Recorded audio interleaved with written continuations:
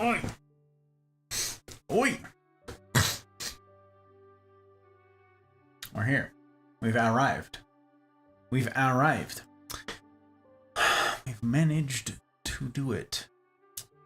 Okay, let's do this. We're here, and then we shall do... Stop sassing me, hello phone. I don't wish for the seeth.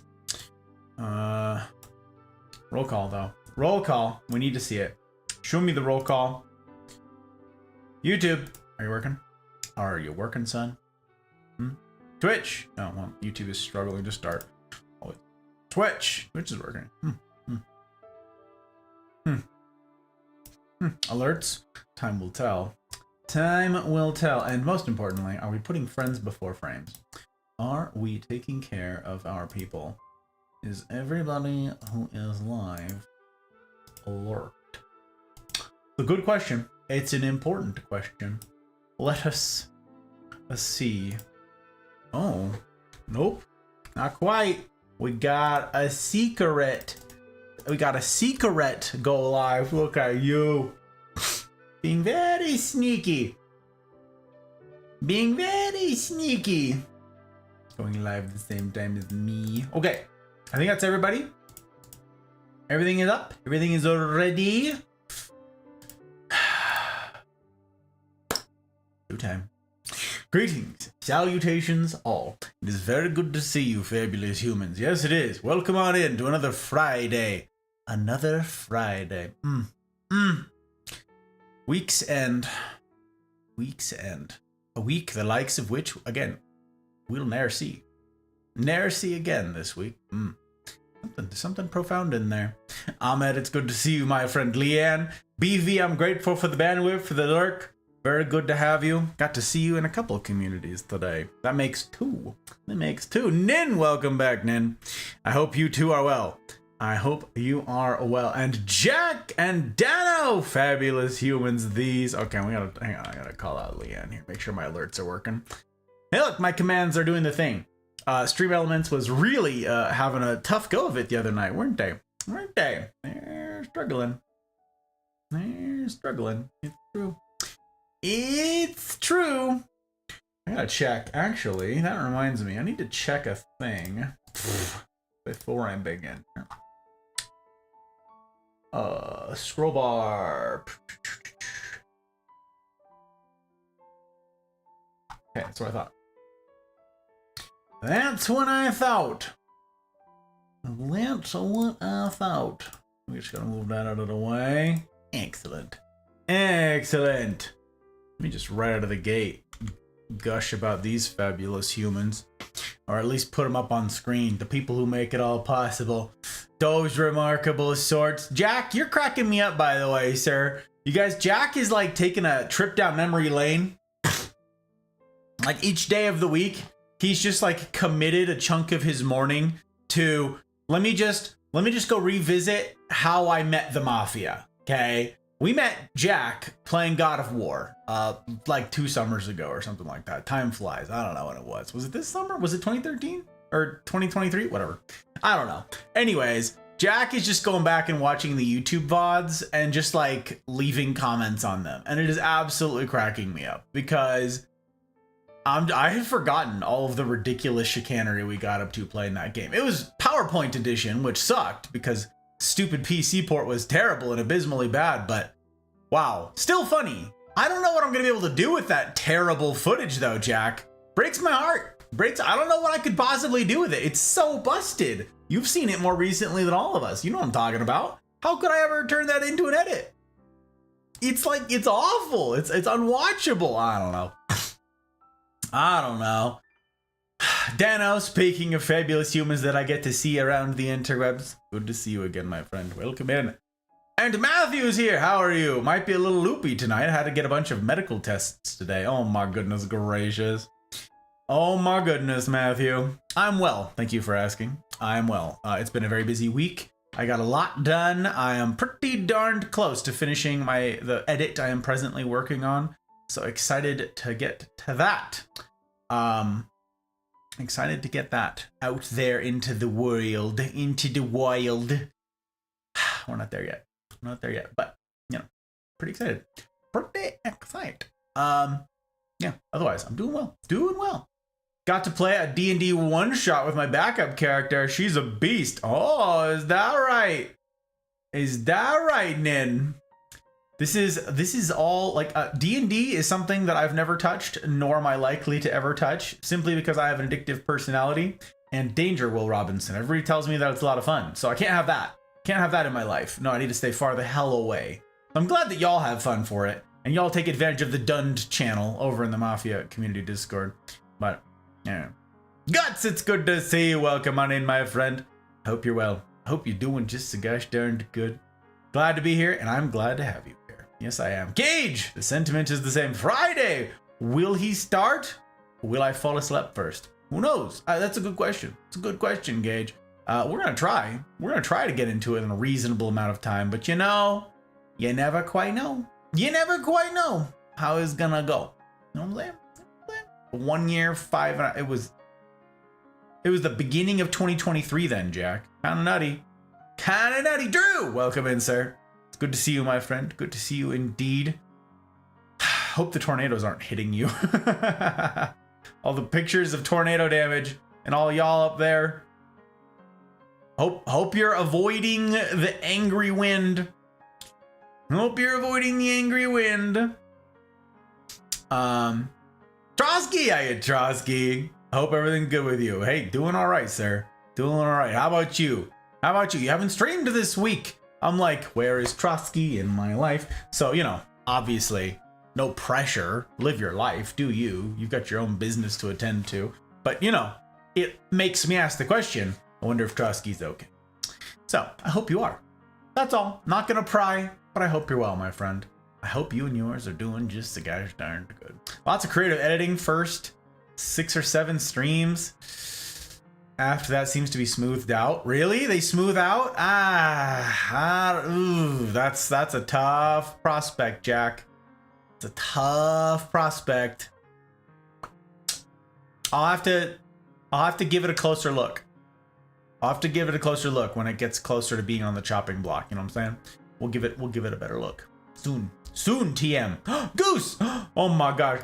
It's finally dressed, gentlemen. Goose, hello, my friend. Good to see you here and elsewhere, my friend. Always good. I've got to see you in 3 communities today. How are you, sir? You doing all right? You doing okay? Currently stuck in a Skyrim dungeon because I cannot remember the way out. Yeah, they be like that, Matthew. Those freaking catacombs, am I right? Oh, wait. In Skyrim, you probably mean the stupid underground giant cavern with, like, the giant mushrooms, and you're running around trying to collect the red fern. You're, like, playing the minigame where the red fern grows, and it's just the worst. You're like, I had to collect 50 of these things in this giant cavern where the enemies are all pretty tough, and I could die and lose everything, and I don't know the way out of here, and it's dark, and yeah, I hate that horrible cavern. I hate it. I hate it. It makes me crazy. That makes me crazy. It's like a dwarven ruin connects to it, right? It's like a dwarven ruin connects to a... What the hell are they called? What are they called? The little blind boys that walk around. Why can't I think of this? Little look like gnome troll looking things that are like... Falmer. Thank you, Drew. I'm like, it's not, I almost said it. I think it starts with an F. The Falmer. Ugh. Terrible plays. Terrible. Terrible. We hate to see it. We hate to see it. D&D will take a lot of your time, possibly money, if you have an addictive personality. I do have an addictive personality. So yes, I was duly warned by people who care about me, Nin. By people who care. Haven't seen tornadoes. Granted, I'm just working, playing Helldivers 2. Ah, yes, you're in it, huh? You're in it. Another big game rises up. You liking it so far? Got myself some of that Talenti. Did you? We literally almost bought some last night, Guts. Almost. We were this close, and then it was like really expensive. It was like $6, and I was like, can't justify it. Trying to be healthy, so we walked away. Hot Bride and I both. We were like special occasions. She's like special occasions. Okay, very well. We will discuss on Sunday. I got you, Goose. Okay, I will be there, my friend.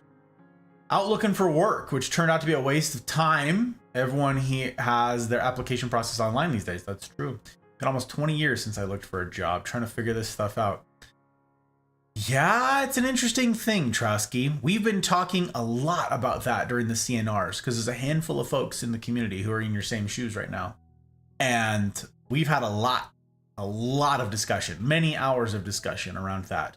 I have much to say about it that I cannot, all of which I cannot say here because it's a whole talk, essentially, unto itself. At some point, it sounds like there's enough need, there's enough demand here in the community that I will have to do a talk on, like, job stuff.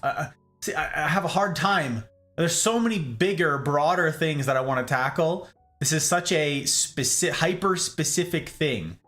But I can make it into a talk. I could do it in 2 seconds flat. I could come up with it off the top of my head, impromptu, and deliver the entire thing right now, like I have at the last bunch of Gus Talks. Or not Gus Talks, CNRs. But here we are.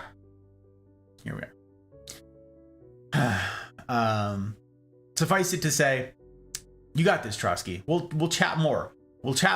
Jump into a CNR, folks. Jump into a CNR. Cemetery! Hello. All my emotes were approved. Bet.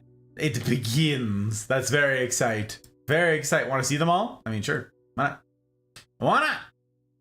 Ferret! Hello, sir. Speaking of fabulous humans. Welcome. Welcome, sir. Welcome. Good to see you indeed. Found my way out. Boo! Boo, that terrible cave. I don't know, you're probably in that cave. Cannot seem to recharge my weapon that I enchanted. Not even giving me the option. Yeah, I remember all that. Nightmare, yes I do. The snow elves when they were forced underground. Yes, that's what it was. Wow, I played the crap out of that game. I think I have something like 1,700 hours in Skyrim. And I want to say only 500 of those hours were like modding. And like super heavily modded Skyrim. Yeah. I don't know. First like really like mildly modded, but then like I ramped it up. A lot of mods. I think I was managing like 70 mods or something like that. And trying to get, which one goes in which load order, all the deconfliction. It was crazy. Breaking my PC, trying all that stuff. Very frustrating. Got absolutely addicted. It's an amazing third-person shooter. I'm glad you're enjoying yourself, Drew. Once again, if it's a good game, I have to stay far the hell away. That's the rule around these parts, I'm afraid. Raspberry cheesecake. Haven't had it in a while. I got you. Hey, special occasion. If it's an every once in a while thing, treat yourself.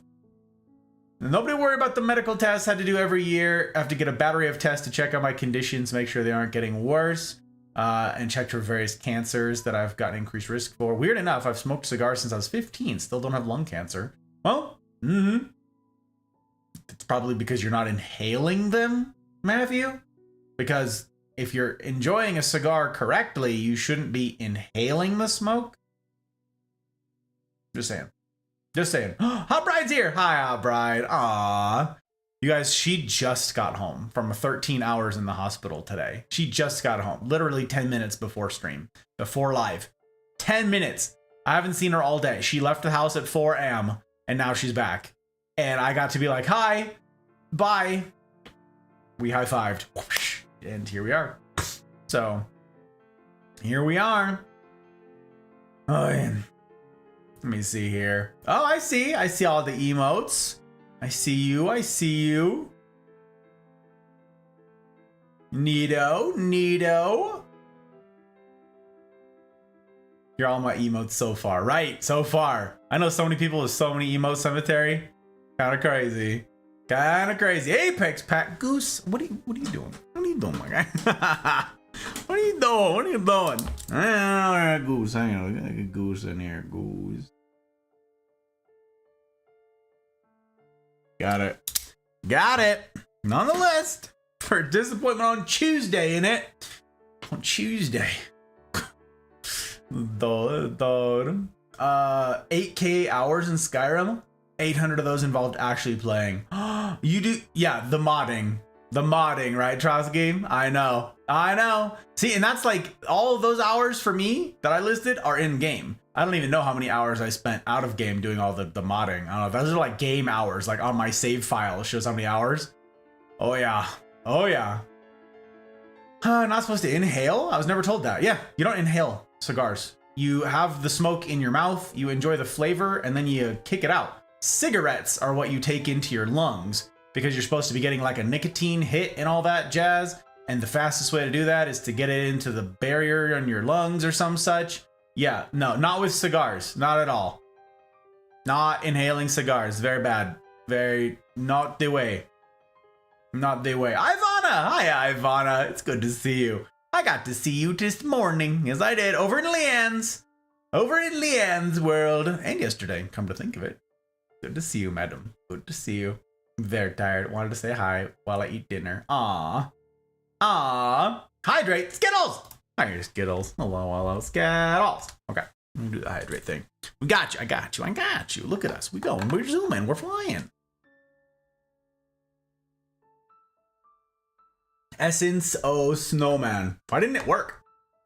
I wonder why that didn't work. Oh, it's because Skittles just did it. Right. I got you. Okay, I owe you an anti-tilt. I gotta get drinks still. We're gonna get there. Joke! Hello, Joker. I get to call out Joker when we see him as well. Yes, we do. I hope you're doing all right tonight, my guy. Hope all those turnerders haven't given you too much trouble in your work. Oy. Absolutely crazy. Gus, guess what? Nope, no guess. No guess, Ivana. You tell me the tea. Tell me the tea. I don't even have tea to partake of, but you know. Okay, so let us fly through an intro here so I can jump into this thing within a reasonable amount of time tonight. What do you guys think about that? All right. Anybody who's new around these parts?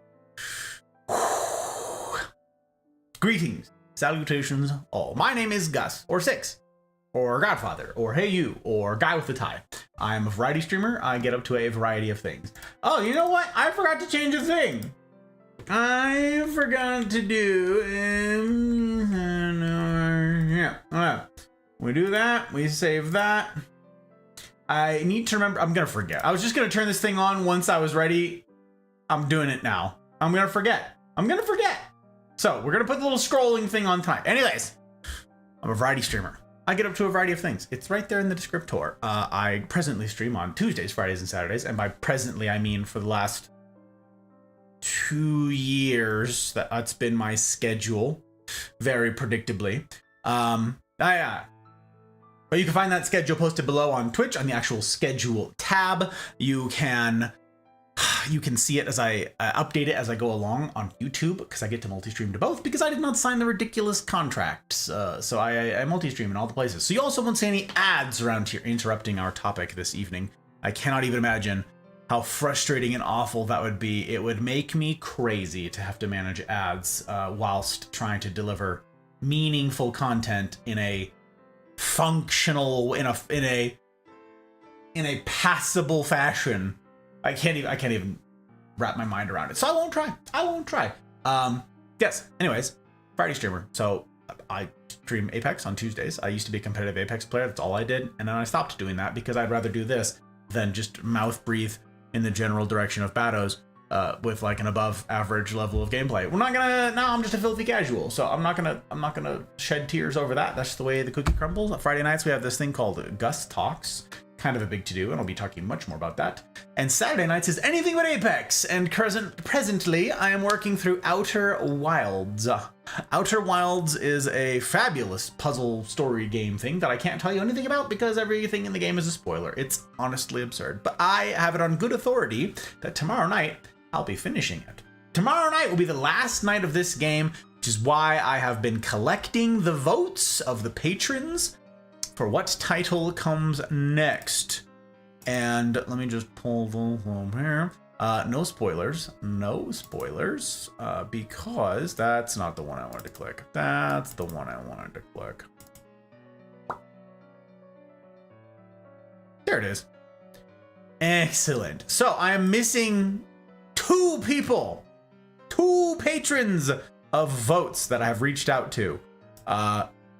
If I reached out to you, I'm expecting votes from you. If I didn't reach out to you, I'm not expecting votes from you. But yes, I have only 2 people left. And if they don't vote by tomorrow, they don't get to vote. That's the way the cookie crumbles. That's fine. You don't have to partake in these things. I'm not offended. It's just, you know, a perk for capos and above who support this thing and make it all possible. They get to have skin in the game and vote on the next titles we tackle. And yeah, I'm very excited to get to what's next. And right now we have a front runner. The last vote brought out a single front runner, and I'm pretty excited. Pretty excited. So we'll see. We'll see if any last minute votes from my last 2 holdouts come in and shake it all up by tomorrow night. But yes, I'm hoping to finish Outer Wilds tomorrow evening, the usual time, 8 p.m. Pacific. You can find all that on the schedule tab. But the best way to keep up to date with all the stuff that's going on for these talks and for everything else is to join the Mafia Community Discord. Links in the usual places for the usual things. I won't insult your intelligence, but let me tell you, the Mafia community is a remarkable one. And I dare say you could do far worse than joining it.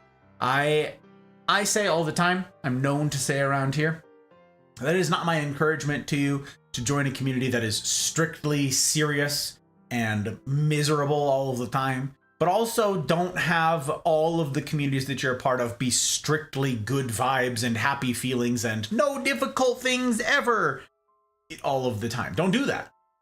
My encouragement to you is to have both. Okay, have at least one community where you're challenged. Have at least one community where the community has agreed collectively, we're not going to be afraid. Actually, I could just end the sentiment there. We're not going to be afraid. Be it part of one community like that. Doesn't need to be the Mafia, but it can be. And it is my encouragement to you to get plugged in to that community, a real community where you can do life alongside one another and get to process out loud with your peers what's happening in your world. No stream, no games, just CNR, okay? The Cosa Nostra Rendezvous. These are get-togethers that happen once a week. It's a 90-minute get-together, and you get to plug in, put a face to the name, and meet real people, make real friends, lasting friendships. Like, it's a really important thing. So again, you don't need to, it doesn't need to be the Mafia community that you do that in, but it needs to be a community that you do that in. Make it a priority. For some of you, as I've said many times this year already, for some of you, the most important thing you do this year, that's not hyperbole, might be to get plugged into a real community and make some serious friendships. One of the most important things that we're faced with our whole lives. So there's no exception here online. No exception to that. Yeah, that's what you can expect. There's, again, no ads. I'm not monetized in any of those ways, which is why there's no subscription button on Twitch. Although there is one on YouTube, that's the free one, you know, it's the follow. So you could follow on Twitch, you could subscribe on YouTube, both free ways to support this thing. And have regular YouTube uploads that happen every other weekend. This weekend is the off weekend, so next weekend you should be expecting a YouTube upload. If, however, you missed last weekend's premiere, if you missed last weekend's upload, you should go look at this video. This was an Apex edit that I made that I'm very proud of, and I'm really grateful to all of you guys who shared it around, watched it a couple times, like, subscribe, share, comment, all of the engagement algorithm things, right? I'm really grateful. And I'm really grateful for the feedback that I've received from a bunch of you guys and the encouragement. It was a hodgepodge project that I managed to pull off, and I quite like it. Is it perfect? No, but I quite like it. So I hope you guys will give it a look-see if you haven't. You can pull it up on YouTube, add it to your watch later list. It's only 10 minutes long, but I can basically assure you, you will be entertained for all of those 10 minutes, okay? No need to jump around. I made sure that the pacing was such that you don't need to skip around, okay? You don't need to turn it to 1.5 times speed. It's quick, and you get right through it, all right? You'll enjoy it. It's a good one. You might be watching it twice, you know? Get us in front of more eyeballs. Anywho, that's the stuff. That's the things. You can support the channel in a bunch of different ways. As I said, follow for free on Twitch, subscribe for free on YouTube, join the Mafia Community Discord, throw stickers at the new folks who've joined the Discord. Kind of a big to-do. I know a bunch of you guys threw stickers at Taco, who joined last night to play Apex. He didn't know that he was going to get stickers yeeted at him. But I'm grateful to all of you who have yeeted said stickers at all of our new joins. It's kind of a big to-do. Yeah, so really grateful to have you guys in. There's merch. All the fabulous people buying merch to support. But yes, my patrons. Patrons are the reason that I get to be here at all. So if you derive any value out of this work at all, of my being on the internet, of the Mafia being a community that exists and is upheld, thanks goes to my patrons. Every other way of supporting is integral to this thing, but at the end of the day, without my patrons, I would not have kept this proof of concept going. This would not be a business without their financial support. So huge thanks to everybody who has parted with their hard-won dollars to see that this project has a shot at a future. And an especially big thank you to my public patrons. Okay, Aki, Binge, BV, Bootless, CJ number 2, Clark now. Clark, wherever ye are, I got to gush about you last stream and you didn't hear it. You weren't here. So I'm saying it now. Into the ether. In for posterity, okay? Dano, fabulous Dano, Leanne, Ferret, Goose, Joke, Abby, Mama Gus, Karma, Ryan, Thump, Skittles, Tech, Mouse, Trust, Pell, Dragon, CJ number 1, and Zin. Very good. I like how, since I have it alphabetized, we just get to anchor with Zin all the time. Like, it's like, it's a very good one to end on. It's just got a, it's got a ring to it. It's very good. Very good. That's no pressure to, like, Zin's like, I have to stop. It's okay, you can stop. It's all right. Okay. It's all right. We'll just have CJ number 1 be the end. We'll just, like, have him be the anchor. It's okay. It's okay. Yes, very grateful to all my patrons who make this possible. Thank you, guys. It's really big to do. And I will be meeting with Capos and Above, and then separately Family and Above, this Sunday. Really looking forward to this month's bonus talk with them, where I will be discussing some of the future of this channel, and some of the decisions that I'm making regarding direction and so forth. So I'm really interested to hear y'all's minds, if you can make it, and to see your feedback, hear your feedback on stuff. And I get to show you guys early access. The patrons get to see early access to what all I'm working on. They get to see the edits early and give me feedback. And yeah, so pretty excited for that. Really excited to finish Outer Wilds tomorrow. And then Sunday is the beginning of like a new era of some stuff that I'm going to be discussing with the patrons. That's all very exciting as well. And then Tuesday is another first. Tuesday, you guys, upcoming Tuesday, it's the beginning of season 20 in Apex for the 5-year anniversary of the game. It's kind of a big to-do that the game is still as successful as it is and that it's still out. But a lot of the changes that are coming this week are going to be a very big deal. I talked a lot about this on Tuesday, this past one, but suffice it to say, a lot of positive changes coming that I think are going to bring a lot of people back to the game. And they're, as far as I'm concerned, if what they have teased, if what they have revealed so far is anything to go by, if it is at all accurate, it should also make the new player experience far better, because the game is an unforgiving one. So there's lots of folks here in the Mafia who are going to be starting for the first time or firing up the game for the first time in a long time. So don't be intimidated. Jump on in, make some friends playing it. It's honestly, it's pretty great in that regard. I like it a lot. I have my complaints, but we complain about the things we love, right? Because we want them to be better.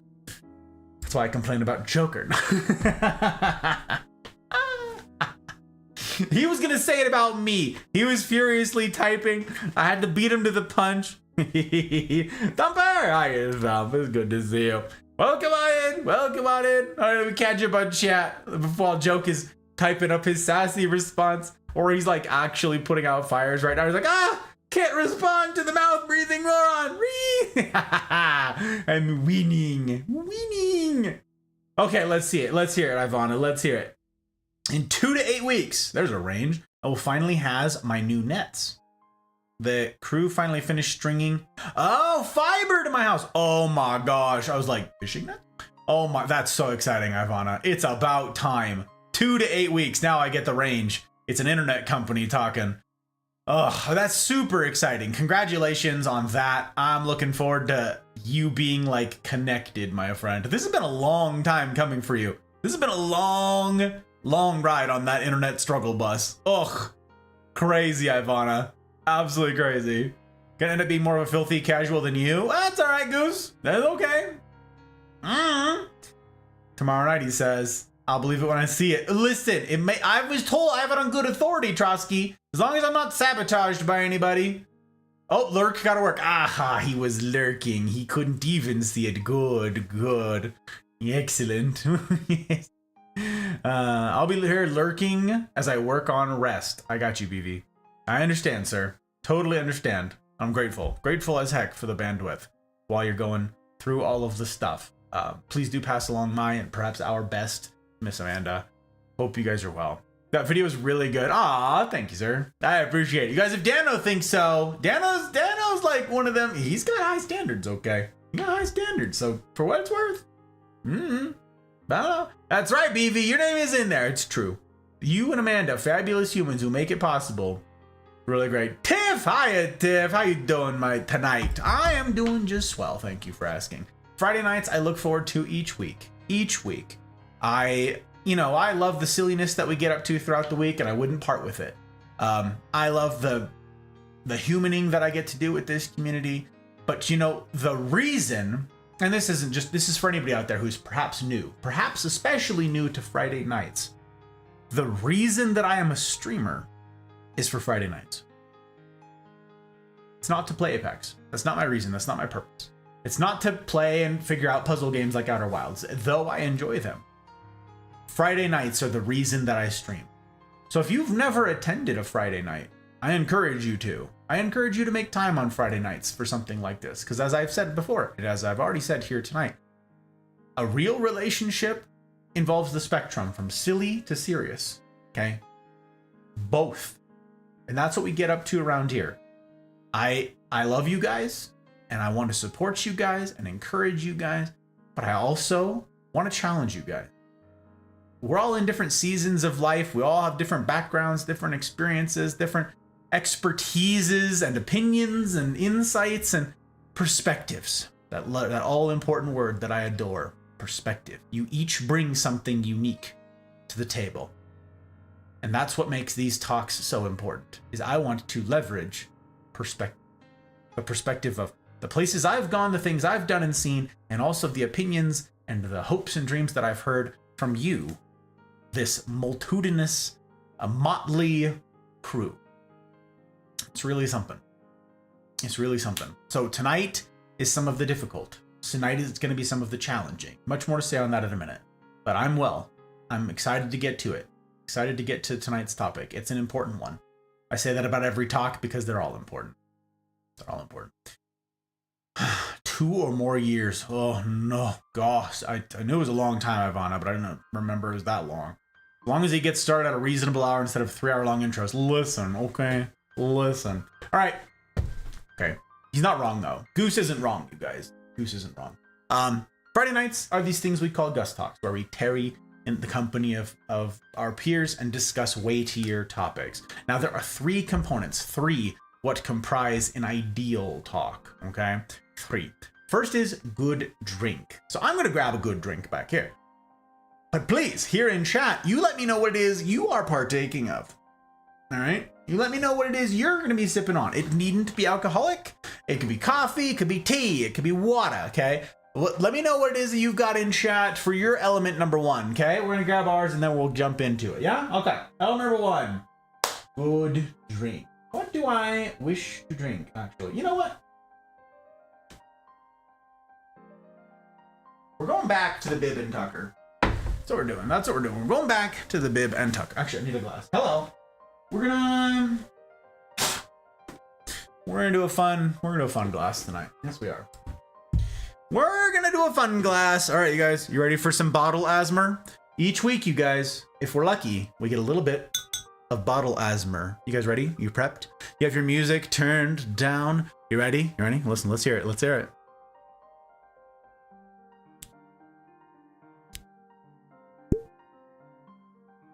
Did you hear? Did you hear the sound? Did the mic pick it up? Did the mic pick it up at all? I should have just watched like the bars. I should have. Okay, let's see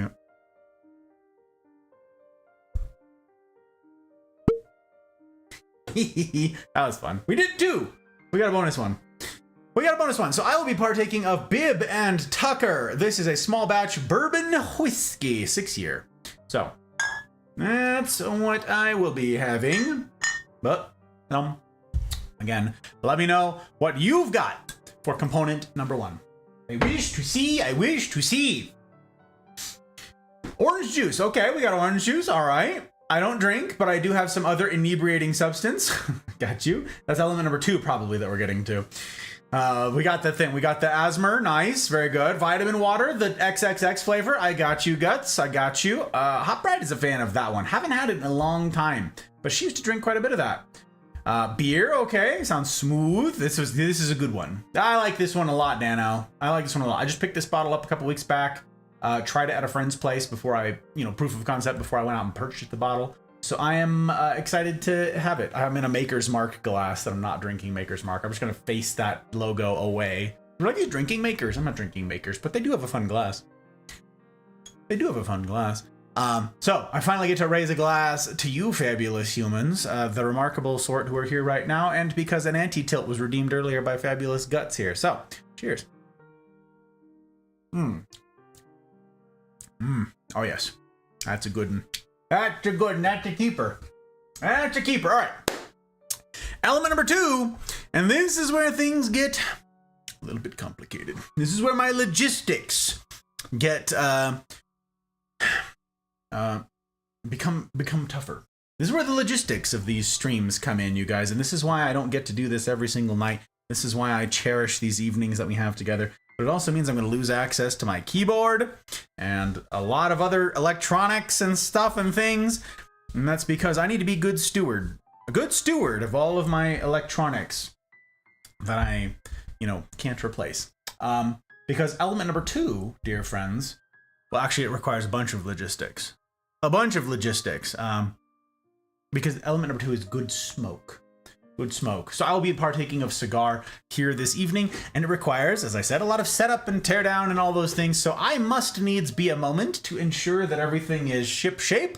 I gotta crack open these windows, get some fans moving and churning and spinning, get the air purifiers running. There's a ton of work that goes into having a cigar in of doors, let me tell you. And a lot of recurring cleaning, for that matter, is a lot. It's a lot. So I have to leave you guys in the less than capable arms of Chair for but a moment. Please be patient. And I will, let me know if you still haven't, let me know what you have for component number 1, okay? Of an ideal talk. Good drink. Let me know. Let me know in chat. Or go grab a good drink. Whatever it is. Let me know. Put it in chat, okay? All right. Be right back.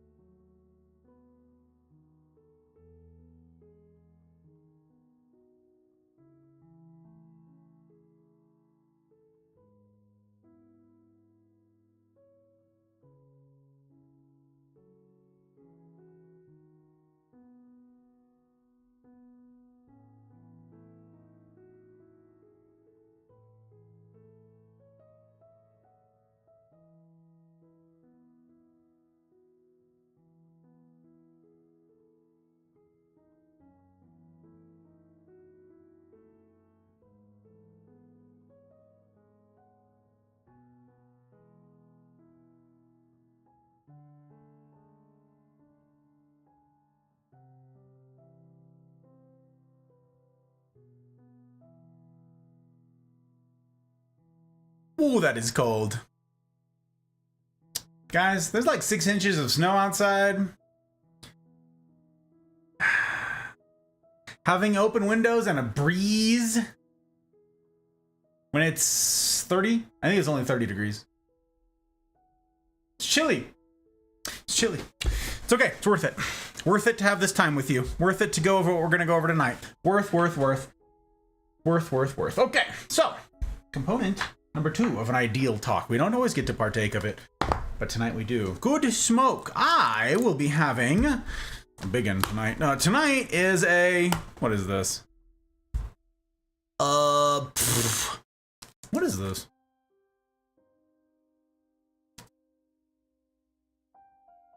This is an Alec Bradley Tempus Fumus. Tempus Fumus. That's what this is. That's what this is. I'm like, come on, Brain, what are you doing? The people are waiting for you to get it together. The people are waiting. But yeah, it's a chonker tonight. He's a chonker because I'm hoping to have enough input and feedback with you guys, from you guys tonight, that I can partake of this. I anticipate that there will be quite a few opinions about our topic.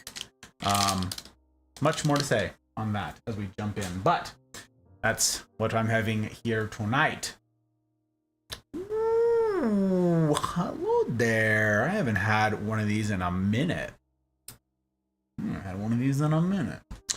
All right, we'll do this thing. I'm gonna catch up on chat whilst we do this. No, I can't function. I can't do these two at the same time. It's ridiculous.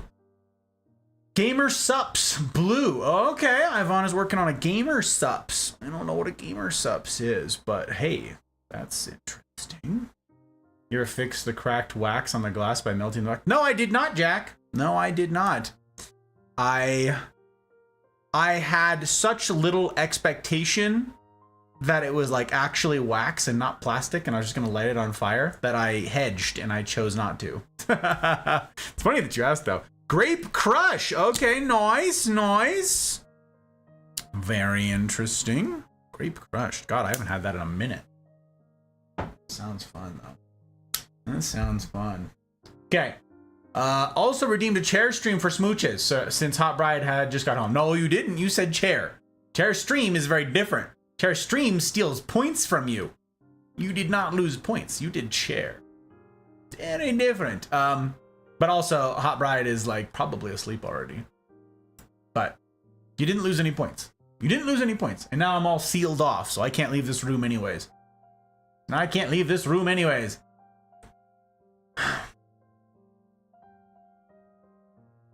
Never offers you any, you say? Well, listen, Jack, listen. Okay. Listen. Hope it's not coming this way. 60s and sunny today. What? I mean, we have a lot of snow on the ground. Pretty good. It's great. It's been snowing the last couple days, and I'm happy with it. Essence, oh snowman. Joke, you didn't get to hear me. You didn't get to hear me poke at you earlier. You didn't hear me get to do it, because you were lurking and working. Arranges his opinions, not like ducks in a row, but like squirrels at a rave. Yeah, that makes perfect sense. All right, so we've got good drink. Got a smoke. All right. Get these things going. Element number 2, component number 2. Good drink. Good smoke. Everything's set, right? Everything's working. All right.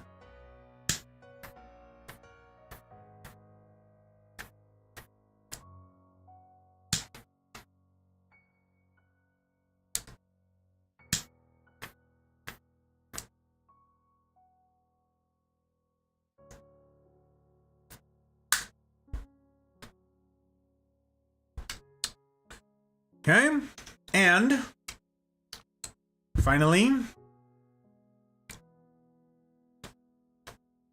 the third and most integral component of an ideal talk, dear friends. This is where each week, you know it, I know it, I come empty-handed. Good company. This is where I cannot do without you, friends. All right, I could have good drink, I could have good smoke, but it would not be a talk. Not a talk of any consequence, not a talk of any meaning or purpose or value without you. I'm grateful. Grateful each week that you make the time to be here, that you sacrifice your time to be here. Of all the places that you could be, okay? It is never lost on me, never. Not a single Friday is it lost on me that of all the places you could be on a Friday night, you choose to be here. It's a really remarkable thing, especially given that the topics here typically are tough ones, challenging ones. Not impossible, but challenging. And I'm grateful. It says a great deal about you, by the by. It speaks to the caliber of human that would choose hard mode. It's a really remarkable thing. Hence, I shall remark upon it. So cheers to you, that fabulous sort, that component number 3, that good company. Welcome. Welcome on in. May tonight serve you well. Cheers.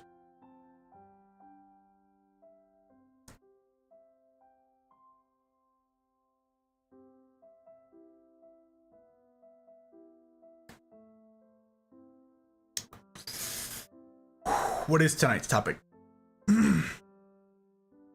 God, Goose with an Apex pack. My guy, I can't get to... Okay, hang on. I gotta go get it. I gotta fetch this thing. I'm gonna have to make this work. We'll make it work. He wants that disappointment in his life. Then by gosh, by golly, he's gonna get it. He's gonna get it! Okay.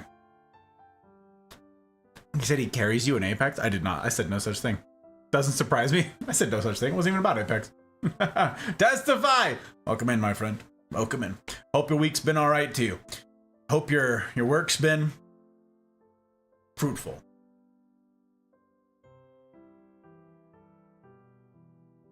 Place, I have place. Home from work. Late night, lots of crazy customers. Now to try and wind down. Hey, Al. It's good to see you, my friend. It's good to see you indeed. Excited, rather. And I'm excited that you're here, Tiff. I'm excited that you're here. Truly.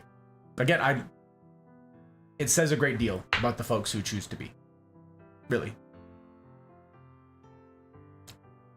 Dougal? Hello, Dougal. You love the glass? Yeah, we got a maker's glass. It's a fun one. It's a fun one. I got a couple of them sitting back there. I don't use them very often, but... Cheers, sir. Good to see you. I drop content. Okay. Someday, I'm just gonna disable all the commands on Friday nights.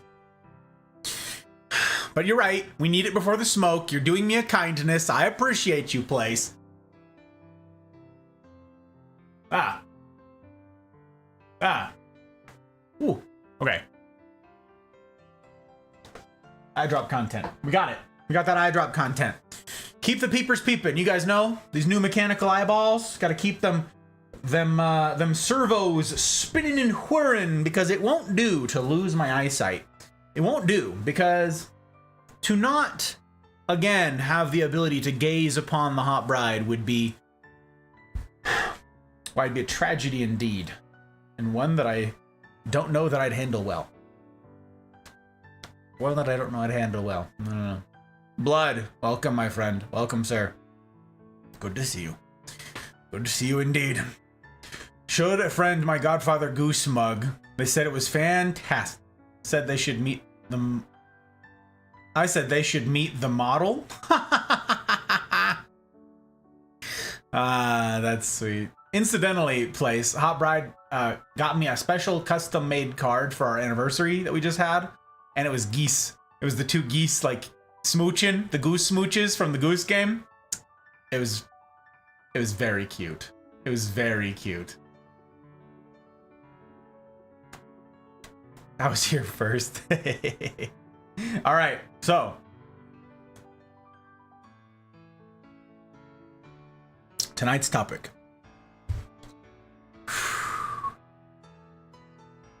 Talk number 117. Ambassadorship. Ambassadorship.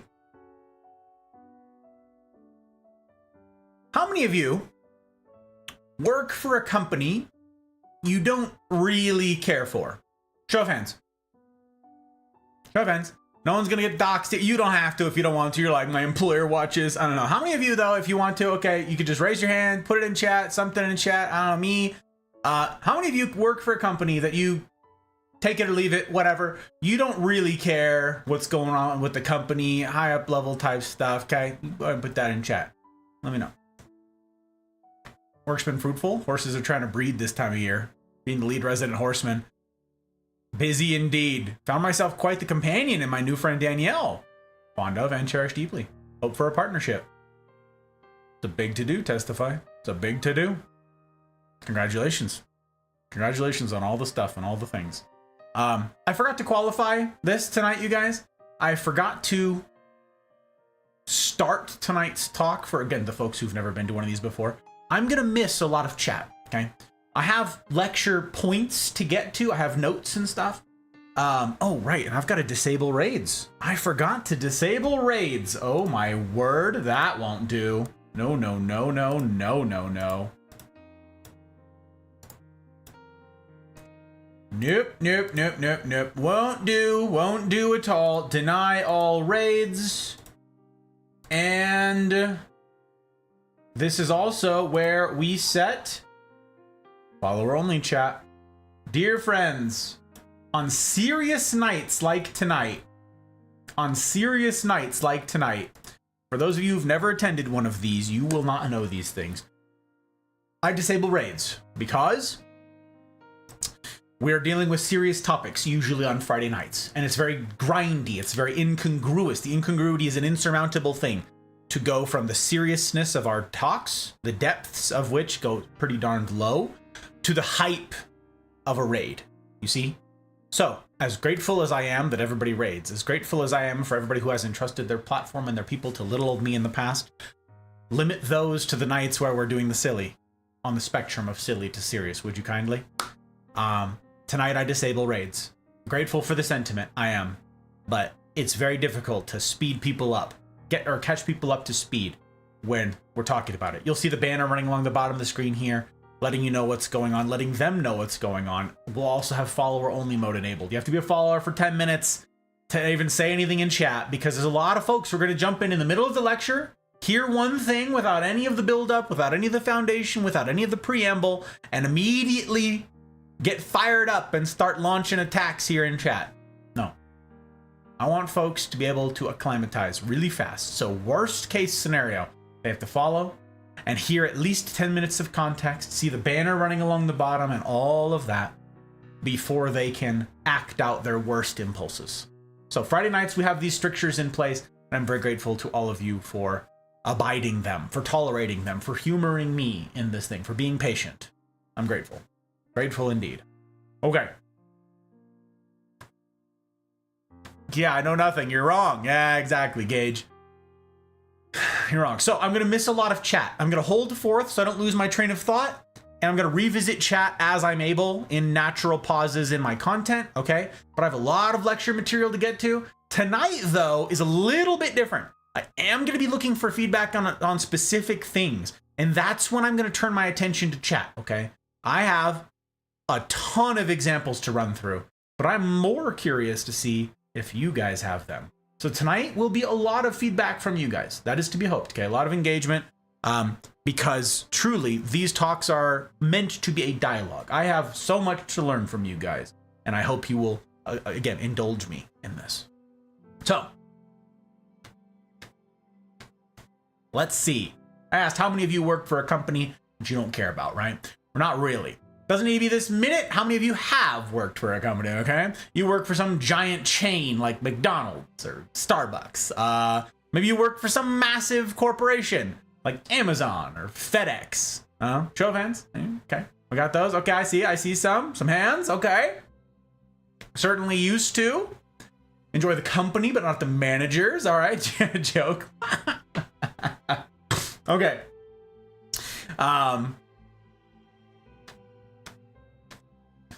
Okay, let's see here.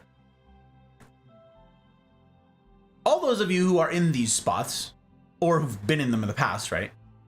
How many of you feel like a number or a cog, right? How many of you feel like that's just, you're not an individual, you're not a component of this thing, you're just a number, just a wheel in the giant machine? Yeah, okay. Question for each of you. And keep these answers to yourselves for this one, okay? This one, no chat participation. When you're just a speck in the dust of the giant mechanism of that machine? How much do you care about how people perceive of you or their interactions with you while you're doing the company's bidding, while you're in uniform, while you're working? If that's you, if you're just a speck lost in this giant machine, how inclined are you to care about your interactions with other humans? That's just one for you, okay? It's a question for you to think about in your own specific circumstance. Like,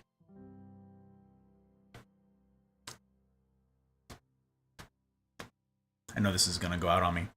Like, you're wearing the company uniform, and you know that if you receive like enough complaints from customers, that maybe your boss will like sit you down, give you a talking to, and tell you, hey, shape up, put a smile on your face. The customer is always right, right? And maybe if you have to have one of those talks like 3 times, 4 times, 5 times, something like that, then maybe you'll lose that job, right?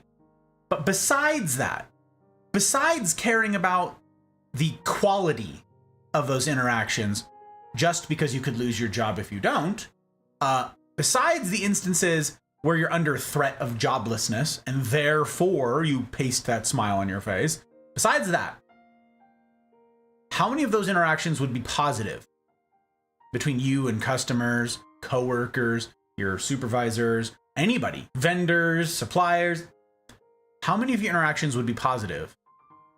How many of you would have a smile on your face if you didn't have the Damocles blade hanging over your head, the Damocles blade of joblessness hanging over your head at any given time?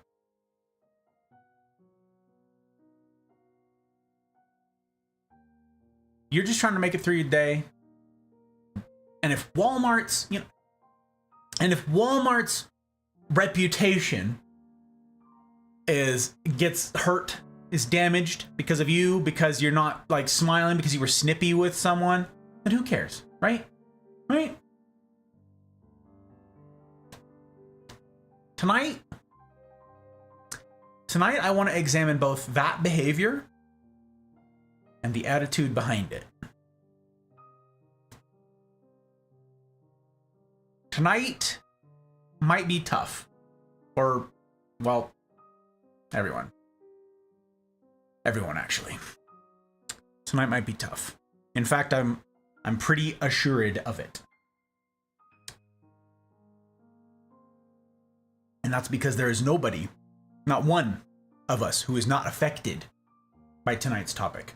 This applies to each of us in differing degrees, in differing ways, but it applies to each of us, which the veterans of these talks will know is my want.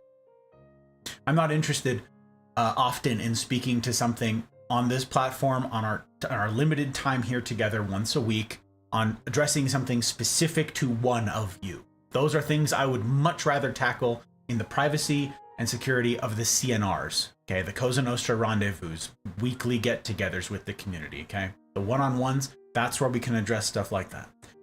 Tonight's topic, as with so many others, I paint with a broad brush, because this applies to all of us trying to human well. Trying to human well. And I know some of you are sitting there already. Some of you are sitting there, Gus, I don't work for a mega corporation. You're already off base. Okay, you already missed me. You just said this applies to everybody, but I don't work for a big old thing, okay?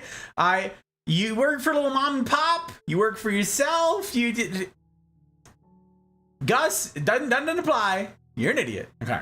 Well, you're right. Okay, this particular scenario might not apply to you this very minute. And yeah, it is super easy to dismiss how a giant company's image might be affected by your behavior. I understand all that. But how many of you have ever thought about what else you represent during your interaction?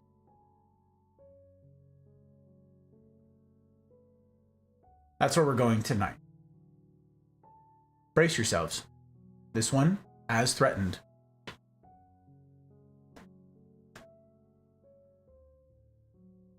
This one's going to get a bit dicey. I've said that for a few talks. There's some tough stuff out there. But this one may yet be dicier than most.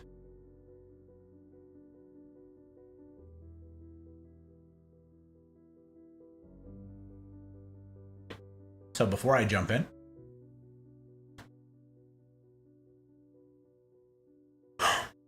I need to detail, as I said in my go live in Discord tonight, I need to detail some of my expectations for you lot. Not because I think, again, not because I think you're incapable of reining in your worst, again, your worst impulses, worst compulsions, but as a reminder of what hard mode means. Okay? Hard mode. Easy mode is the default. Again, there's new folks around here who haven't heard this stuff before, but easy mode is the human default, okay? That's all of us in all of our communities by default, okay? You have to manually go in and change it to be anything other than easy mode. Easy mode is, you disagree with me, I disown you. Especially here on our shared medium of the internet. Many of you are gamers. Fine, there's a troublesome gamer in your lobby, there's someone talking smack, saying inappropriate things, you ban them. Many of you are streamers. Not just gamers, but streamers. And you have mods in your chat who watch over all the things that you say and that are said in chat, and they will just click out of existence anybody who's difficult, who makes you uncomfortable, who challenges you, or who, yeah, says something genuinely inappropriate. That's easy mode. And that's my intention, is not to denigrate anybody who practices this. As I said, this is the human default. Okay? Would somebody do me a favor? And anybody can do this. Would somebody type in the chat, ! not a safe space? Would somebody punch that into chat? Do me a favor. I don't have access to my keyboard, otherwise I would do it myself right now. Not a safe space. Thank you, Dano. I've said this many times, but it bears repeating, so I will repeat it. There is no such thing as a safe space. Not in life, and certainly not on the internet. Such pearl-clutching lies are unbecoming, and I'd not do you the disservice of claiming otherwise. Nor will I promise your unconditional comfort while here, another lie made by those who could not possibly hope to honor such a commitment. Here in the Mafia, you'll not be lied to. Here you'll be both honored and challenged, as you ought. There are no safe spaces. Train in wisdom and resilience accordingly.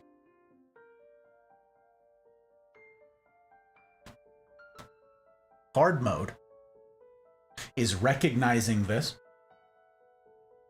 and it's recognizing something else important. And I put this in the context of myself all the time, you guys. I'm not excluded from this. This is not unique to me either. It is my aim to create content worthy of you. It is my aim to serve you.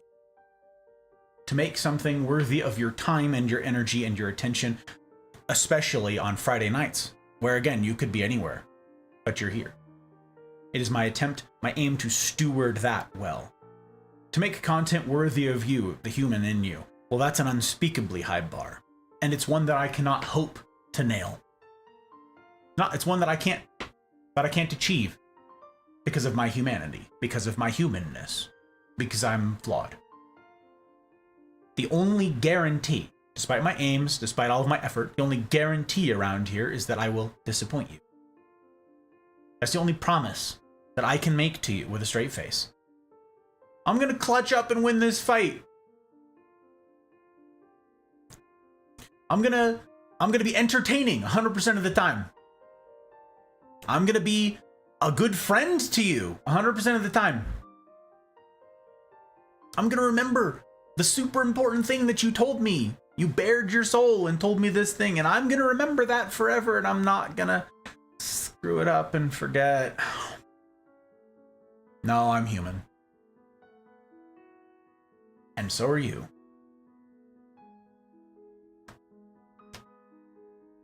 And so are each of the fabulous people here. Human. Disappointment's all. That's the only guarantee that I'll disappoint you. That's why we have merch to that effect.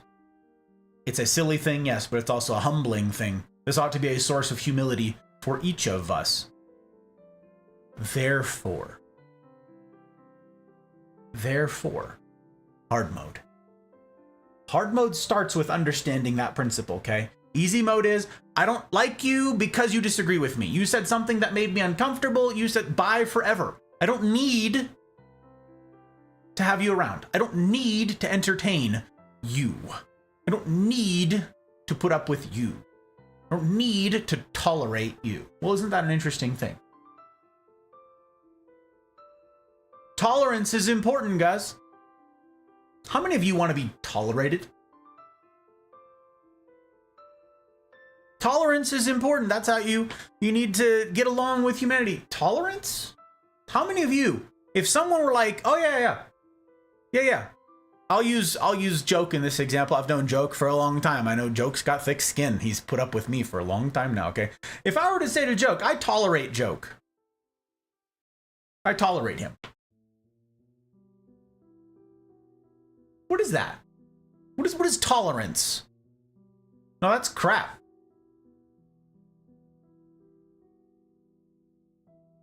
Tolerate. No.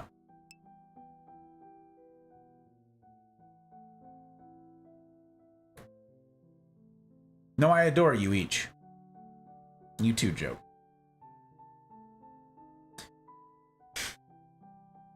But in my humanity, I'm going to keep screwing it up. The source of my humility when it comes to these things is the fact that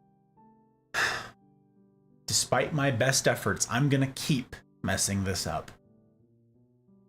And so will you. Therefore, when you screw up, hard mode says, forgive. Exercise patience, exercise grace, and treat this person the way that I would want to be treated. Because I'm a screw up too. If each of you just dismissed me every single time I made a mistake, where would I be? No, none of us want to be dismissed. None of us want to be tolerated. No, I love you. And it is because of that love, it is an outworking of that love, that I will have difficult discussions with you. That I will engage with you in difficult but meaningful ways. This is not a superficial thing. I have said countless times on this channel, I believe that it is the imperative of you and I to leave parasocial relationships on the ash heap of history, where they belong. Where they belong.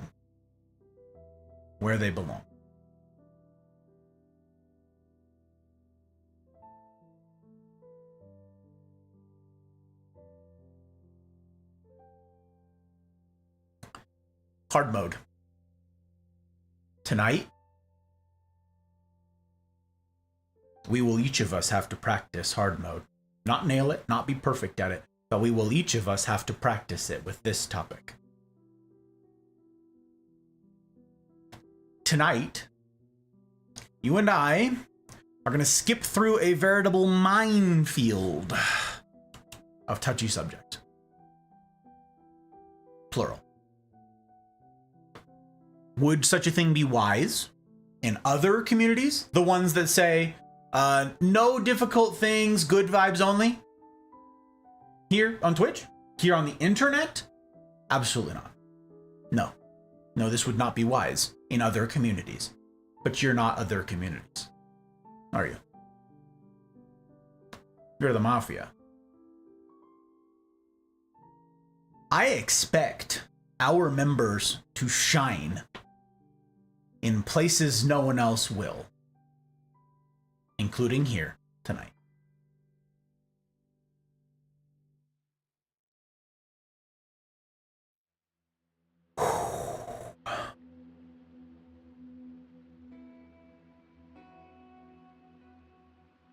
How many of you know what an ambassador is?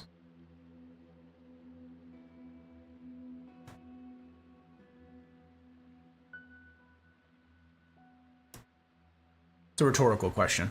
You don't have to answer. Some people are typing up definitions right now. Golden Owl, welcome in.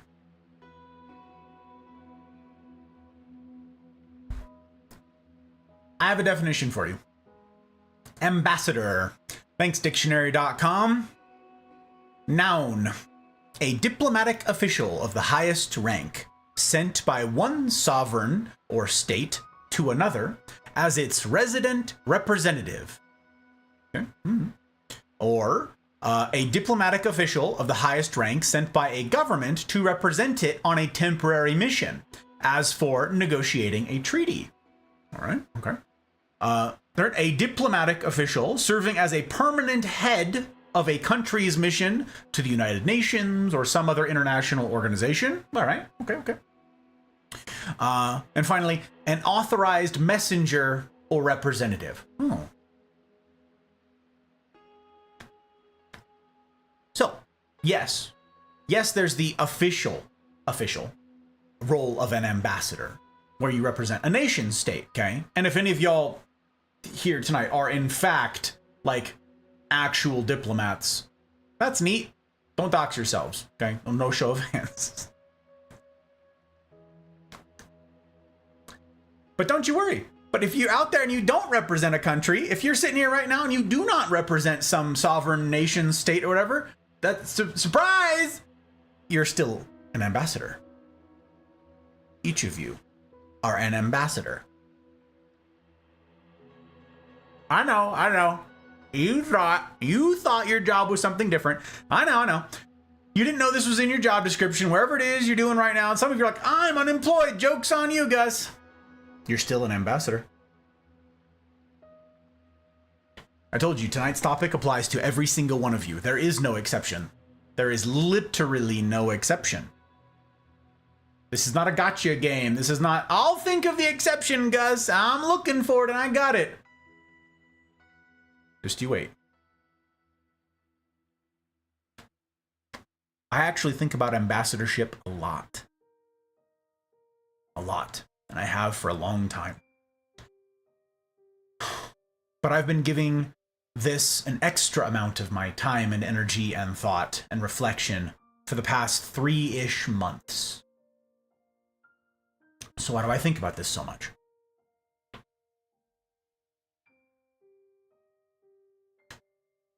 For me, the first time I had heard this notion as it applied to me specifically, I'll tell you the story, and you can see where I'm going with this. You can infer where it is we're headed. When you join the Marine Corps, as I did, as several of you jarheads did, you are told, you are lectured multiple times throughout training, okay? But the first time you're told this is as you're completing boot camp, okay? In the days leading up to graduation from boot camp, which for Marines is 3.5 months at a minimum, okay? 3.5 months of misery and terrible. In the days right before you get your Eagle, Globe, and Anchor, your Marine Corps emblem that signifies that you are now, in fact, going to be graduating as a Marine, provided you don't screw it up in the next 2 days or whatever. You are told, from now on, you will bear the title Marine. Think about that wording for a minute. You will bear the title. This title will be attached to you. This title will follow you everywhere you go, no matter what it is you do. In a military capacity, in uniform, out of uniform, in a civilian capacity, in uniform, out of uniform, whatever it is you're doing, wherever it is you go, the title of Marine will follow you.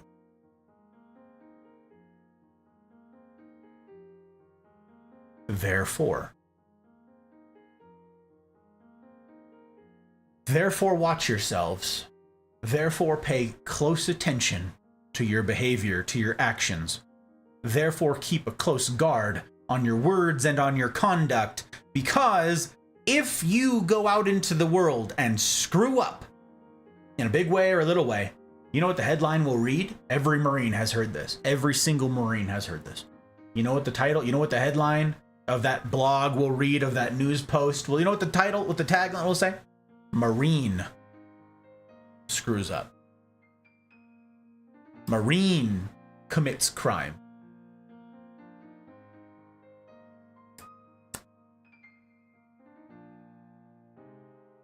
Its history is an interesting one, Mother Corps.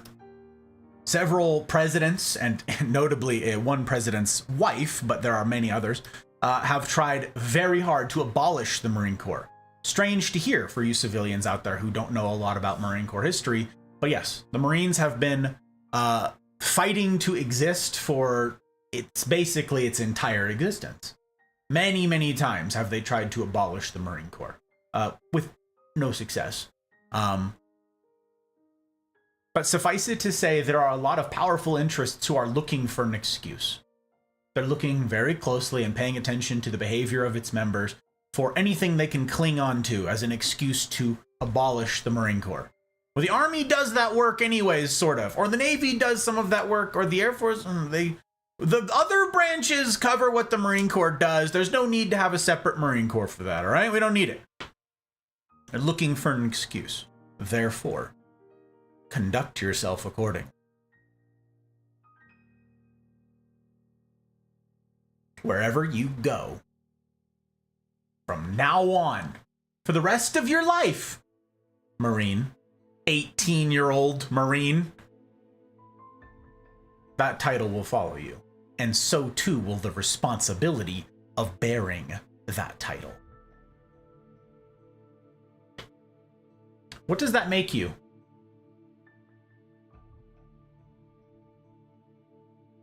The principle is taught explicitly in the Marines, okay? The other branches sort of here, like, yeah, while you're in uniform, try and behave, try not to do anything too stupid, right? But in the Marines, it's part of your initiation, all right? I've said 1,000 times, the Marines are good at two things: killing people and PR. Perpetuating our own existence, making ourselves look good, okay? And if you are the branch that markets yourself as the few, the proud, you kind of need to do a good job of image. The Marines understand this. The Marine Corps understands this. Individual Marines will appreciate this and practice this to varying degrees of success. Everybody has a story of a Marine doing something stupid, no doubt. But this is an expressly taught thing as part of your initiation into bearing that title. Regardless of how this is taught in the other branches, the principle speaks to tonight's topic. Whether or not you want to be, you are ambassadors. Each of you. In my example, I'm an ambassador for the Marines.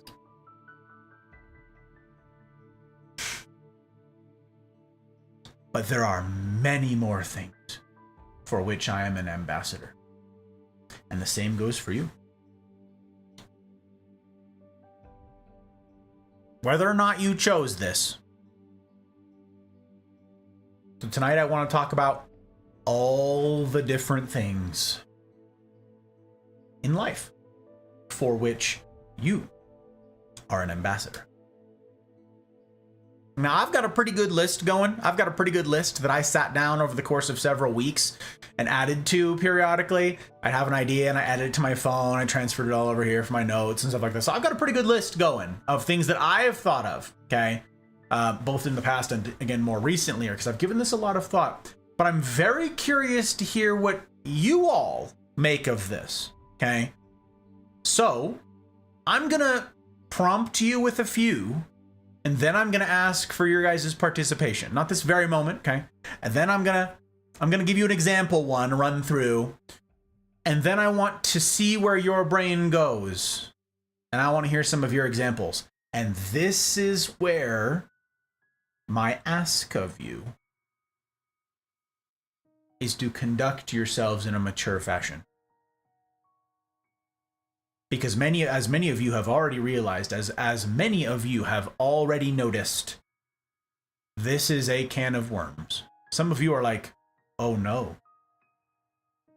Oh yes. So, I invite you to participate. But I invite you to exercise wisdom and discernment in how you participate. That's all.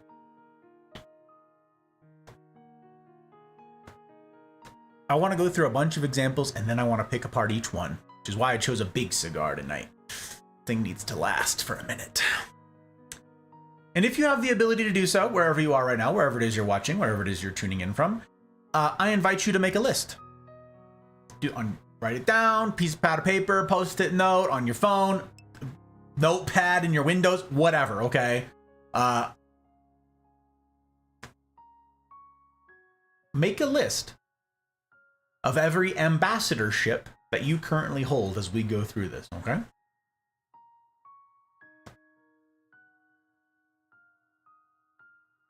First ambassadorship is the military example that I've already said, right? Military. This is something, if you are in one of the armed forces of the United States, that's one thing. What if you're in the armed forces of another country, of a different nation state? You are an ambassador. Many of you are in uniform right now, or you have been. Many of you are veterans. You're an ambassador. You're an ambassador for that. If you're out of uniform in the Marines, doesn't matter, you're an ambassador. You represent all Marines. You know, there was a gal that I lived abroad with in Germany the first time that I lived there. And she really did not like me. Right out of the gate, she did not like me. And I was being kind and cordial, the same to everybody. Like, I did not know what was going on, but she had something against me right out of the gate. Like, she just, I don't know. She had it out for me day one. It was crazy. And I was like, And so I persisted, like, in being kind and cordial and loving to everybody equally. Until one night, she opens up. It didn't take too long, but it was like a week and a half into living, like, together, where this gal finally opened up and told me why she didn't like me. It's because I was a Marine. So what the heck? What's Mother Core ever done to you? No, it's not what Mother Core did to her. It's what her ex did to her. Her ex was a Marine. Her ex manipulated and used her and then cheated on her and got a really gnarly, nasty STD and didn't tell her and gave it to her before dumping her.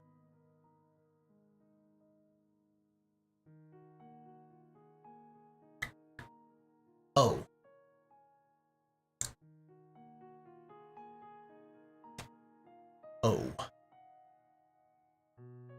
It would seem that one of my fellow Marines did not take seriously the charge of ambassadorship.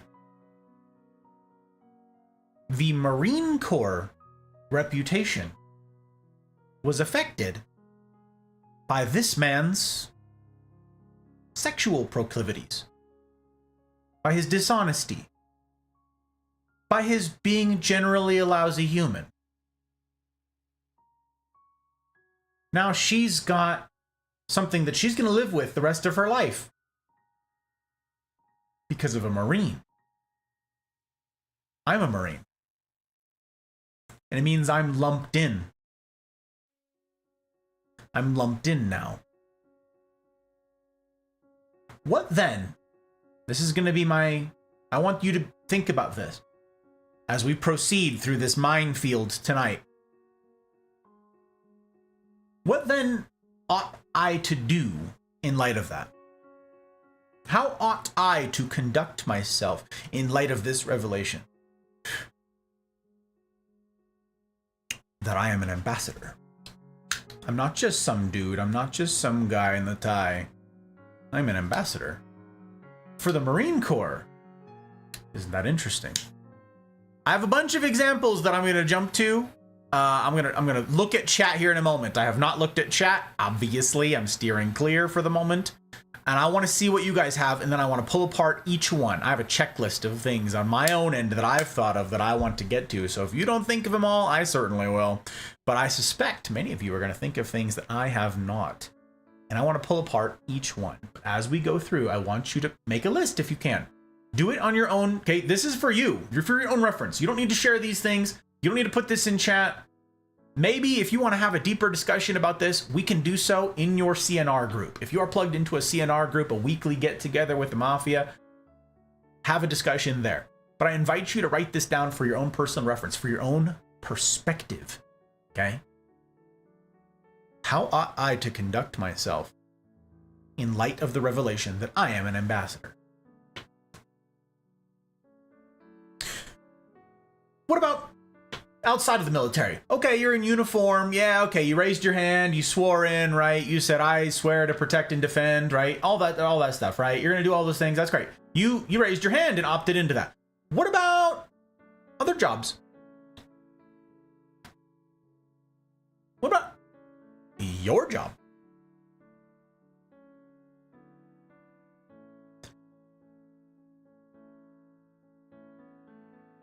Even for that giant corporation, you're an ambassador. For a trade, you're a carpenter, you're a plumber, you're a mechanic, you're an auto mechanic. Tell me. And then I want to jump to your guys's. Examples. Your thoughts here. What are your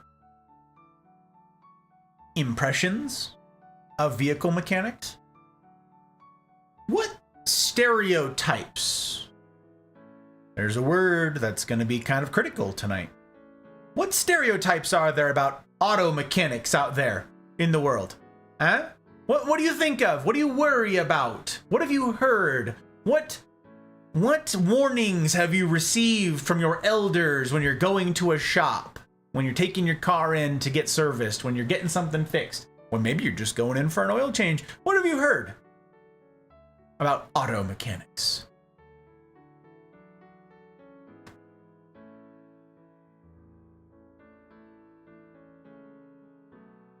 Shysters. Oh, they can be skeevy, ripping people off, especially women. All right. Great insight. It's an important one. Victim complex started somewhere. Okay, they could be shady. All right. Now, isn't that interesting that anyone has an answer for what auto mechanics are like? What auto mechanics, how auto mechanics ought to be perceived? What kind of space one may have to give to an auto mechanic?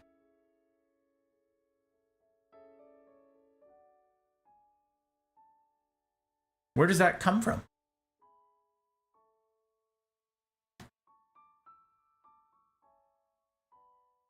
Even if you haven't experienced that personally, even if you haven't experienced an auto mechanic telling you, oh yeah, you need this thing, it's super, no, it's really important that you fix it in your car. Yeah, your headlight fluid is low. It's got to be, yeah, no, it's an expensive thing. Headlight fluid, it's not, you've got something wrong with the pump for your headlight fluid.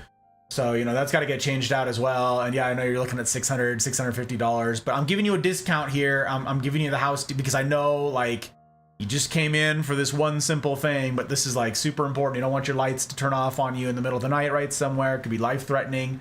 Could be dangerous. So we really got to, I'm cutting you a deal. I'm giving you my price. Matter of fact, I'm not going to charge you for labor on it. I'm going to lose money on this whole interaction, but it's because I care about you and I want to see you safe.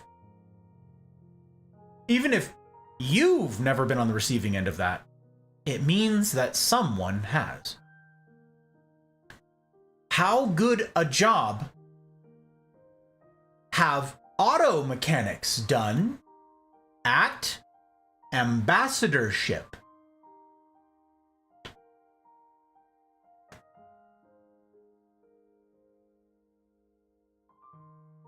Perhaps more specifically, how good a job has your mechanic, if you have a mechanic? How good a job have they done at their own ambassadorship.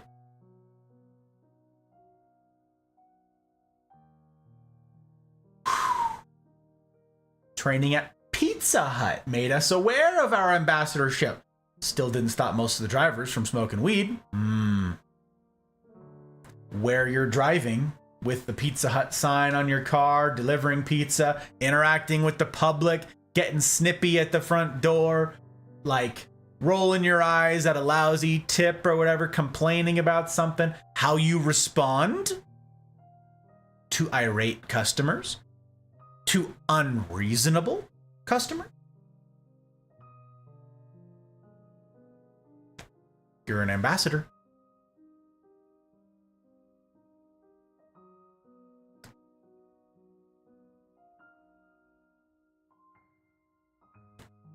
I'm going to go through some of your guys' examples here. I'm going to go through them. Let me see.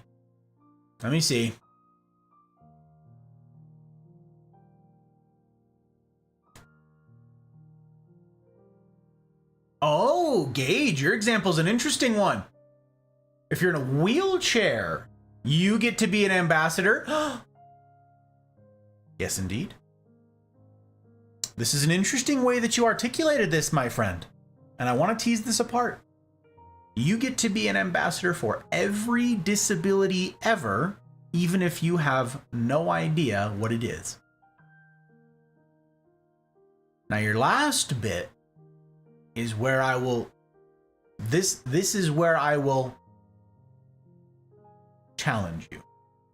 Because people are stupid.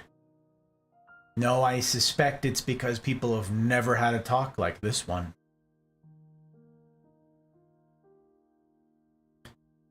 Ignorant might be the right word.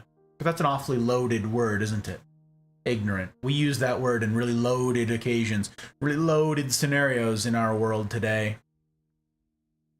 But I, too, am ignorant, largely, of a ton of these things. Always have been. Until the last handful of years, I've given this some very serious thought. In as many capacities as I can stretch my brain to conceive of. And that should be a source of empathy, and it ought to grow my perspective. But you're right. You're in a wheelchair. Guess who you represent? Gage is correct. Other wheelchair users. If you know someone who's in a wheelchair, in your brain, because again, we're human, and this is a perfectly fine thing.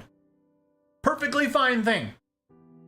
In our brains, we make shortcuts, mental shortcuts, okay? We have footnotes and stuff like that for accessibility to the world. There's too much information out there. There is simply too much. This is not for lack of trying. This is not for lack of want, not for lack of effort, okay? Or for lack of empathy. We do not, none of us, we do not have the capacity to hold in our mind all of the information that there is out there. We can't. We are incapable, okay? Which means we must develop shortcuts. We must write in shorthand. This is true for all of these things. If I know one person in a wheelchair, Gage is right in this sense. They represent, in my mind, all wheelchair people. So if they're super pleasant, you're like, whoa, pleasant? What does that have to do with their wheelchair? Now you're dipping your toe in. Now you've scratched the surface. That question right there. Now you're seeing what's about to happen. That person, with all the rest of the stuff that they have going on in their life and all the things that could influence how they behave and how they conduct themselves, they're a wheelchair person on the day that that's what you notice. And it's a wheelchair. It's tough to not notice. They represent people in a wheelchair. Gage represents people in a wheelchair. And yes, more broadly, people with a disability. Gage does. And there's several other Mafia members who are in a similar boat. But yes. And that goes into another matter that I'm going to touch on more later. But I want you to have this in your mind too. You will have already noticed, many of you will have already noticed this. Gus, you raised your hand and swore into the Marine Corps. They warned you and everything. You were gonna be the few, the proud. You were gonna do that. You chose that role. You chose that ambassadorship. You chose. Gus? Gage didn't choose to be an ambassador for wheelchair folk. He didn't choose that. You're right. And it doesn't matter. It doesn't matter. It does not matter whether or not you chose your ambassadorships, your roles, or if they were foisted upon you against your will, against your volition, against your choosing, by fate, by genetics, by whatever. You're an ambassador. And that has implications for how you ought to conduct yourself. How I ought to conduct myself. And a bunch of folks are saying that's not fair. Life isn't fair. Get a helmet. Life's rough. I'm not telling you guys all of this. I did not choose tonight's topic to piss people off. I didn't choose this topic to rile people up. I didn't choose this because it's spicy. It's a spicy meatball and I'm looking for engagement. I brought it up because it's true. And the impacts of doing this well or not are very real. The implications of yours and mine ambassadorships. The ambassadorships that you and I hold, severally and corporately, the implications of those are massive. For us personally, for us communally, and us as humans. Tonight's topic is incredibly important and incredibly dicey.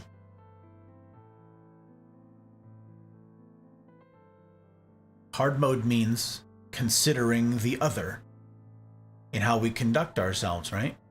You could simplify it that way.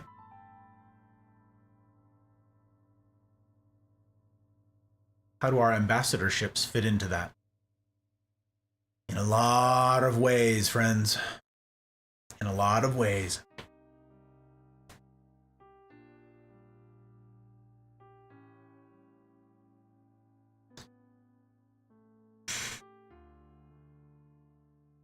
Better not get rid of the Marines. I might be a soldier, but I swear Marines are the best damn fighters in the military. Thank you, Blood. I appreciate you. Pep, it's good to see you, sir. Welcome in. Welcome, welcome. Oh, Gage, you've got all sorts of examples. All right, I just did yours. I'm going to scroll past it and look for somebody else's. I'm going to do it.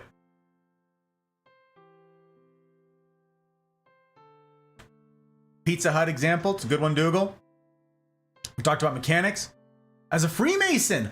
Oh, interesting, Dano. Interesting societies that you belong to. Institutions that you belong to. Great one. As a Freemason, it's the first instruction you are given. The Master of the Lodge sees you as a Freemason and giveth you to ever act and walk as such.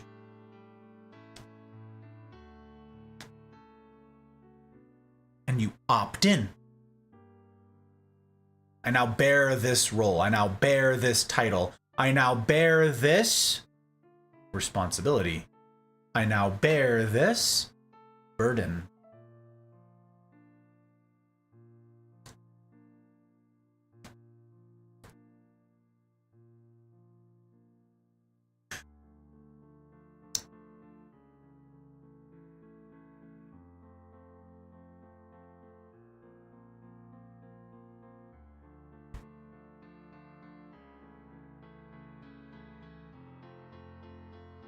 Icebox, welcome in.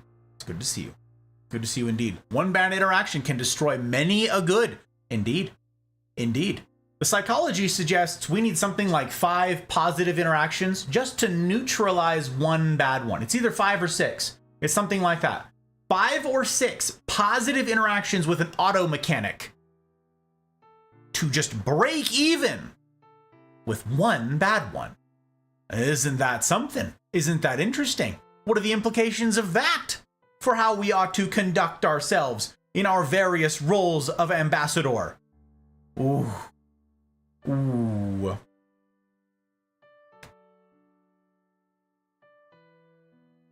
There are also lesser ambassadors, Jacked.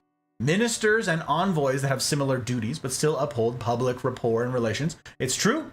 There are people in public office. Ooh. Public office. I will be doing much of the emoting for the things here tonight. So again, I know that we can get into the weeds. I know that many of you have strong opinions on a lot of these things, and it is my ask of you to rein in a lot of it. There is a place in community, in the CNRs, for instance, to have such discussions. But here, I will be emoting for, in large part, a lot of these things. I got you covered. And if you feel that I have failed in some way to cover something adequately, let's have a meaningful discussion about it offline, in the space we've made for exactly that. Public office. Even minor roles, minor officials. They're an ambassador for what? Oh, whomever it is they work for. What if you've got a congressman where you work for? Incidentally, I know the congressman here in Reno, Nevada, where I live, okay? I know the congressman for Nevada. His name's Amadei. I know Amadei. Why? Why do I know him? Am I involved in politics somehow? No. It's because I had a very big problem with the military once upon a time, and I needed to launch a congressional investigation. It was a nightmare. It's part of my story. It's part of my, I don't know, origin story, if you will. And I will not be retelling that whole tale here tonight, so please don't ask. But I needed to work with the congressman's office to get that sorted out. I met the congressman. I corresponded with the congressman, but he is not chiefly who I dealt with. He had a guy for that, okay? He had a guy for that. His name was Gray. Last name was Gray. And Gray was my liaison. He was the military guy. He handled military type stuff for military constituents who had military problems, okay? So I dealt with his people. Very little, I didn't get to like chit chat with the congressman himself. I worked with his guy for that. Who is his guy for that an ambassador for? Him. If his attaché did a bad job representing him and his office, what would happen? My opinion of the congressman would be soured, would be tainted by the actions, appropriate or otherwise, of his representative, his ambassador. Well, he's not even in the public office. He works in the office, yes, and he represents the office. And how he conducts himself will reflect on all of the office. The whole campaign. What does that extend to? Political party?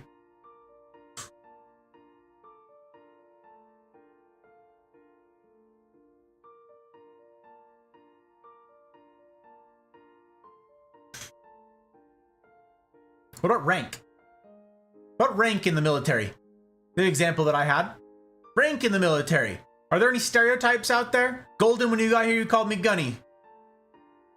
Are there any stereotypes? We'll use the word stereotypes here. Are there any... Ooh, better yet. I'll use this word, okay?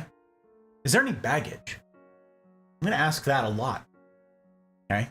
Is there any baggage that goes with a gunny in the Marine Corps? What's the reputation of a gunny in the Marine Corps? For those of you who are Marines, for those of you who are familiar working with the Marine Corps and who know what a gunny is, what's the reputation of a gunny?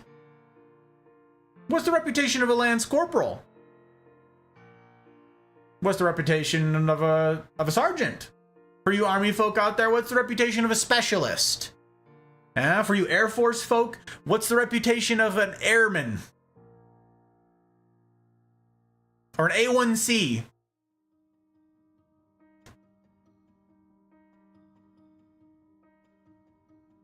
I'll bet that most of the Marines who've heard you represent the Marine Corps now did not also think every single step of the way I am going to be a separate ambassador for the individual rank that I hold.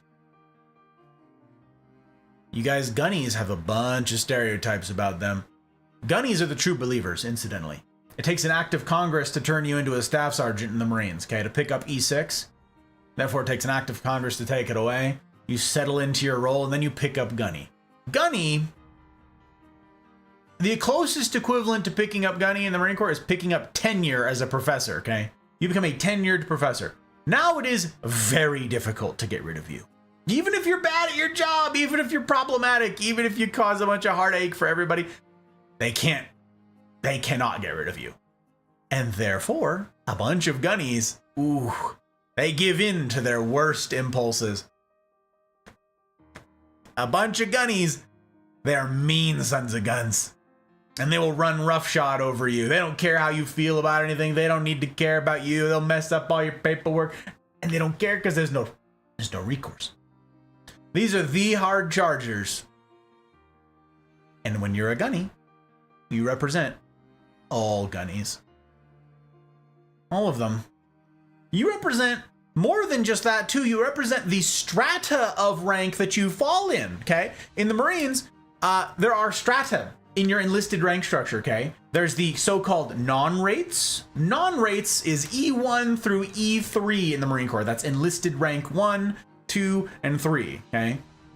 That's private, PFC, private first class, and lance corporal, okay? Those are non-rates.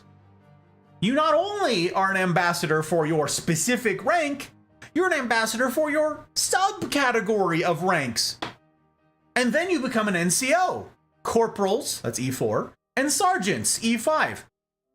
NCOs, a non-commissioned officer. There is, holy moly, so much expectation on an NCO of the Marines. You have to go to special schools for it. It's a huge to-do to become an NCO in the Marines. And boy, howdy, do they let you know that you now carry the torch of the NCO Corps. Oh my goodness, the Marines, the backbone of the Marine Corps is the NCO Corps. And the success of the Marine Corps is attached to that group. You pick up E4, you pick up corporal in the Marines, the expectation, the weight of expectation that they push on top of you right now. Do you get that rank? And boom, here you go. You need to demonstrate long before you pick up E4 that you're capable of it. You do not pick up E4 automatically in the Marine Corps. That is very different in other branches. In other branches, you pick up automatically with time in and stuff like that, and that's not a big deal. In the Marines, it's a very big deal to pick up corporal. And it's a way bigger deal to pick up sergeant. Okay? A sergeant of Marines is the most fearsome person on the face of this earth. And the brainwashing speaks to that very clearly. There is no mistaking it.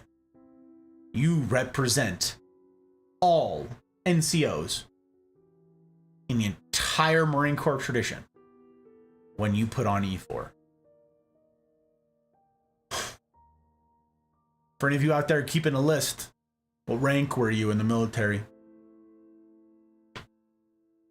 What about rank outside of the military? Or position? Huh? For you civilians out there. You're like, yeah, okay, we don't have an NCO thing. But what about like a C-suite executive? A B-suite executive? Huh? What about those? What about CEO? They're a CEO. You recoil a little bit. You upturn your nose a little bit. Like it's got a bad smell to it. How many of you are CEOs? Or who have been CEOs? I have. How many of you have been a COO? I have.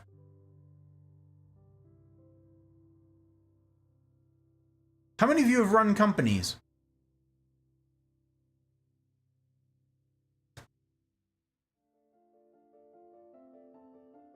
And how many of you who haven't run companies have an impression in your mind of what it is to do so? Of what the person is like who does that job? Of the COO? Some big wig, some fat cat sitting in his suit, right? Sitting in a big fancy chair in a corner office, smoking a big fat cigar, looking down on all of his minions to crush, right? Right?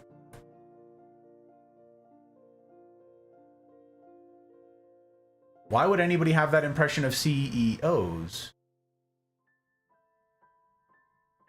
Could it be that specific CEOs did a bad job stewarding, representing, carrying the torch for, being an ambassador for the role? Could it be that there are some bad actors out there who screwed it up for everybody else? Could that be true of any of the examples we've come up with tonight?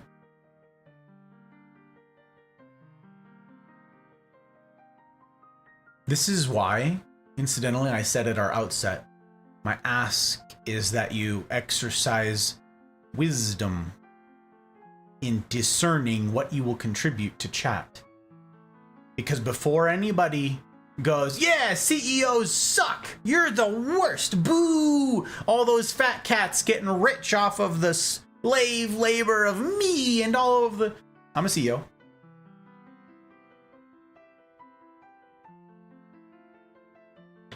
Talk about me. We've got other folks here who are CEOs.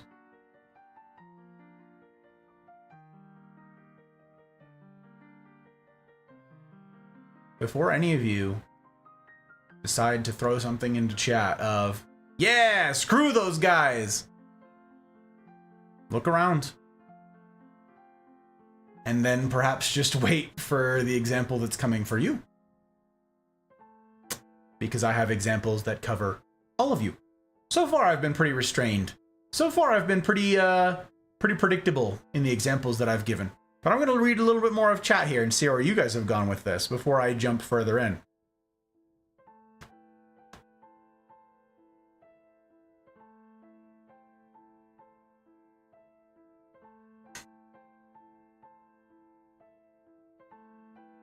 Apex Pack. Kira? Hello, Kira. It's good to see you, my friend. Welcome in.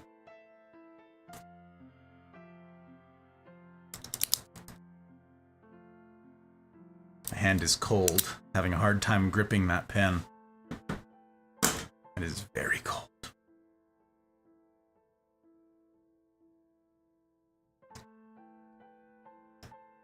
It's a good insight joke. Yep. We have to summarize. And there's reasons we summarize the way we do. So I get pissy with people who come in non-pet friendly shops with obvious pets and service dog vests. They give us all awful names. Already lost us the ability to have emotional support animals. They're making the real service dog handlers' life's hell. Interesting. That is an example I did not come up with, Place. Pet owners. That could be pet owners across the board. But then you put in working animals to boot. Very interesting. Very interesting. I'm just sad that I can't pet the service animals. They're working so hard. Want to give them the pats. Yeah.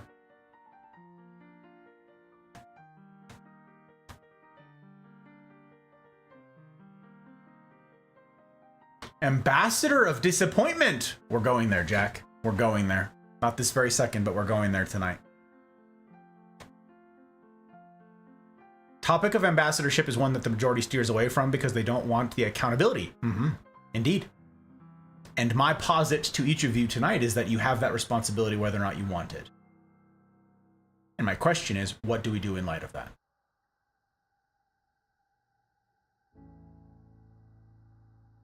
Okay.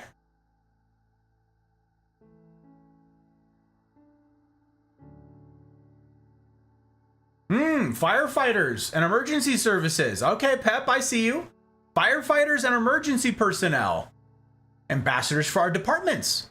And not in many ways. And again, I encourage you guys to create a list as you go. Think about for your own circumstances as we add things to this list. But in this case, Pep is right. Not only do you represent the trade, the profession of emergency personnel, emergency responders, right? First responders, firefighters, whatever. Not only do you represent the institution of those things, you represent your shop, the one that you work in. You have 2 ambassadorships. And then within that shop, whatever your rank is, you represent that as well. Oh, you're the fire chief? Incidentally, I happen to know a fire chief. He's streaming right now. He's streaming Minecraft right now. He has 3 ambassadorship roles just for being a firefighter. 1 for all firefighters, 1 for his firehouse, and 1 for being the fire chief.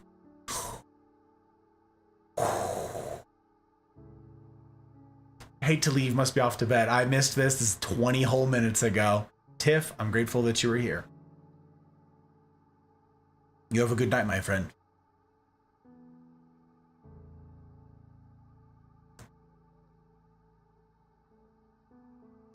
Ambassadors for our communities as well when we're out on a call in other communities.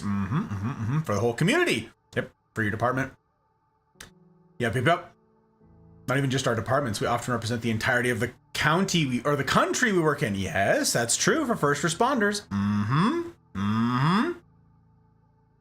The FNG, Dougal. The new guy, huh? Yeah, absolutely. An undiagnosed autist. Oh, can you please publish the book about rank and appropriate social interactions for the rest of us? We like rules. Now that's an interesting one. People with some sort of medical... We talked about medical disability vaguely, but what about some sort of mental difference? Some sort of mental otherness? Some sort of mental aberration? Yeah, you represent that. And isn't that one particularly hairy? That one seems to me to be particularly thorny. What if you are suffering from like severely debilitating schizophrenia? Do you have much say? In many cases, how you represent your condition? That's tough. That's tough. Because virtually all the other examples that we go through tonight, that I still have to go through, we have control, or some level of control, some measure of control over how we will conduct ourselves, how we will carry ourselves, how we will represent ourselves, our people. But not that one. Not sometimes.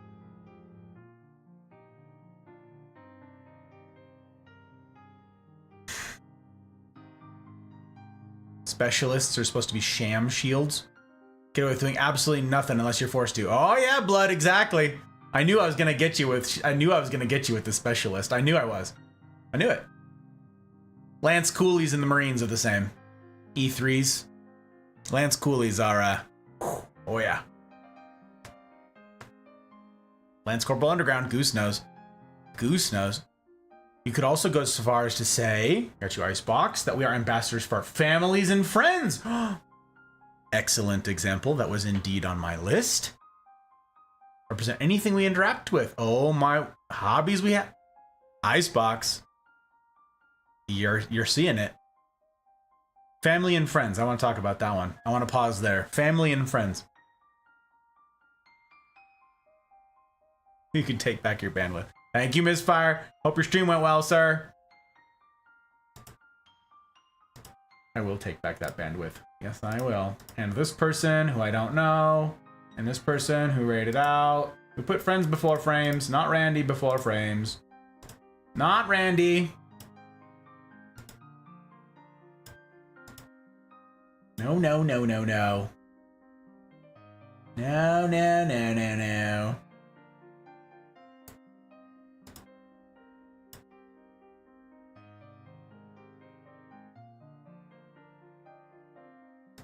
Okay, make sure all my lurks are there for current. Good. Wow, that's really bright. Thank you, dark mode, for kicking in. I appreciate you functioning.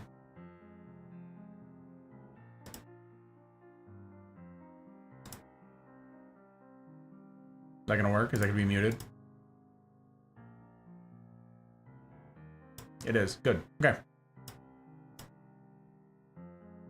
Raise his hand multiple times. Yeah, yeah. So I'm gonna skip a lot of the walls of words here for the moment. I want to address the family one really fast, okay? Let us dwell on this. Let us go through corporately as a group here. Let us go through these individual examples, all right? I know a bunch of your guys' brains are buzzing with where we're gonna go, and I want to come back to those. So if you put something in there particularly poignant and specific to one of the examples, so specific to one of the ambassadorship roles, I would love for you to copy paste it when the time comes and share that, okay? But I want to go to ice boxes here. Family. You represent your family. Now that's an interesting one. That's an interesting one in my context, certainly. What if your family is in the mafia? What if it's a family? There's a book right here, right behind me, right there. It's called The Five Families. What if you're in one of those families? What if you're in one of those big families? That's one that makes sense, right? A lot of people have watched The Godfather. A lot of people know how that works. You don't ever, Sonny, don't ever disagree with the family like that again, okay? You don't disagree with the family in public. Interesting.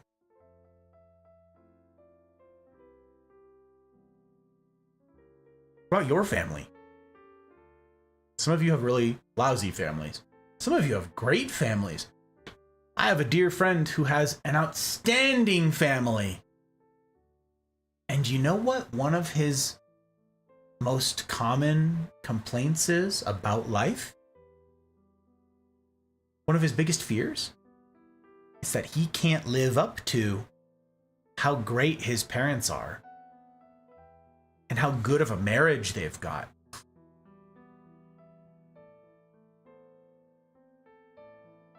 Why does he feel that way? It's because he's an ambassador, just like you are for your family. Also, April, welcome in. I hope your stream went well. It looks like you're done. Are you done? Did I just... You are done. Yeah, I hope it went well. You were streaming early today, my friend.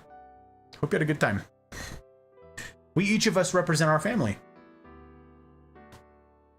For better or worse.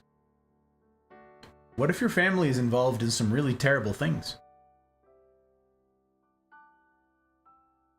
Do you bear some of that? Do people treat you differently because of how your family conducts themselves? Family name is first on the list I made for myself. Family name. Never told the family about the time that my dad encountered a member of the family in Detroit. Need to tell that story. You know, tell it, Gage. Not here, obviously. You know what I mean. Common last name. You see it all over and don't even know most of them. Companies, roads. Oh, yeah. Yeah. But you see it and feel proud and respect the accomplishment. Sure. Got you, Jack. Yeah. Oh, come on in, Vampire. It's good to see you, my friend. I hope your weekend's eve finds you well. Here's what I'm going to do. I'm going to go through my list here and see some frightening implication. You ready? Wisdom and discernment, friends. I want you to think about the different things that you are an ambassador for. And then I want you to think about what I said, which is you opt into some of these, right? Maybe when you're making your list, you could make two categories for yourself. Ambassadorships that you chose. Raise your right hand, become a Marine, right? step into public office, you opt in, you have to like fight to get involved in politics, stuff like that. You know, the ones you chose and the ones you didn't choose. You ready for this list? This is gonna be a fire hydrant. Things for which you might very well be an ambassador. Ready? Your school. High school. High school was a big to-do around my neck of the woods when I was growing up. The sports teams at my school were like famous and everybody knew them. And so you represented the school colors, the school mascot, the school reputation, the school. What about college? You go to college and all of a sudden you're affiliated with this university. Hello, alumni. Now I'm an alumni. Not only am I affiliated with the school, but I represent graduates of the school. It means that if I do stupid things in my life, I reflect poorly on the school. If I do great things and I go on to achieve massively, the school might reach out to me and say, hey, we want to, is it okay if we include you in some literature about the school? Hey, can we interview you and put you in the school paper, the school magazine, the quarterly publication for the university? Because you went on to achieve something big and we were a part of that. We are part of the reason that you achieved all that you did. We have a part to play here. And therefore, we benefit from your accomplishments. The school. You represent the school at every level.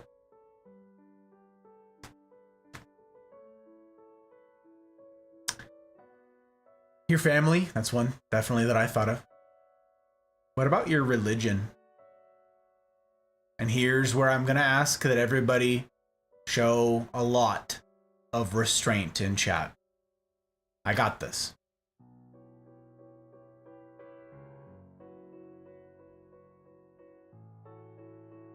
You're a Buddhist. How many Buddhists do you know? If you're not one yourself, how many Buddhists do you know? Maybe you know one, maybe you know none. Do you know one person who says, yeah, I'm a Buddhist? They represent all Buddhists. That's a title that they carry around with them. That's an ambassadorship role that they have. When somebody says, oh, you're a Muslim,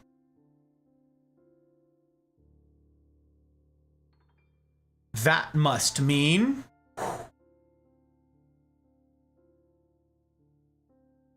what must that mean? What reputation does the faith that you subscribe to, what reputation, what baggage comes along with that? And then, how did that reputation come about? For better or for worse? Advocates for that particular faith system behaved better or worse. Now, someone naturally has the question against here, right? Someone naturally has the question, what about people who claim to be something, right? This is a good place to insert this here. Someone who claims to be an adherent of some sort of worldview or faith system or religion or school of thought even. Like, someone claims to be that, but they don't know what they're talking about. They're uneducated, they don't know, and what they're doing is a bad representation. It's a bad faith representation of this school of thought. It reflects poorly. Yes, it reflects poorly, whether or not they know what they're talking about.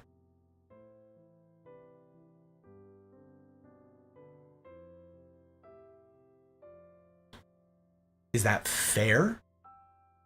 What is fair? Fair doesn't matter. Fair doesn't enter into it. You're an ambassador. And so am I.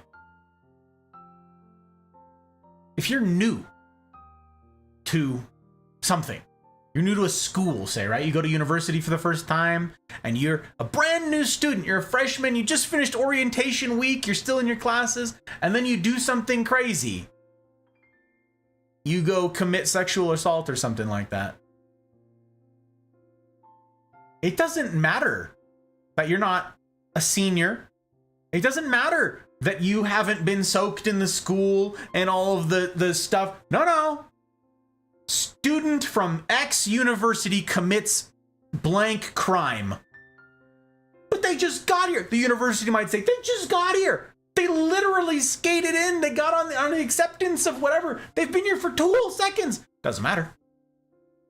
It does not matter. The perceptive among you will have noticed a shift in some stuff that just happened right now, okay? The perceptive among you may have noticed this. We went from, I'm an ambassador. I ought to care how I conduct myself because of the implications for others, right? To, you're an ambassador. Do I have control over you?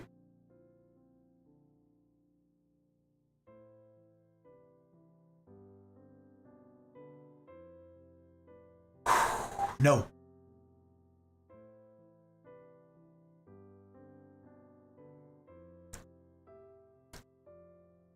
No, I don't.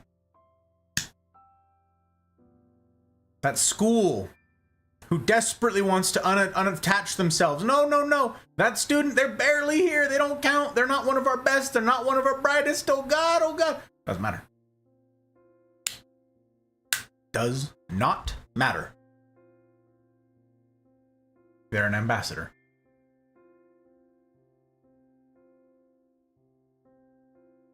About political party.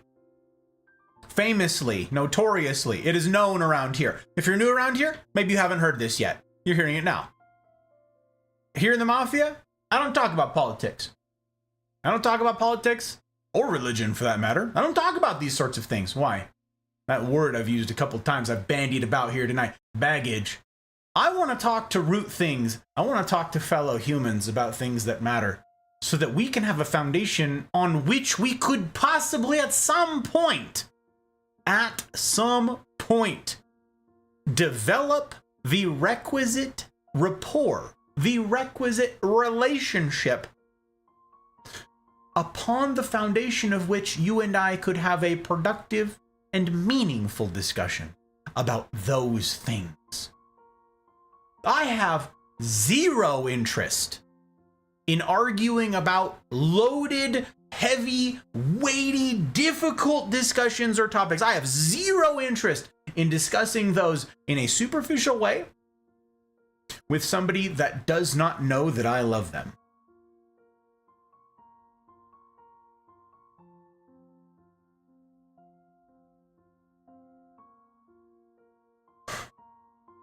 I work tirelessly to love you. Love is a choice. Love is not a feeling. Love is not a state of, it is a choice. Love is an action. It is something that requires my constant participation. I work to love you all of the time. That is my job. Gus, what do you do as a content creator? Love.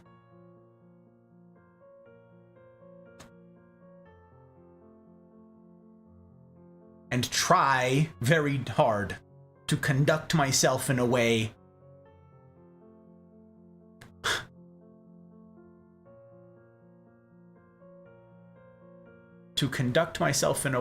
that shows that to be true. I will discuss any weighty thing you guys want if you and I have the relationship to do so. This is not that place. Gage, I appreciate you like crazy. I saw in chat briefly you said this is not the place, this is not the place. You're right. There's nothing to be gained. Nothing. to be gained by talking about such weighty things with such pivy and surface level treatments that we could give them here. I don't have the time to give them here, but you guys are hamstrung by typing it out in chat. This is not the place. It simply isn't.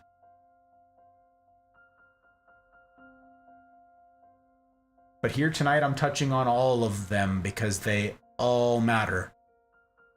You are an ambassador, regardless of your knowledgeability, regardless of what you understand, regardless of how much homework you've done, research, how much history you have, how much experience you have under your belt, how many years you have under your belt. Regardless of all of that, your political party, you are an ambassador for that party. But I just got to be 18. I just started voting. I don't know anything about... It doesn't matter. You're an ambassador.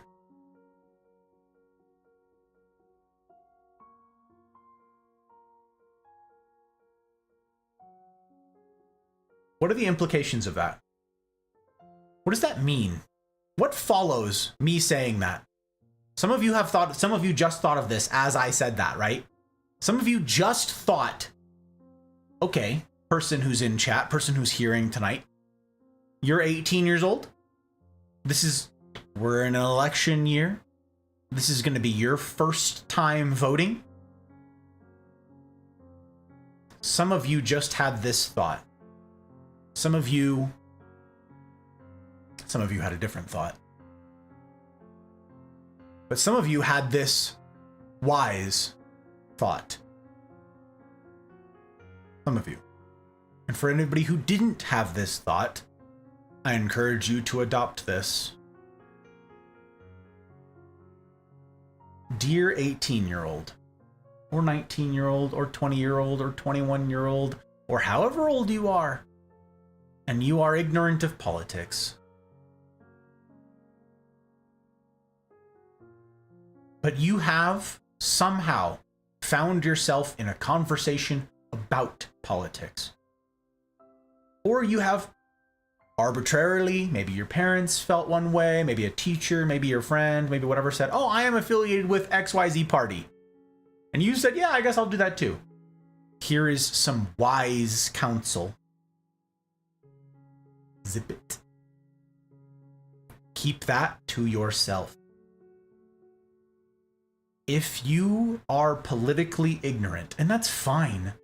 In so many instances, I've said this before, you guys, you're busy. You've got a lot going on in your life. If you are working to steward well an orphanage that you run, I will forgive you for not knowing every single bit of minutia about politics at a local and national and international level. It's okay. Very few of us have the time, not even the inclination, just the time to know all of that. Let alone if you're 18, you have no experience, you have no time to have done this. Even the people whose job politics is, they don't have time to know every single thing about every single thing. That's why they specialize. That's why you say, okay, I'll take care of this, you take care of that, right? If you're brand new to politics, or you just have a super shallow understanding of politics, wise counsel. This is not me trying to censor you. This is not me trying to, belittle you. My wise and I hope you receive this in the same loving spirit that it is offered. My advice to you is keep that to yourself. You are an ambassador for your political party, for your political beliefs, for the platforms, for the policies, for whatever it is that escapes your lips.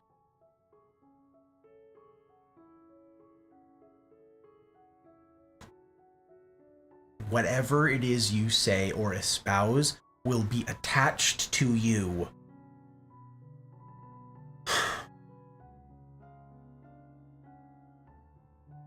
You would do well. It would be wise for you to instead do your homework, do your research, learn to whatever extent you can or want to or are able to, and don't speak about it unless you actually have a pretty darned thorough understanding, unless you do know some of those ins and outs,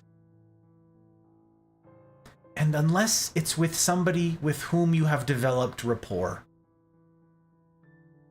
Going onto Reddit and writing some flame post about the other, insert kind of other here, does not make you wise, it does not make you smart, it proves you a fool. You are not having a meaningful discussion. You're not making headway. You might be making noise, you might be making waves.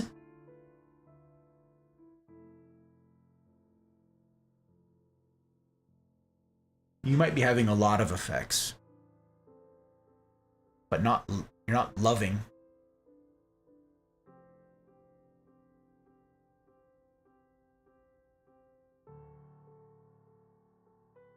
I'm not interested in convincing, in manipulating someone to do my will, my bidding, my whatever. I am interested in humaning well. That's why I talk all the time about how valuable it is that I have you guys to run ideas past, to bounce ideas off of, and to see where the rubber meets the road on my ideas. Because they're my ideas. They're not proofs. I'm not a pure mathematician. There is no proof outside of pure mathematics. If you've never heard that before, surprise, it's true. There's no proof outside of pure mathematics. Everything else is just, how much evidence do we have?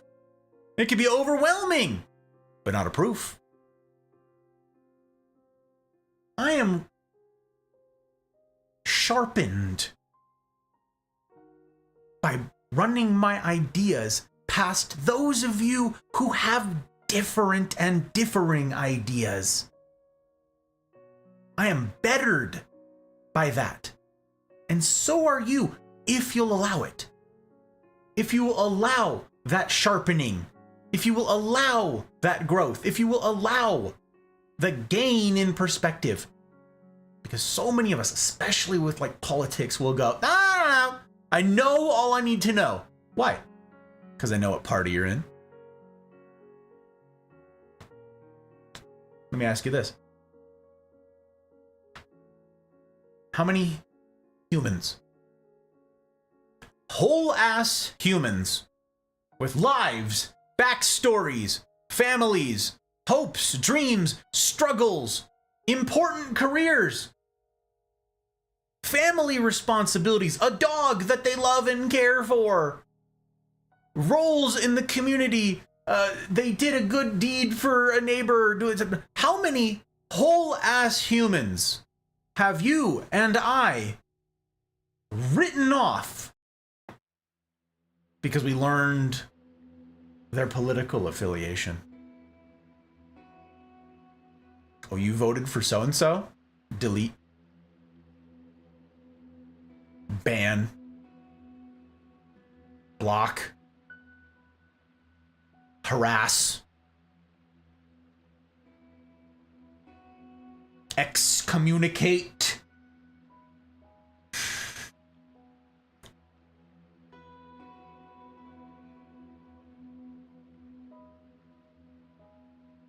That ought to be a lesson to each of us. Each of us. The reason that it is not wise to meet someone and go, let's talk politics,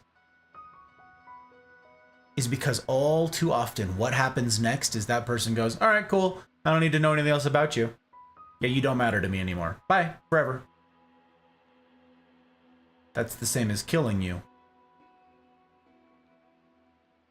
Whatever else you get up to, whatever good you achieve in this world, however many people you help and serve, in whatever capacity in your efforts, doesn't matter. You voted one way one time. The wise among you will heed this advice. Do not wantonly, haphazardly discuss politics. This area has so much baggage, an insurmountable amount of baggage. You cannot surmount it. You cannot solely by yourself right the ship of your political party and its past. You can't. Better to human well with your neighbors and wear your badge of ambassadorship well. Perhaps don't even show that particular badge of ambassadorship until you've got the circumstances where discussing it at all will be fruitful. Even has the potential to be fruitful, because in most circumstances, especially here in our medium, there is no room. There is no hope. Zero shot of that being a fruitful discussion. Zero! But Gus, I have such a good insight and I have such a good example to give. Listen, it's like a proverb of sorts. Nope, won't matter, you're on the internet. It won't matter. You're just sitting there waving the flag of your political party. Doesn't matter, all that baggage comes with you. But they don't represent me. Yes, they do. This is not just America. This is everybody, all of you out there in your various countries. Which party are you a part of? Danger, danger. That way lies, okay? That road is fraught with hazards. Be so careful.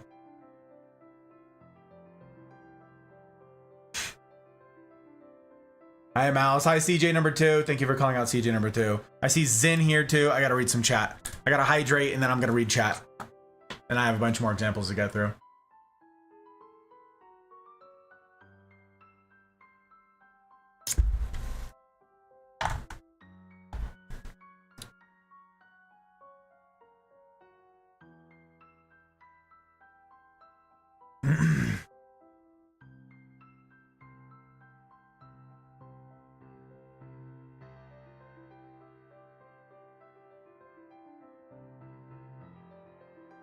In context to where I am, your workplace, company you work for, and the people you work with. Yes. Yes. Yep, absolutely. First example that I gave, Zen. Thank you for giving it. Exactly. We represent our workplaces. Absolutely. Absolutely. Big, small, doesn't matter. You are an ambassador for your workplace. No question. You could do a whole talk on this approach to love. Absolutely, Dano. Absolutely. And I will. I have to get through 3 projects to get there. 3 projects. The intimacies of controversial topics as a whole can be another place of where we are ambassadors of ourselves, our personal image as to how we differ from the other groups that others would classify us into. Exactly. Start searching here. Go back a few minutes. Oh, go back a few minutes?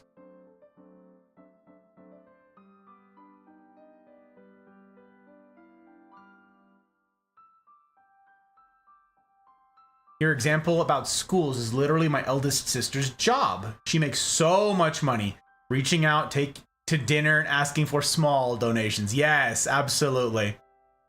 Again, I appreciate you struggling against your restraints half-heartedly. Sir Gage, I appreciate you. Oh, sorry, I see. So you can clip, I see. I love being an ambassador for the rent is too damn high party.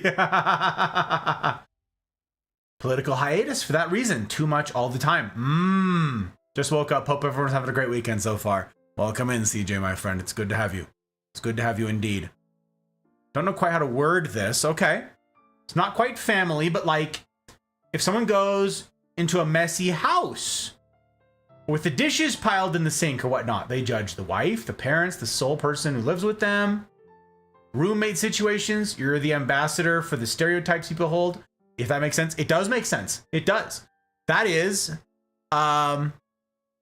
there's a reason that when people say, oh, you're going to get a college roommate, you're going to get a dorm mate.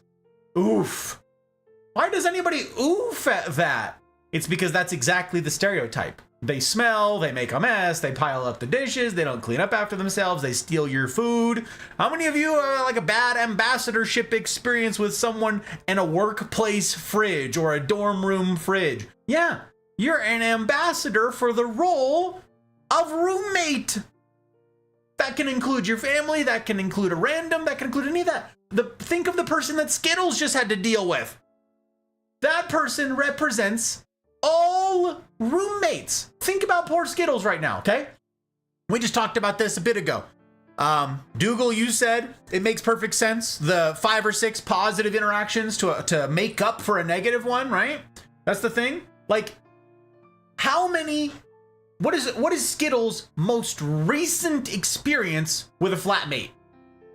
Terrible! What are the implications of that for Skittles in the next handful of months? Evaluating the prospect of getting a new roommate.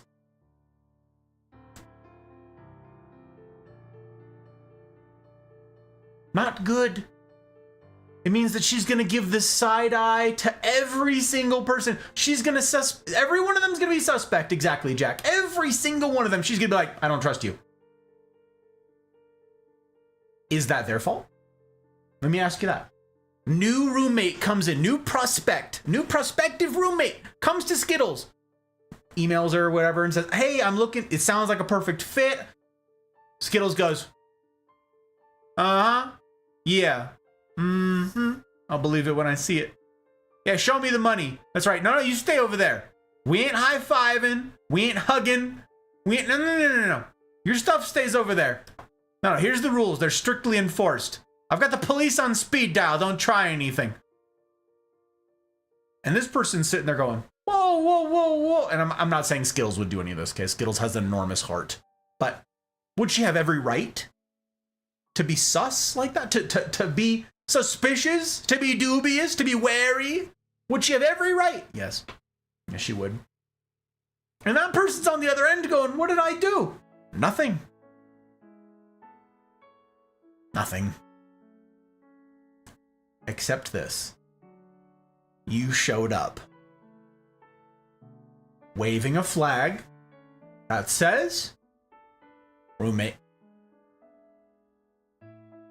That person bears the standard of roommates. But I've never been a roommate before. Doesn't matter. You're a prospective one now. That's it. You're in there. How will you conduct yourself knowing this? Now, if you've never had a conversation like this, and you've never pondered these things, as I for a long time have, you may go into that potential relationship, meet someone who greets you with all of that animosity and all of that wariness and just like keeps you at arm's length, and you might go, well, fine. I guess they don't deserve my friendship. I guess I'm just gonna keep over to myself. You know what? They want to be snippy with me, I'll be snippy with them. What is that title of yours say? Roommate. You're an ambassador for roommates. You're ruining it for all roommates. All of them.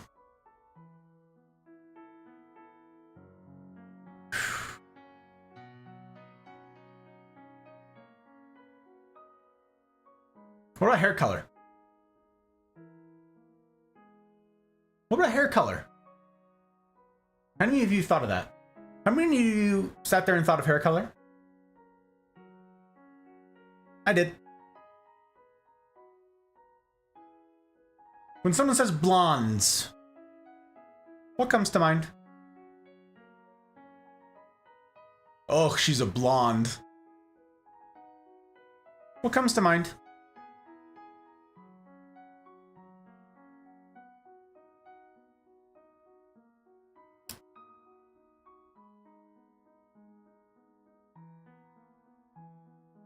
All sorts of things, right? All sorts of things might come to mind.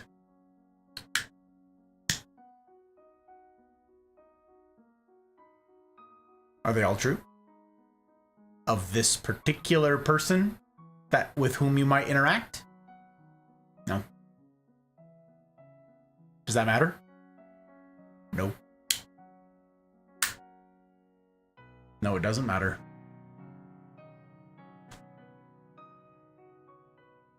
Welcome back, Senbon. Welcome back.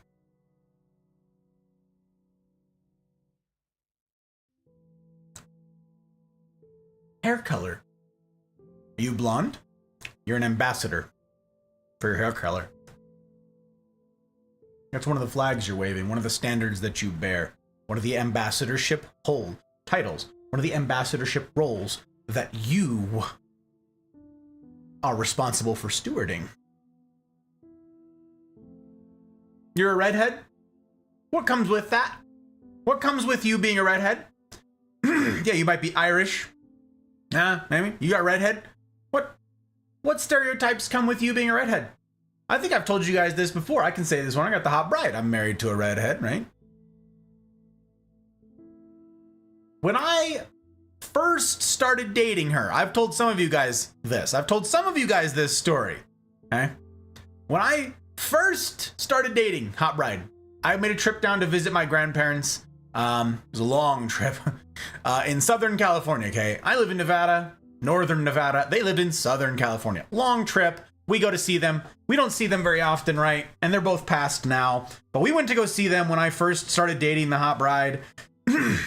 And my grandma goes, "I hear that you started dating. I hear that you have a girlfriend." And I said, "I do." And I happened to have a picture of her. I had like one picture of her, okay? She was doing modeling and I had some like cool modeling pictures of her. And so I was like, yeah. And so I showed her, I showed my grandma, here she is. I showed her a picture of the hot bride. And without missing a beat, nothing else, my grandma goes, "Oh, she's a redhead. Oh, that temper though." I'll never forget her saying that. I've told the hot bride this. She laughs every single time. We have a running joke about this. My grandma goes, "That temper though." What? I've like never interacted with like, I didn't have any like close people in my life that were redheads or anything like that. I don't have a thing for redheads, but some people do. It's part of the ambassadorship, right? But my grandma's first reaction is, "That temper though?" What? It would seem, what? That at some point along the line, my grandma had an interaction with an angry redhead. An angry redhead who bore the banner, who wore the title, who held the office of ambassador for redheads.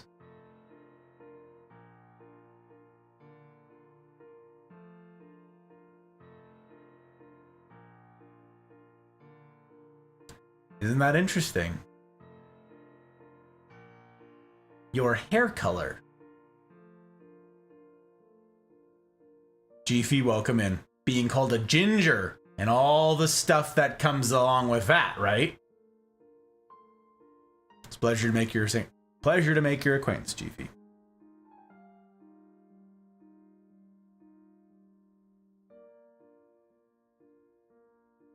Being called a ginger. All those things. Temper. Ferret knew it. Hilarious. Wang, welcome in. It's good to see you. That temper, though, I know, I've told you, Gage. I think you've heard that story before. Mental note years ago about redheads. Very passionate individuals, more often than not, from my experience. Sometimes it's perceived as having issues with anger, when in fact it's just a strong passion. Interesting that so many of you have had something to do with anger or being animated as a redhead. Fascinating. Hey, people who stereotype based on their interactions with one individual. Well, you've missed the whole topic so far, Cinnabon, because that's tonight's topic. We're known as fiery. Yes, fiery redheads, indeed. What's the difference between being an ambassador and being stereotyped? I'm glad you asked, Joke. We will indeed get there. We will indeed get there. We've got a few more landmines to skip around before we do. let me just throw some more danger out there. And again, my ask for all of you who are joining us and have not seen much of where we've already gone and the foundation we've already laid is exercise discernment and wisdom in how you tread here in chat. My expectations for the behavior of the Mafia is very high. I hold you to a different standard than I do the rest of the internet. Tread carefully. What about sex? How many of you have thought of that? You're a woman. You represent women. Yeah, all of them. You do. That's the standard that you bear. That's the torch that you're carrying. How you conduct yourself. You represent women. Big letters. All of them. You're an ambassador.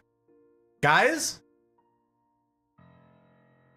you're an ambassador for men. Or if you're 15 or whatever, you represent boys, adolescent boys, whatever it is. What about ethnicity? You're Indian, you're from India. And you're in a different country? You represent India. Oh. Well, culture, nationality. How many of you have traveled abroad? How many of you are Americans who've traveled abroad? It could be a rhetorical question, but you can answer it if you want to. I'm an American who's traveled abroad many times in civilian capacity and in official capacity, representing the US government in the form of the US military. I've been all over this blue ball.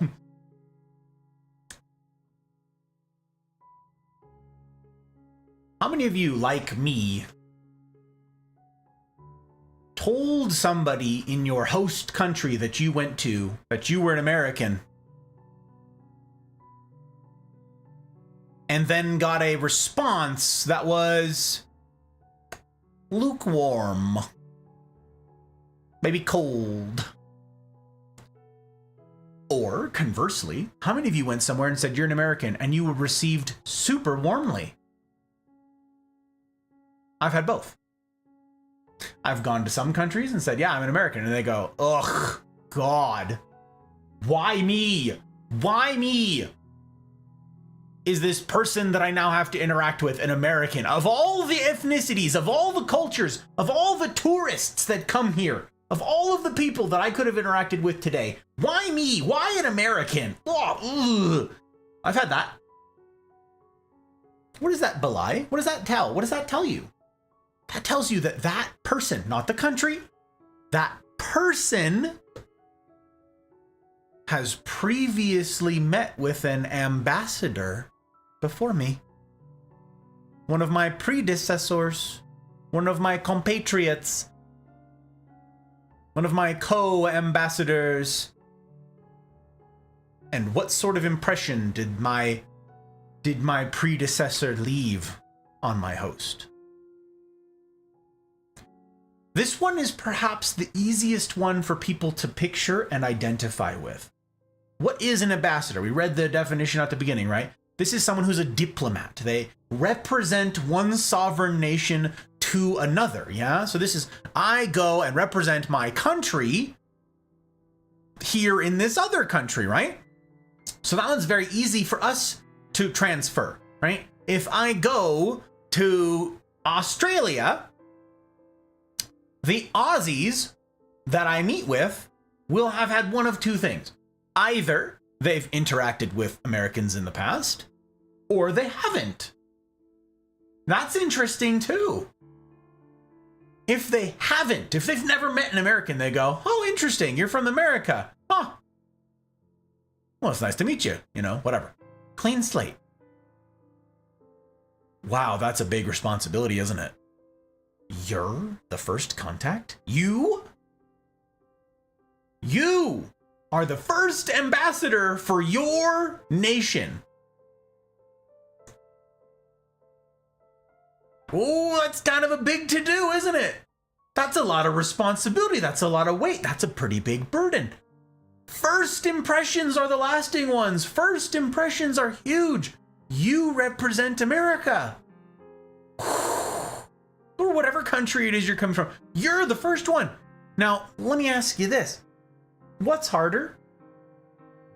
What's more difficult? Difficult is the word I'll use here. Being the first or being the second? Or being the 100th?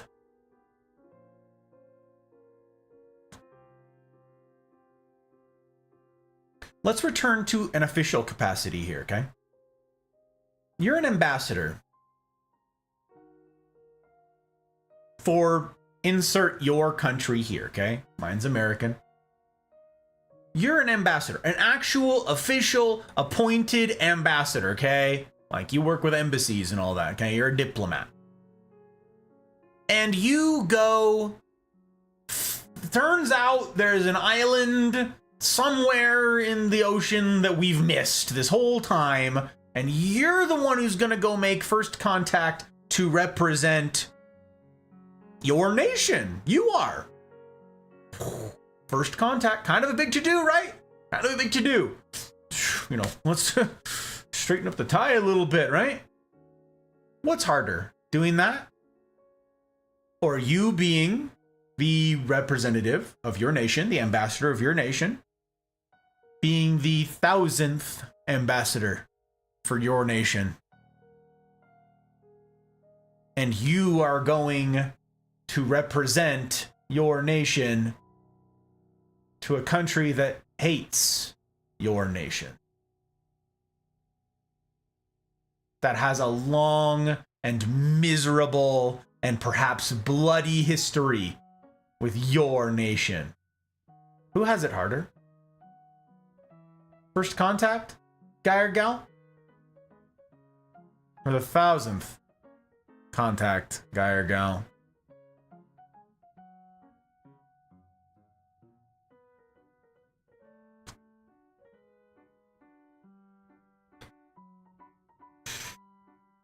There's enormous responsibility in being the first mover, yes, because first impressions are lasting ones. That's true. You can have a bad taste left in your mouth by a first impression that goes wrong. Super easy, right? Look at All Dating, am I right?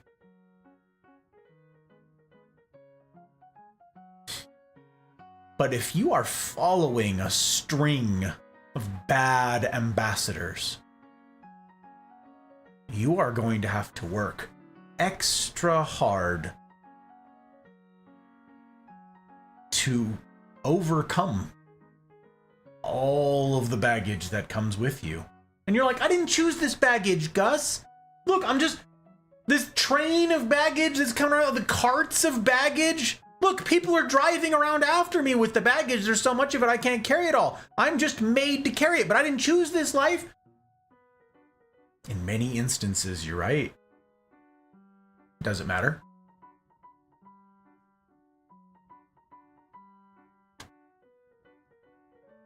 Does it matter whether or not you chose this? Does that have any bearing whatsoever on how you're going to proceed, on how you must proceed?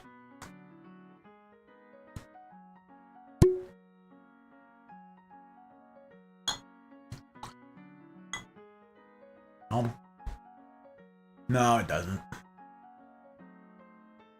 It doesn't matter at all. Not even a little bit.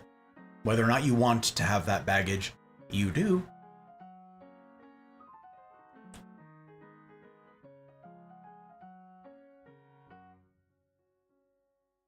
What about the generation you belong to? You're Gen Alpha. You're Gen Z. You're millennial. You're a boomer. Greatest generation. What about that? Yeah, you're an ambassador. You're an ambassador. What about your age? Generation is one thing. Age is a separate one. Your age is part of it. But it's not the same. Oh, you're just a kid. Oh, you're super old. Oh, you're a 20-something. Oh, you're middle-aged. Oh. Oh, I see.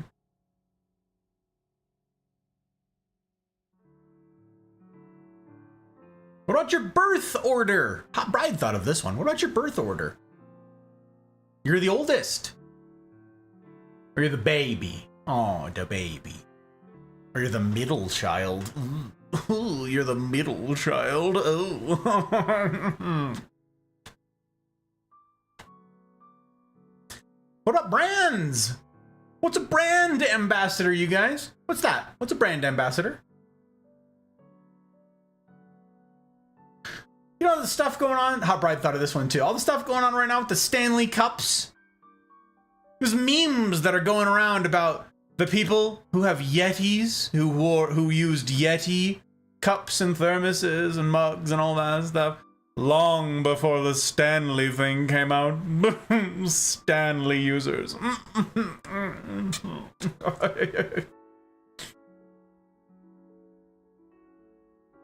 You represent a brand when you wear them, when you carry them, when you use them. If you're sitting there holding a Stanley thermos, and then you are an awful human with the person that you're interacting with. I can do this thing right now. I'm holding a Maker's Mark glass, right? A Maker's Mark right on there. You can't see it very well, but I'm holding a Maker's Mark glass. And then I'm a terrible human to you. And I treat you like crap.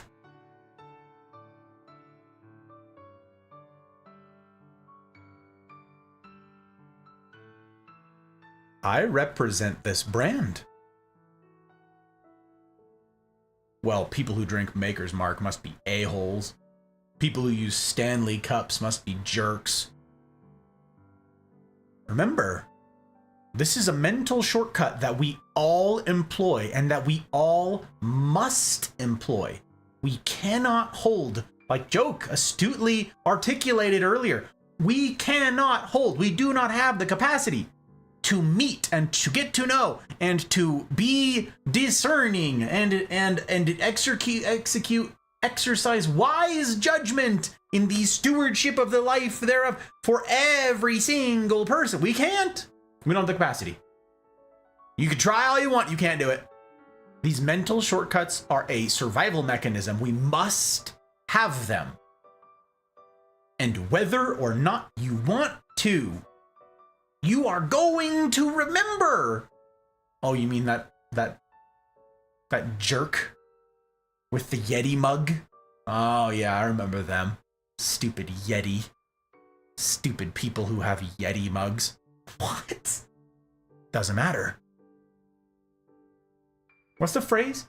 Guilty by what? Guilty by what?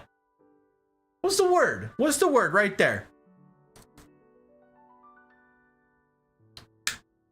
That's not a rhetorical question. You guys can put that in chat. Guilty by what? Association. Thank you, Jack. Guilty by association.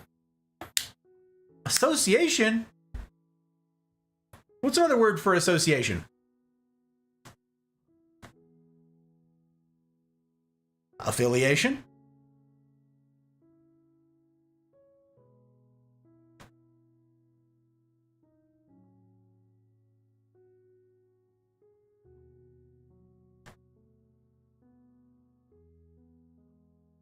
Guilty by jury, yes. Association. Many of your ambassadorships, the roles that you hold, you sitting right there, individual to you, not you writ large, you individually, you hold countless, maybe not countless, but dozens, perhaps more, of ambassadorship roles. And everything that you do is suspect because it's attached to you. All of that is guilty by association with you. That is a staggering thought. And that is a humbling thought. At least it ought to be. I'm going to be coming back to your question still, Joke. What's the difference, you said, between the stereotypes still? I'm coming back to that. I'm coming back. Don't let me forget, though. Do ping me if I start wrapping up and you're like, I don't feel like you. Okay. What about a sport that you play? Oh, those football players. Oh, those weightlifters. Oh, those CrossFitters. Ooh, cyclists. What if you're a road cyclist here in America? Do people like you? Do people like cyclists on the road? Why not?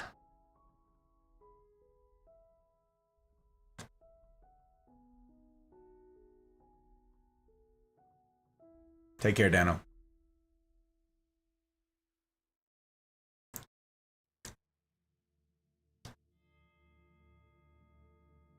What about your sport team? This seems like an apt day to say this to you all. In America here, the Super Bowl is this weekend. What about the sport team that you cheer for? They're your team, right? You're an ambassador. And many of you choose that. Many of you are like, that one? You're like, that one I know, Gus. You don't need to tell me. You're like wearing all of your gear right now for your team. You just go out about your life wearing your colors, wearing your apparel, all your official everything. You're like, yeah, buddy. You're like wearing their flag as a cape. Like, you're like, yeah, that's right. I represent my team. That's a pretty easy one for us to understand, right? We're going in. Bike riders is universal. Icebox. Going in cold. No one likes the bike riders. No one likes cyclists. I've done cycling. I've done a century ride. I don't do it anymore, but I have. At the time, I represented cyclists. That's something maybe to come back to. At the time, I represented cyclists. Oh, interesting. What about games you play? This is perhaps pertinent to our community here on the interwebs. What about games that you play? How many of you play League? Show vans in the chat. How many of you play League?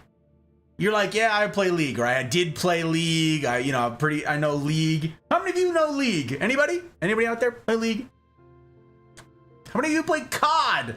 You're an avid COD player. That's your game. That's your franchise. Baby, I play COD. Oh, I do shooters. Which one? COD, baby. That's my game. That's my jam. What about Minecraft? How many of you are crafters? Oh, mines. You're a Minecrafter. That's your game. That's your jam. That's your people. What about Apex?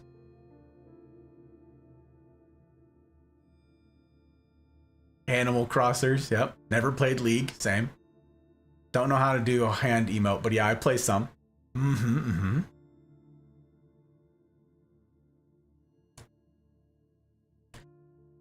The game that you play,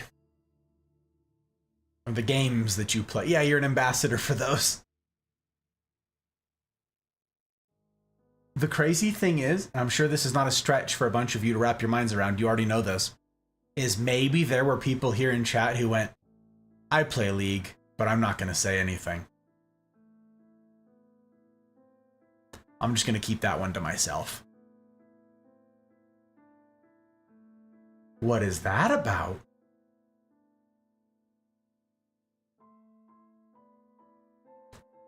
Do League players have a reputation?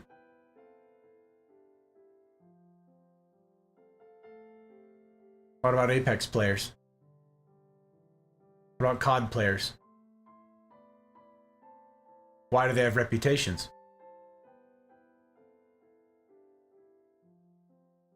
Because of the ambassadors that have gone before you. And because of you. As ambassador. in your role of ambassador? What about institutions to which you belong? What about the institution of marriage? I represent married people. I am married. I am married to the hot bride.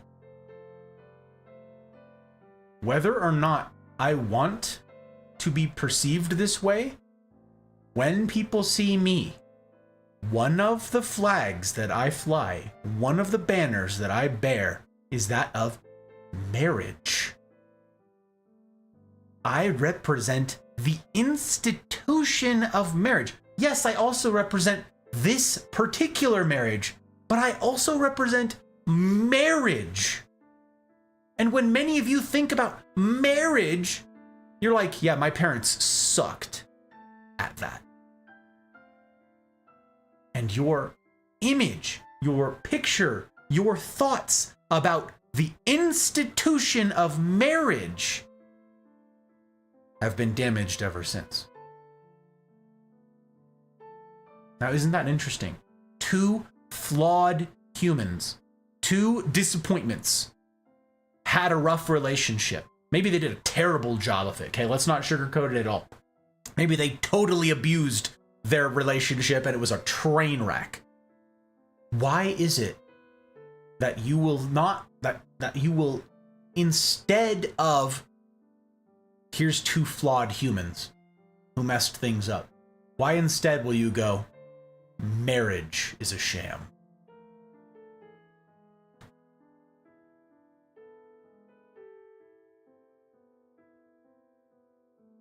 Singleness, you represent the institution of singleness. You represent single people. A single male, huh? You represent single men. What about parents? The institution of parenting. You are a parent. You represent parents. All of them. You are an ambassador for the brand of being a parent. And if you are a train wreck, and if you do a bad job of it, people will go, oof, I never want to be a parent. Or if they see you doing an outstanding job of it, and they see how much joy it brings you, and they see that though it can be tough, they see you going, it is absolutely worth it. Oh, worth. Would 10 out of 10 would do again. You're an ambassador. What about being a grandparent, right? You spoil the kids. You represent grandparents. On and on. What about leadership roles within an institution? I've got something they're going to piss off Gage.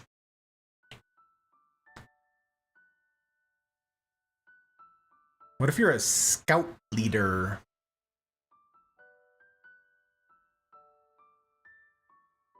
What if you're a priest in the Catholic Church? You guys can hold your comments.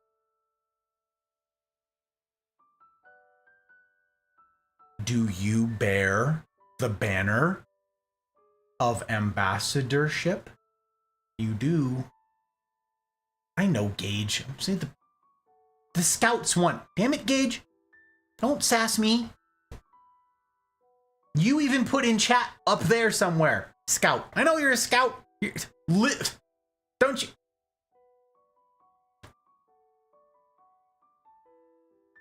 You represent not just the institution. You represent the role within the institution.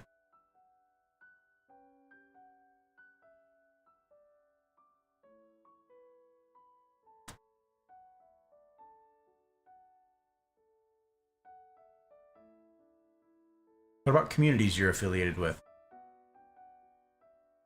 Here's where I'm obviously driving this too. What about communities that you're affiliated with here on the internet?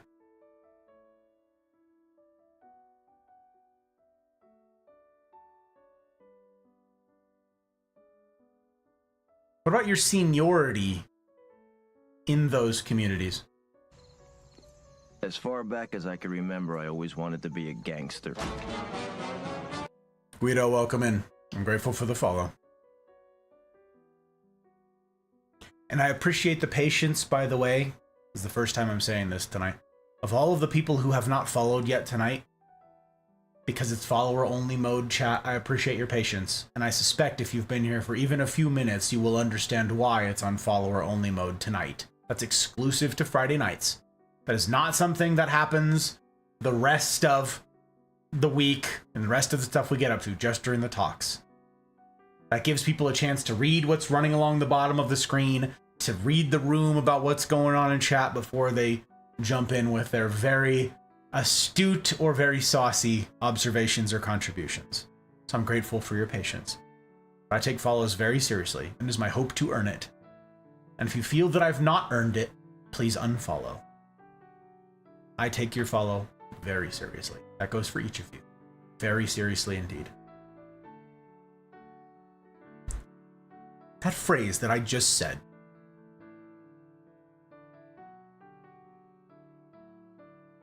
How many online communities are you a part of where that's true? How many Twitch communities can you say with a straight face, value your follow? Who take seriously every follow? Who say and mean, unfollow me. If you feel that I have abused your time, your trust, I have not lived up to what I've promised and assured here, unfollow. How many communities are you a part of where that is the rule?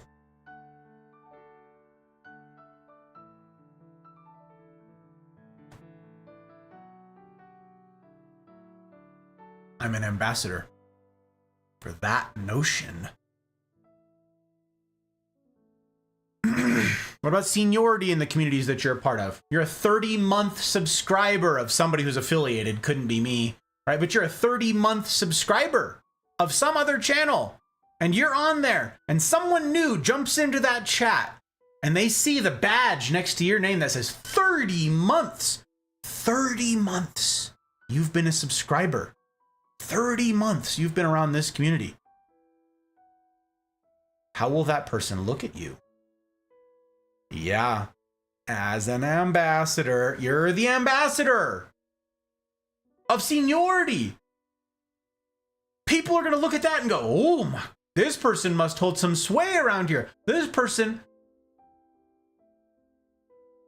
probably behaves in a manner that I should look to emulate if I wish to be a part of this community. Because if this person hasn't been banned in 30 months, it must mean they're doing something right. It must mean that they are a proper representative of this streamer.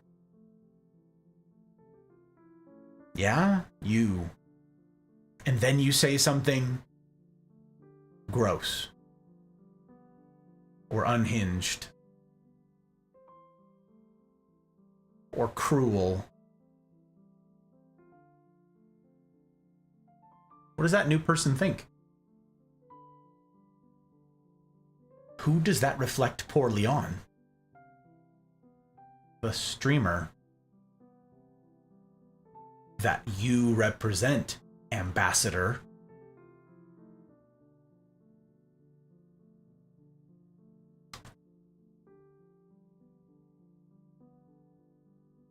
Guilty by association. How are the reputations of others affected by association with you? I invite you to think about that, not just here tonight, but think about that this week. Think about that with your interactions. Think about that. Whom do you reflect upon? Whom do your actions reflect upon, for better or for worse? You do represent them. When someone finds out that you are affiliated with me. Me, Gus, Godfather, guy with the tie. What are their first thoughts? When they meet you on Twitch, oh, you know Gus. Oh, you're from Gus's. Oh, you're from the Mafia. What are their thoughts? You guys, I'm very aware of ambassadorship when it comes to being a creator. Very aware. And I want to tell you guys a story to that end. I want to tell you guys a story about this. And I know I've missed a lot of chat. If some of you are hurt by this, I apologize. It is not my aim. I'm not trying to ignore you. But I have a lot of material to cover in these things and a lot of thoughts I want to tease apart. And I hope you can appreciate that I have a limited amount of time to try and do it and in order to steward your time well. I want to tell you guys a story.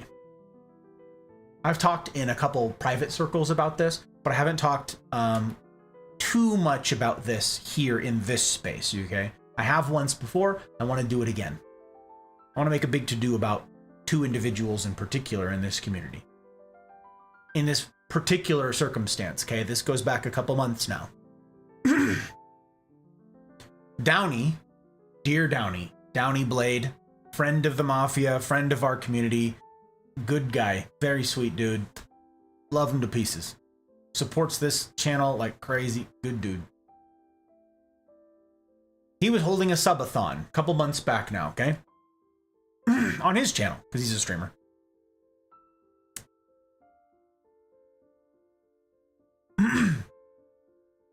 And CJ number 2 and Thumper of the Mafia, CJ number 2 and Thumper, went to Downey's stream during the subathon, okay? And they proceeded to gift subs. A lot of subs. And I received a letter from Downey. I did. Thanking me. All of you content creators here right now, you need to hear this. You need to understand this. This is absolutely integral to our work here on the internet, regardless of what kind of streamer you are.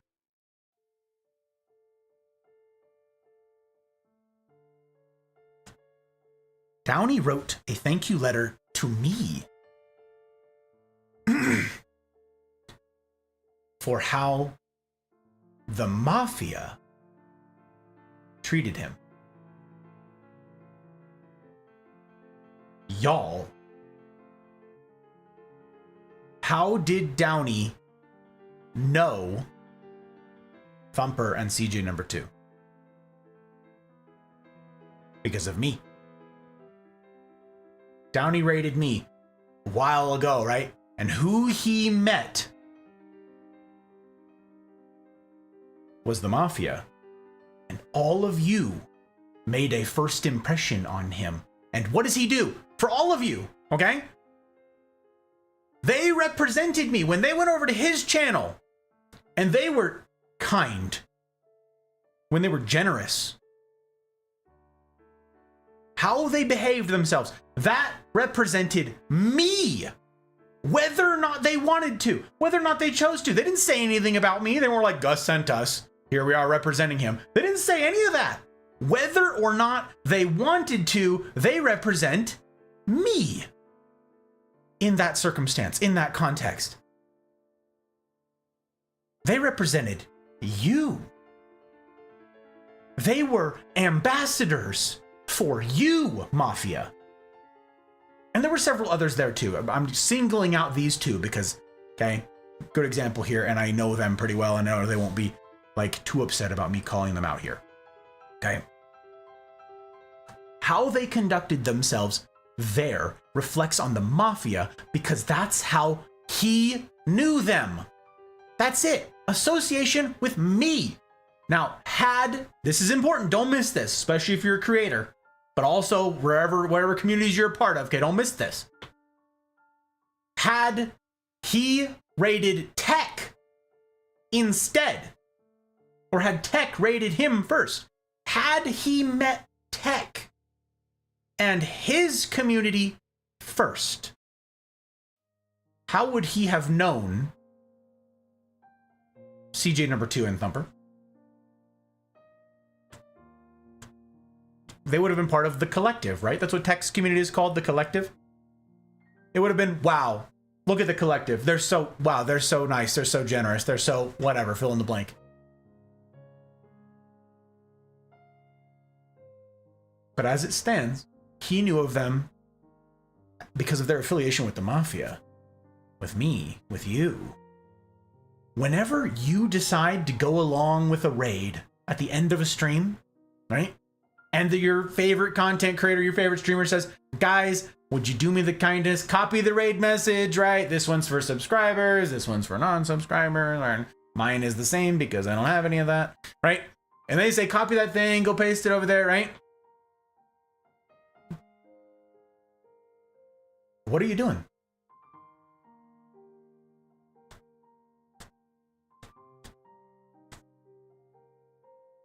You're bearing the standard of that community. You are flying the flag of that creator to where you're going. You're all standard bearers. You're all walking in waving the flag of insert community here. How many of you have thought of that?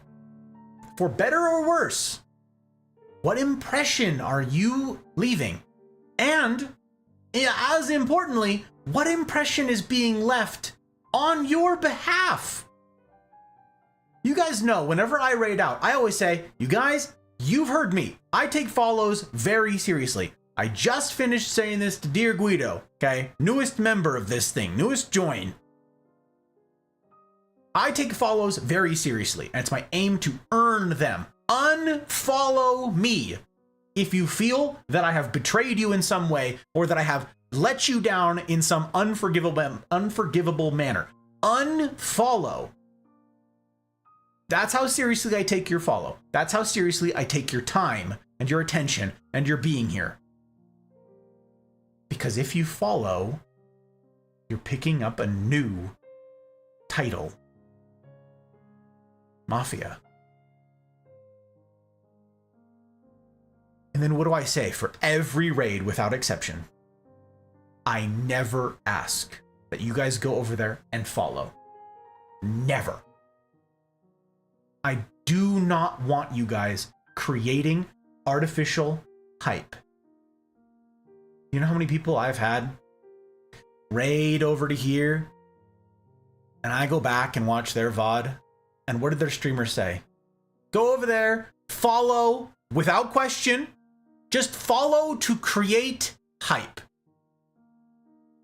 Follow to build up my name, my esteem. So when the subject, the target of my raid, thinks of my name, they think, wow, think of all the people who followed me that night. Oh my gosh, I got like 8 follows. I got 10, 15, 20 follows off of that raid, and it's all because of insert streamer here, right?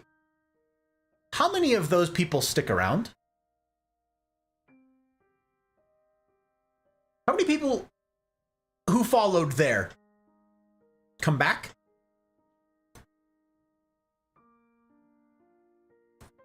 I have an example of this.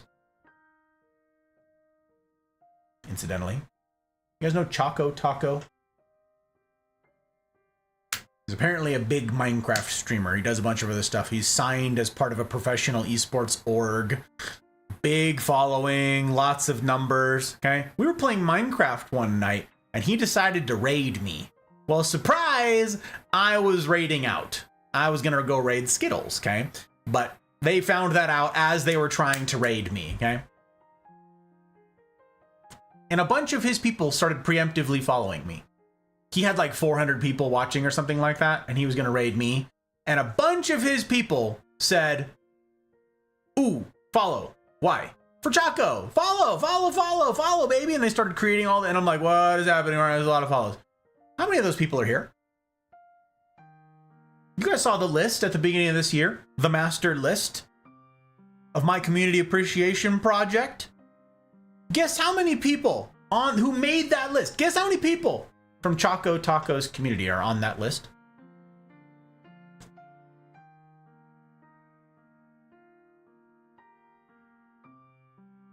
Sure, a bunch of them followed. Never heard from one of them again. If their intention was, let's make our streamer look so good with all the follows, what impression did it actually leave on me? That community's fickle. That community does not take follows seriously. And probably neither does that streamer. Do I know him? Can I speak for him? No. But I'm telling you, my objective, this is me, my objective impression that was left by his people, by his ambassadors. Guys, when you go along with a raid, I never ask that you follow, because that is not the impression that I want people to receive on the other end, is that the Mafia takes follows, whatever, unseriously. It's just trivial, whatever, follows, dime a dozen. No, I take follows very seriously.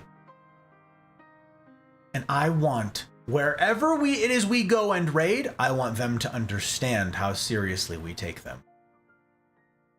Here. I want my follow to mean something because yours does. I do not follow just everybody. Okay? I see Serena in here. Serena, I'm sorry I haven't greeted you properly. There's a bunch of you guys that I haven't. Deep, it's good to see you. There's a bunch of guys here, bunch of fabulous humans here in chat that I've missed, including several talented streamers. Tonight's not the night where I will sit here and focus in and hone in and celebrate all of you guys the way that you guys deserve. But I do not follow everybody. My list of follows is relatively small. I follow Serena. Tomorrow's her birthday, by the way, you guys.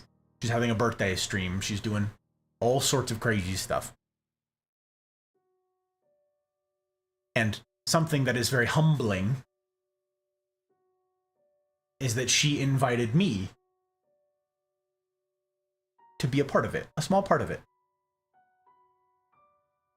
That's because of you. You lot are a part of her impression of me. I am an ambassador, and I've done an okay job to stay somehow in the kingdom. That's what Serena's community is called, the kingdom, okay? I'm an ambassador in the kingdom. I'm an ambassador to the kingdom. I don't follow just everybody, but I follow Serena. I follow Serena for a whole host of reasons, okay? But one of them is I think she does a good job. I say this all the time. Her work ethic is very strong. She hustles, baby. I don't see that hustle in a lot of content creators. I don't see it. There is not that fire.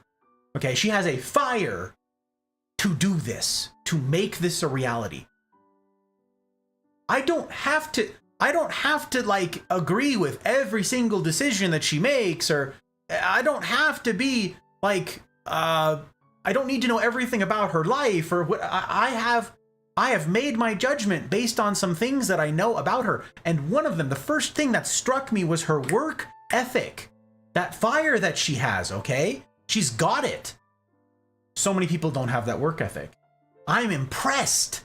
That word, what is impressed? She impressed upon me, an impression. Her ambassadorship stuck with me.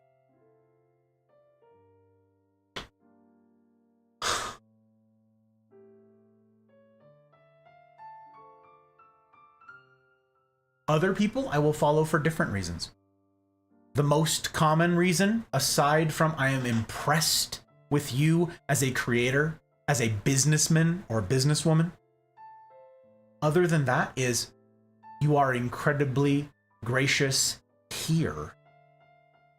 You're supportive of this project, which again, those of you who are here on a Friday night, of all the places you could be, of all the things that you're doing, that you could be doing, you're here. That speaks volumes. That says a great deal about you, the caliber of human who would choose, who would opt into hard mode. That says a great deal about you.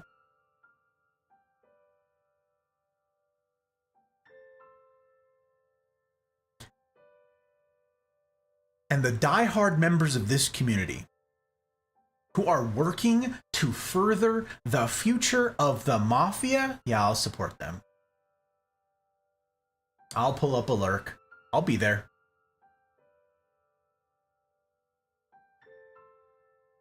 Because of their ambassadorship in community in this. Some of them, are they outstanding creators? No. Truthfully, no.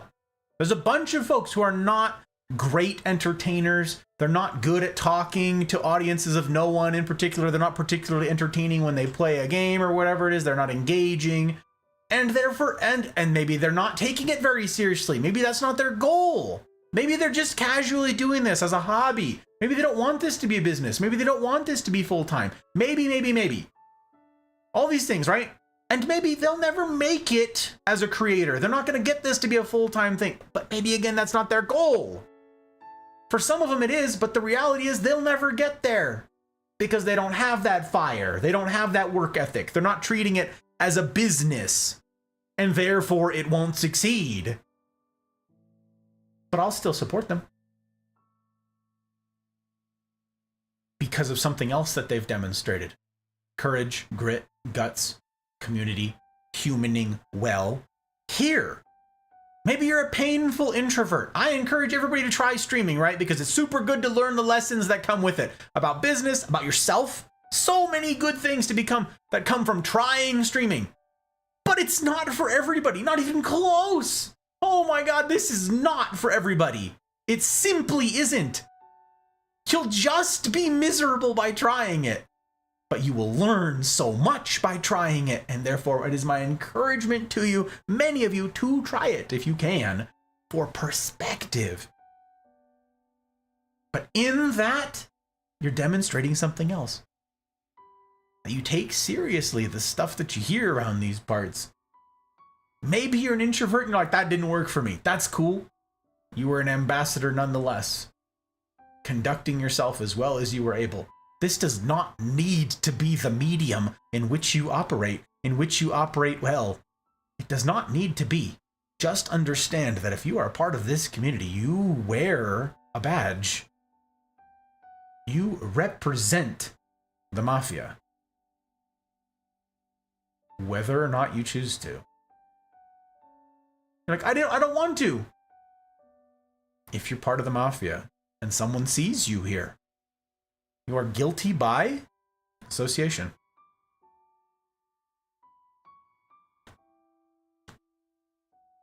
That's why I take this so seriously. I am trying to steward well your reputation.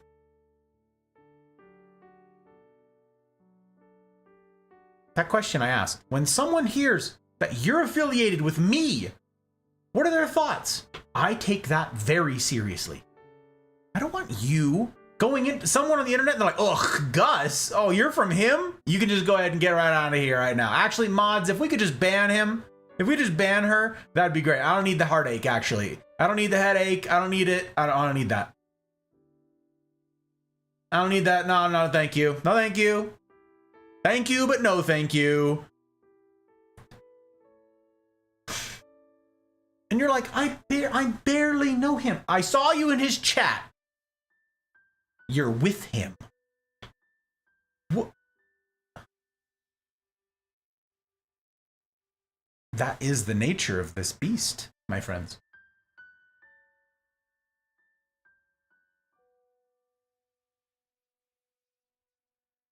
So here's my question in all of this, as we're wrapping things up here tonight. Here's my question in all this. Before tonight, How many of you have ever thought about all the flags that you're flying when you're out humaning? In whatever medium. How many of you have thought, as I have for a long time now, how many of you have sat down and given serious thought to the list that some of you have now made?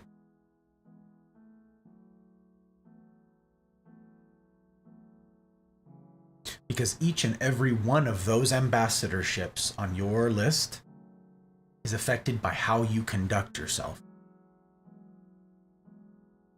But I have a for realsies grievance. Your conduct here matters. How people perceive of you matters. All of it matters. For all of the ambassadorships that you steward, for all the flags that you fly. And remember, all of this happens without your consent. You don't get a say in this. You don't get to choose. Half that list that I read, some of you, I hope that you performed this exercise. I hope you went along with me on this. And you made this list of things for which you are an ambassador. Things that you represent, right? Your various ambassadorships. Make one column for things that you opted into and make a separate column for things you didn't opt into. Does it matter? It's interesting to see. It's a good insight, offers good insight, healthy insight into what it is. I opted into these, I didn't opt into these. Doesn't matter, you're a standard bearer all the same. You are an ambassador all the same. The effect is the same. You're an ambassador.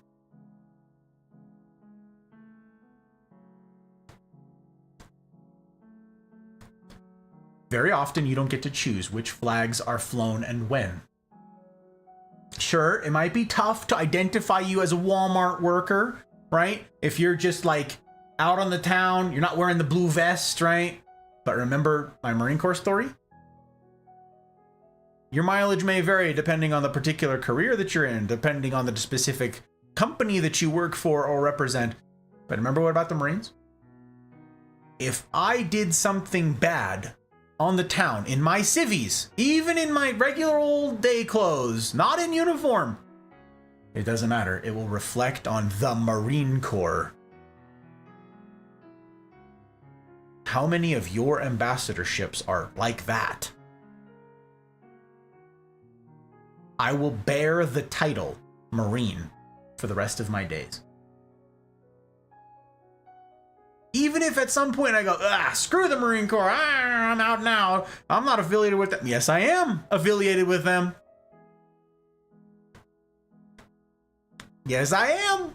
Whether or not I want to be anymore. Incidentally, I have no problem being affiliated with the Marines. But for example's sake.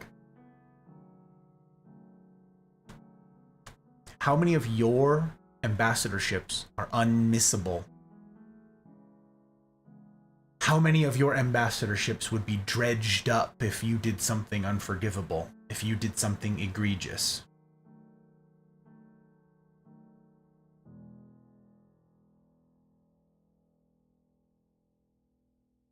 Here's a good way of articulating how things work in the mafia, doing life on hard mode. Here's a good line. I thought a lot about this. Hear me here, okay? You and I, in the mafia. Disappointments, all of us. Humans, all of us. You and I in the mafia. We ought to conduct ourselves in such a way that we can profoundly disagree with someone. Profoundly disagree with someone. But do so in a way that it wouldn't be odd for us to go out to dinner together afterwards. To go share a meal together after disagreeing vehemently, vigorously.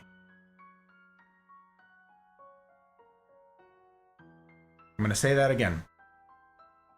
We ought to conduct ourselves in such a way that we can profoundly disagree with someone, but do so in a way that it wouldn't be odd for us to go share a meal together afterwards.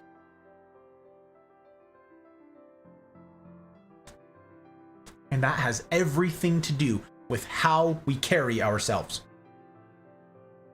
And that is how you break down or reinforce positive or harmful stereotypes. Wherever you go, whatever you do, you are either building up or tearing down the reputation of the flags you fly. There are no neutral action.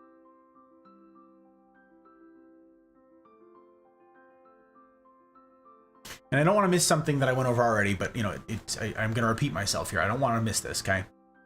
Your conduct will be credited, for better or worse, to those around you. That thing that Place mentioned earlier, she said, I don't really know how to articulate this. I don't know how this quite fits in. But what if you go into someone's house and it's a mess, right? It's really unsanitary and things are really unkempt and it's a disaster catastrophe. What if you're like super cleanly and you live in there? Doesn't matter. You're a slob. You're affiliated with slobs. You're thrown in. No, but I keep my stuff. Doesn't matter. You're with slobs. Guilty by association. How you conduct yourself affects those around you, for better or for worse.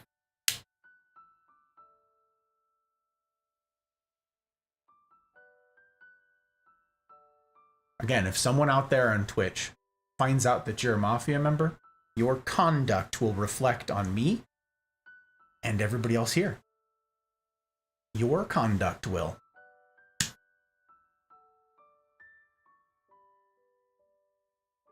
Just the other day, Goose went over to a now connected another streamer in the Mafia community. Okay, Goose went over there and was very polite and very kind to this person and said very explicitly, incidentally, "Hi, I'm from the Mafia. Gus suggested that we do a vibe check. I'm here to do my vibe check."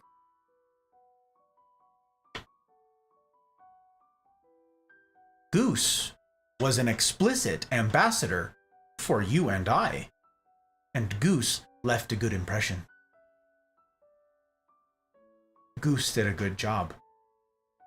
And I learned about that secondhand.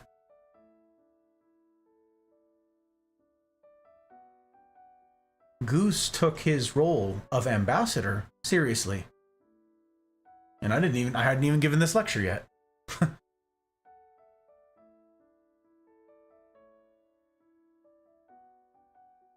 So, okay.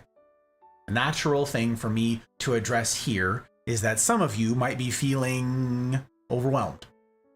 Maybe paralyzed by all of the responsibility, right? You're like, oh, that's a lot.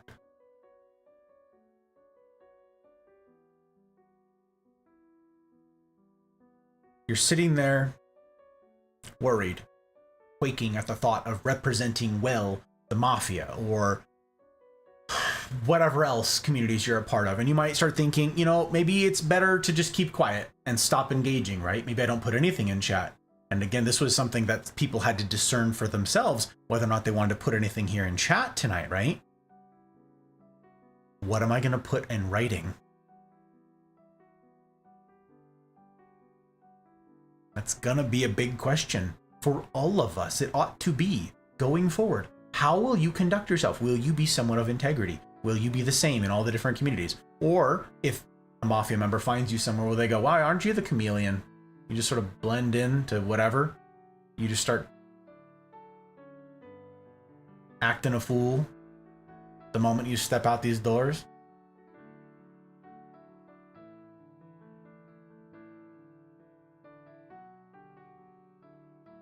Some of you may be tempted to stop engaging for fear of what the implications could be. This one's easy. This one's easy for you and I here. What's the common denominator? This is not a rhetorical question. You can put this in chat. You can answer this one, okay? You can answer this one. In fact, I'd love to see more than one person answer this, okay? I'm going to see how many people can punch it in and hit enter at the same time. How many of you know this? This is a test.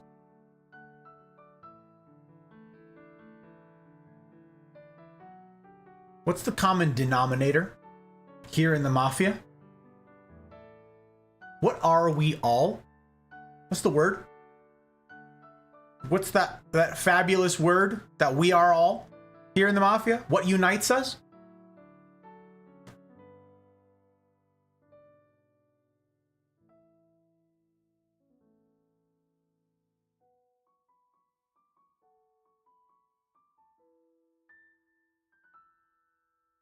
Two of you.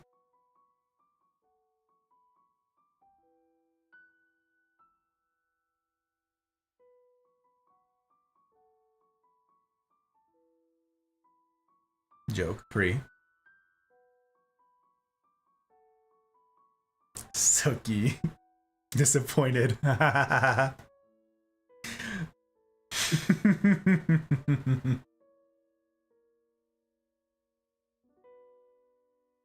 One of them.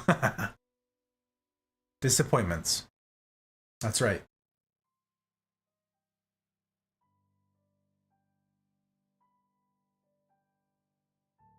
Monar knows. We're disappointments.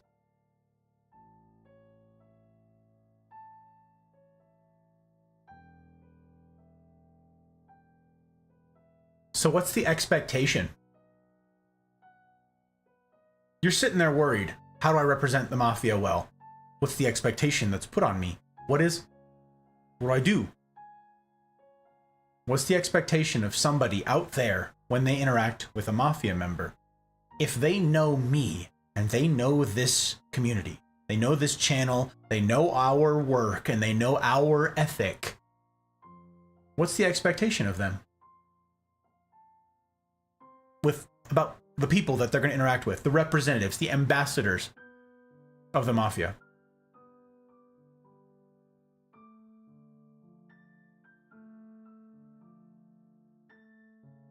Disappointments.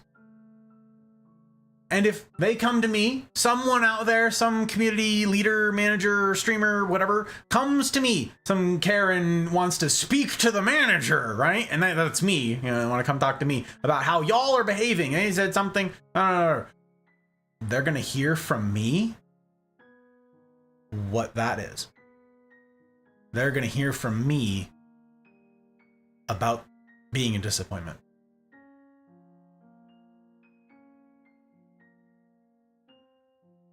What is my expectation of you guys? Well, humanity. Humans, disappointments. Just like your expectation of me is that I will be human, that I will be a disappointment. Now, does that free you up to act terribly whenever and wherever you want to? No. That's what distinguishes this community.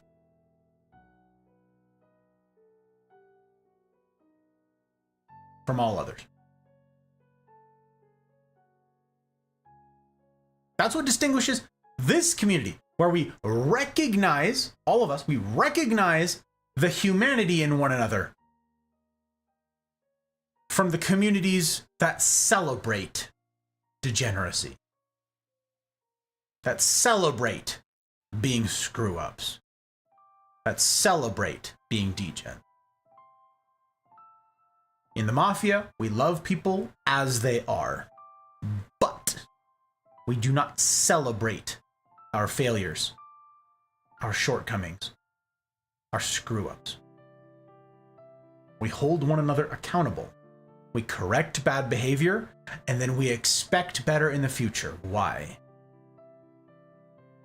Because we love. Because we love. That's hard mode. That's it. That's the bottom line. Because we love. Therefore.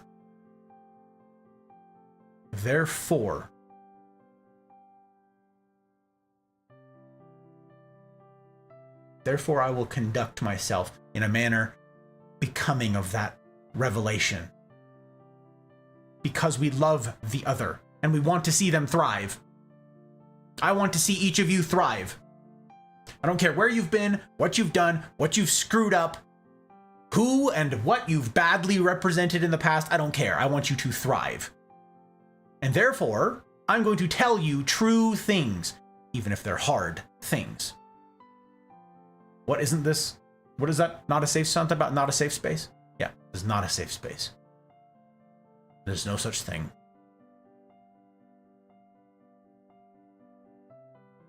I'm not okay with one of you damaging the reputation of the various flags that you fly. I'm not okay with that. Do I expect it? Yeah, you're human. Yeah, you're a disappointment, just like me. But I'm not going to sit here and celebrate your being a bad ambassador for the things that you represent. And I'm going to lovingly hold you accountable. That's why this is hard mode. Easy mode is whatever, who cares, no accountability. There's accountability here. There's a community here. A community that will last. If, big if we stick to the tenets of hard mode. And we do it judiciously and wisely. So no. Far from recognizing the humanity in those around you being a free pass to behave however you'd like. It's a starting point, it's a launching off point, it's a stepping off point for humility. If you're capable of recognizing the fallibility in those around you, it means that you can now see it in yourself as well.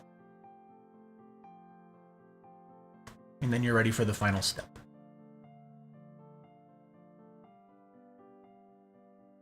Understanding how you want to be treated.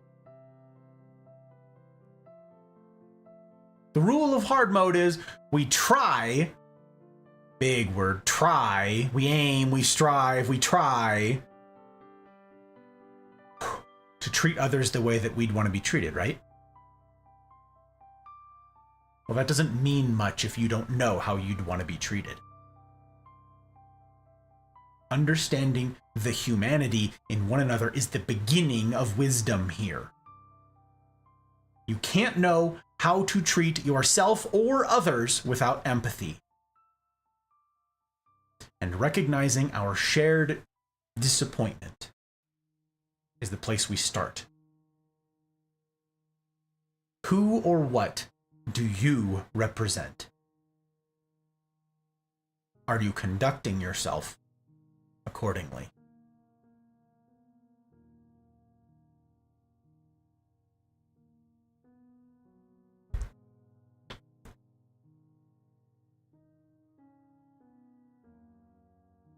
And that's my talk.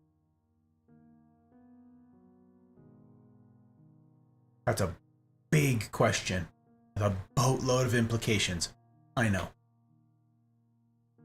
But to address Joker's question earlier, for many of you will have already found the answer throughout the discussion as I've held forth. Many of you will have already received an answer, but let me make it plain. Let me make it explicit. He asked, what's a stereotype in all of this, right? A stereotype is the result. A stereotype is the result of how you conduct yourself. Let me just quickly make a very fast, impromptu, I did not write this down, about myself, okay? I did not write this down because I am hyper aware of a lot of the things that I represent. But let me just do a cursory profile of all of the flags that I fly. Me. Of all of the things that I represent. Of all of the purviews of my ambassadorship. Let me quickly give you a rundown of all the things that I represent when I turn on this camera and I click go live. Ready? I represent a white male, an American, a Marine, a service member, which means I work for the government. I'm a streamer, a content creator, a YouTuber. I'm on Twitch. I'm in the category of talk shows and podcasts. But there's other games that are on my profile too. So, okay, I also play Apex. I represent Apex players, which means I represent shooters. I play other story type games, which means I represent all of the people who solve puzzles and go through stories and can do voices. I'm a husband. And I represent marriage. Well, I also represent this particular union with the hot bride and I, which means I represent her.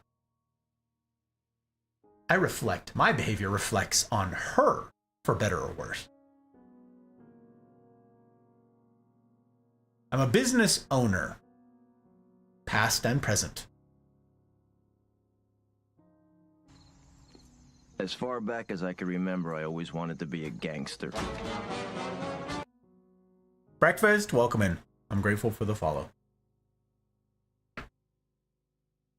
If you weren't here to hear my sentiment on it a bit ago, I take follows very seriously, and I'm grateful for your patience on the followers only mode that we have enabled strictly and exclusively on Friday nights, for the purpose of these being typically fairly weighty topics. And because of bad actors in the past who have done a poor job as ambassador for new folks in chat on Friday nights, I have learned that it is best to cordon off as well as I am able people who are new around these parts, who don't know the conduct that's becoming of a member of the mafia, who don't know the topic, which is why it's running along the bottom of your screen here, who want to talk about the weather, but who don't know that, oh, we're actually talking about something specific with this, before they weigh in. And I value your input, each of you. I value your contributions, your thoughts, your experiences, your purviews, and your ambassadorship roles. I value all of that. So I'm trying to be a good steward of the time of you and everybody else here. Which is why raids are disabled here doing this thing. That's why follower only chat is on. All those things. What else do I represent? People who drink. I've got booze behind me, right? How do some people conduct themselves when they drink? Not great, right? I represent cigar smokers. How do some cigar smokers conduct themselves? How do some smokers conduct themselves? I've never had a cigarette, ever, and I never will. Disgusting. To me. Do you? But I represent cigar smokers. You know my impression of cigarette smokers? You know what my lasting impression of cigarette smokers is? In the Marines, when I was brand spanking new, like an E nothing, right? I'm a non-rate. They made me clean up the cigarette butts of absolutely everybody, even though I never smoked. I said, no, you nasties clean up after yourselves. Nope, I got no rank. You clean them up. That's my impression of cigarette smokers. Because the cigarette smokers in my life were poor ambassadors for cigarette smoking and for the people who do it.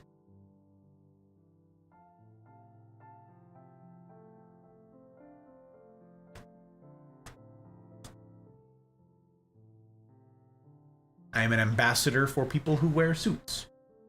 I am an ambassador for CEOs. I am an ambassador for entrepreneurs. I am an ambassador for people with brown hair, with gray hair.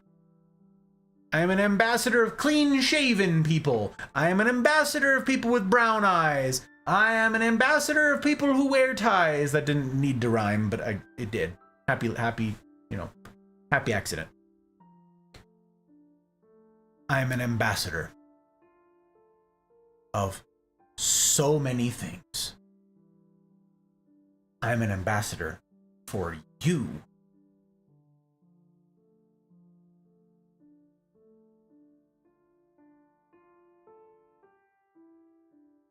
I'm an ambassador for you. And I'm an ambassador for your bandwidth. Which is why I say, when you lovely content creators out there raid me, that's why I say every single time I will endeavor to steward well that which you've entrusted to me. Your platform and your people. Why?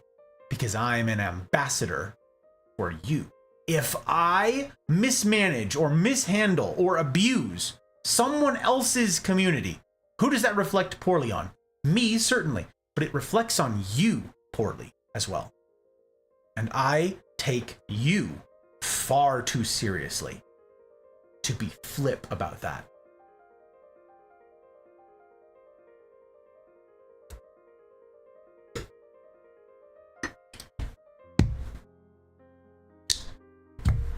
I carry myself in as professional a manner as I can muster. As I can muster, I'm not perfect at it, I'm human. Because I take very seriously my role of ambassador in y'all's lives.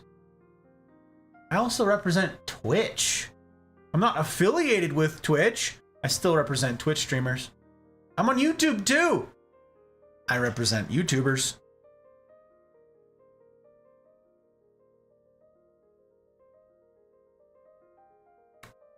I'm in the military, presently. I wear a uniform. I'm an ambassador for that too. I'm pretty high up there in the ranks. I represent higher ranks in the military too. I've been in the military for a long time. I represent a seniority in the military too. I'm a son. I represent my parents. I reflect, for better or worse, on my parents. I'm a veteran. I represent those who have been somewhere and seen some things.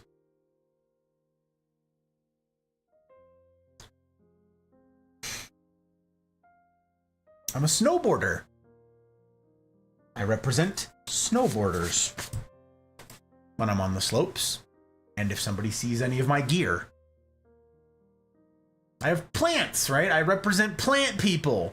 I'm a dog person. We don't own a dog presently, but I am a dog person. Once we have a dog, I represent dog owners.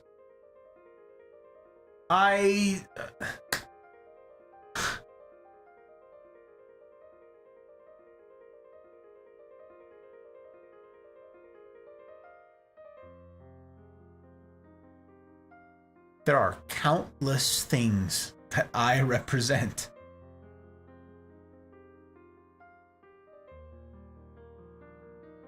I represent men. I said that one, but I didn't dwell on it long enough. I represent men.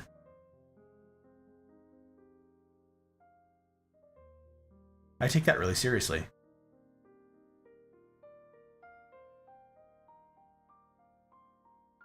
You guys out there who are single, you gentlemen,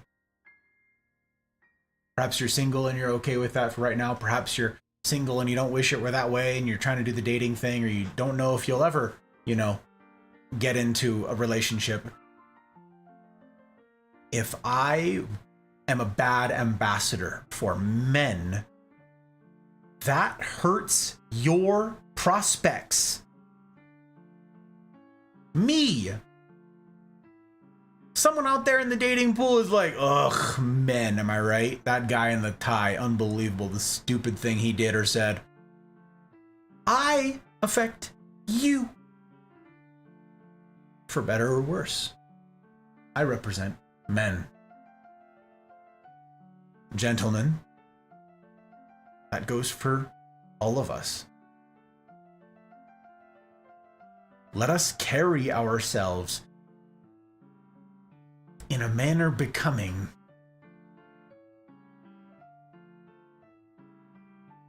There are so many people out there who have been hurt by men. And it is our job as the 1,000th ambassador, right? We have all that baggage coming along with us, carted along with us, whether or not we did anything wrong. Though I'm sure we've all done our part to do something wrong, right? We're disappointments, we're human. We carry with us all that baggage. And eyes are on you, eyes are on me, eyes are on us to represent this, well or not. We will either tear down, corrode, break down, we will either break down the stereotypes of men, for better or worse, or we will reinforce the stereotypes of men, for better or worse. Ladies, you're in the exact same boat. The fact that there's a word, Karen. What is a Karen? Everybody knows what a Karen is. You don't need to put it in chat. That is on you. But I didn't. Doesn't matter. The ambassadorship that you hold is what matters. How you conduct yourself will either help or harm women.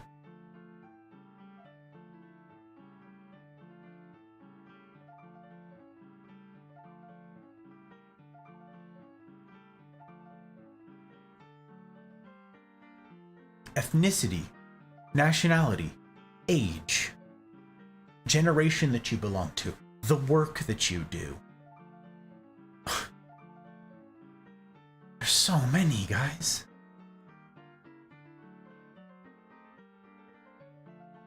I think about this all the time.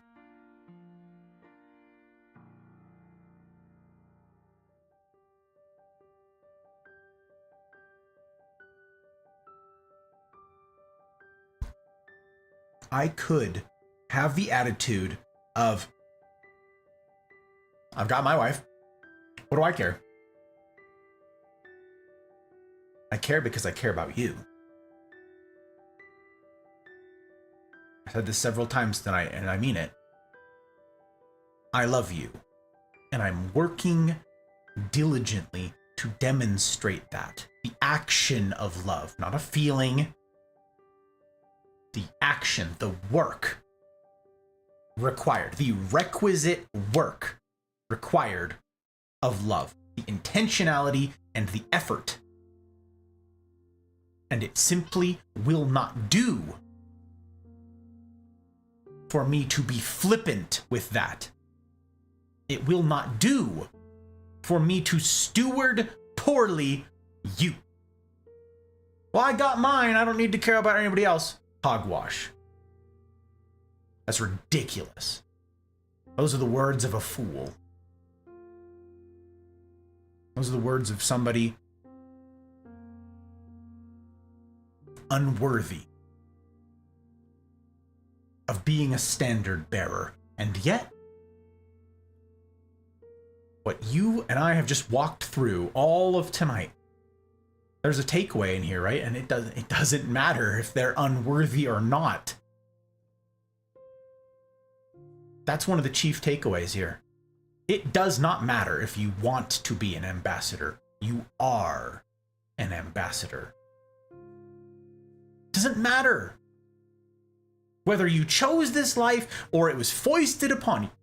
Your skin color, you didn't choose it. Doesn't matter, you're an ambassador. Your sex, you didn't choose it. Doesn't matter, you're an ambassador.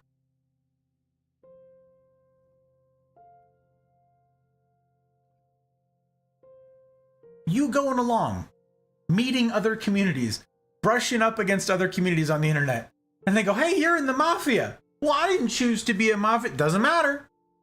You represent the mafia. And that goes for all of the communities that you're a part of.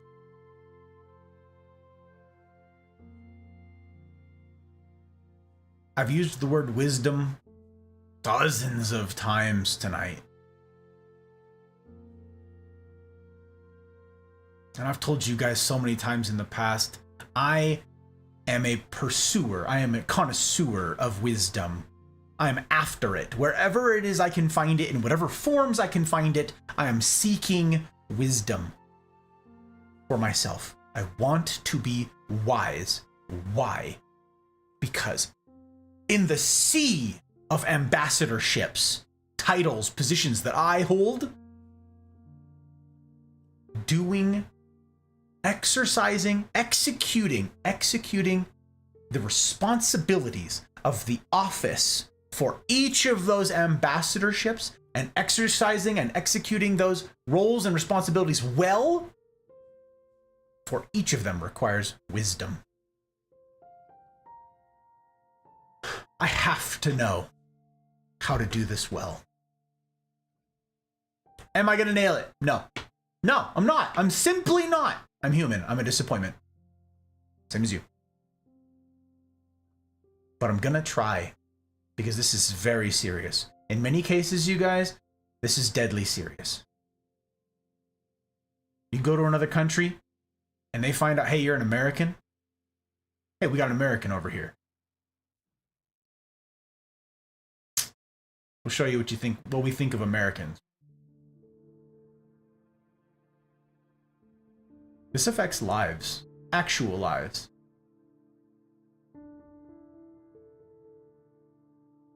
I said in the middle of tonight, just as a final warning on this as I close, your political affiliation, keep it to yourself. This is word from the wise, if I can call myself wise in this. Keep that to yourself. There are far more people out there in the world who have not heard a talk like tonight's than there are you who have. And they will not have the discernment to make a distinction between you, the person, and you, the party. This too is fraught with danger. If you go around everywhere waving flags proudly of the things you represent, do so with both eyes open. Know what you're getting into. Know what you're talking about. Oh.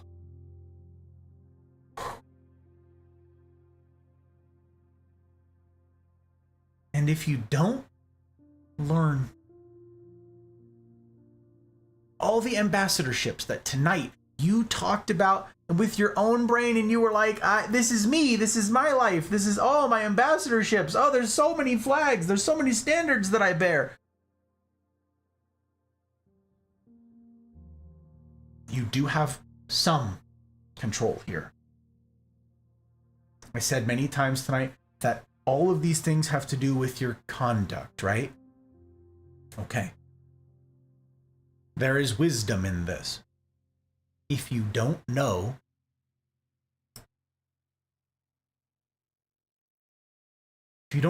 about a thing, if you don't truly understand a thing that you are an ambassador for, be a very quiet ambassador. If I'm a Marine, if you're a Marine like me, maybe, and you don't, if you're a Marine like me, and you don't have you together, and you don't have all of your life sorted out, figured out, and you don't feel like maybe you're the best representative of the Marines, don't tell people you're a Marine. If you're traveling abroad and you don't know anything about America, you don't know anything about the founding of America, the history of America, the present day impact of America on the world, and you're going abroad and to where people will potentially be hostile toward you because of your country of affiliation, you're like, I don't work for them. I don't know. I didn't get to choose what country I was born in. I didn't get to...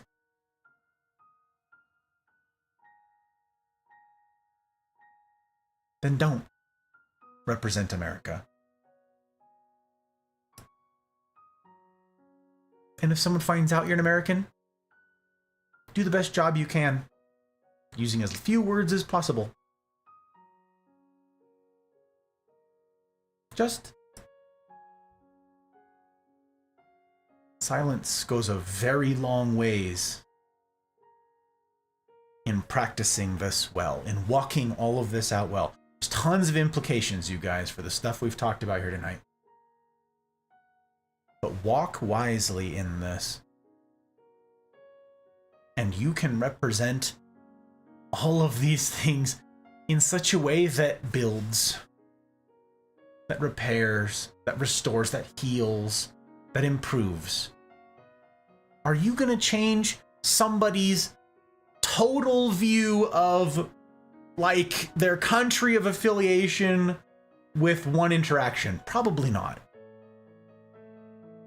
Probably not. That ought to be a source of humility. Let that humility guide you and your actions and your behaviors moving forward. I understand a lot of the things that I am an ambassador for, okay? I understand the Marine Corps. I've been in for a very long time, and I understand the military, okay? And I understand what the expectations are of me as a representative, whether or not I want to be, whether or not I'm in PR, whether or not I'm a spokesperson, because I'm not. Doesn't matter, I'm an ambassador. I understand the implications of that, and I take those very seriously. So I do a good job of it, generally speaking. Marriage. I take marriage very seriously. I take this institution very seriously, and I take the hot bride very seriously. So I do a good job because I have invested the time and energy in myself to do a good job with this, to being the best husband I can be. And when I give something like the talks on relationships, like I have in the past, the relationships masterclass that we gave, I understood the seriousness of me stepping out into a public space here on camera, but just between you and me and the internet, right? I understood the implications. I understood the weight of me saying, let me talk to this. Let me speak to this as a ambassador for marriage. As an ambassador for men.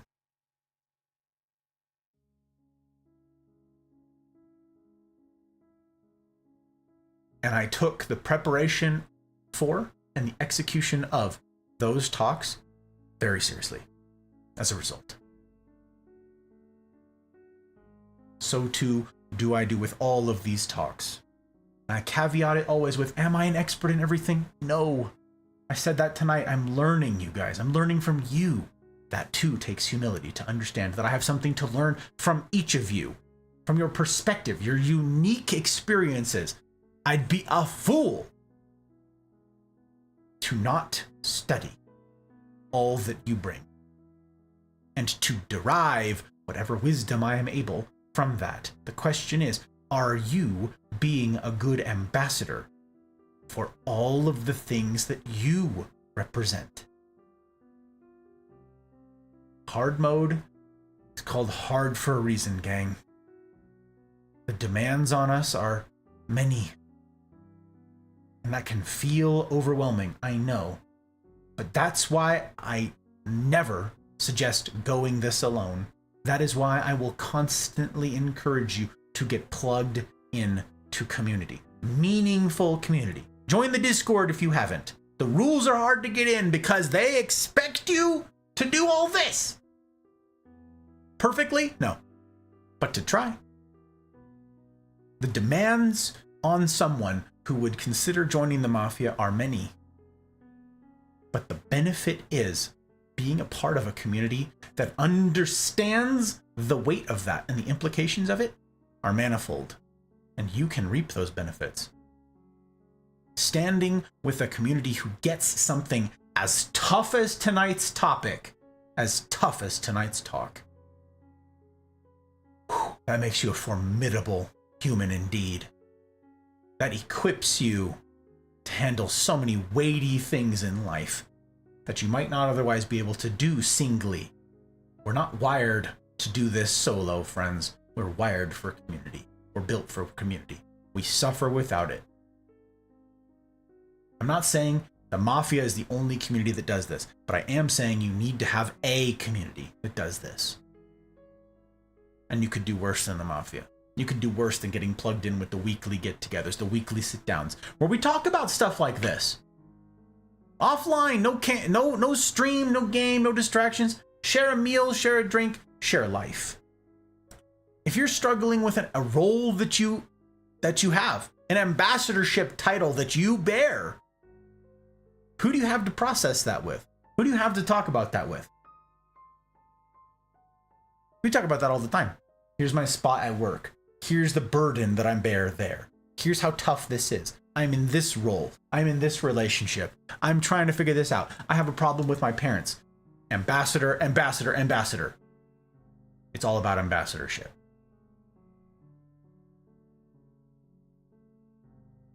Where are your peers with whom you can process this? Who can help you shoulder the weight of all that you bear?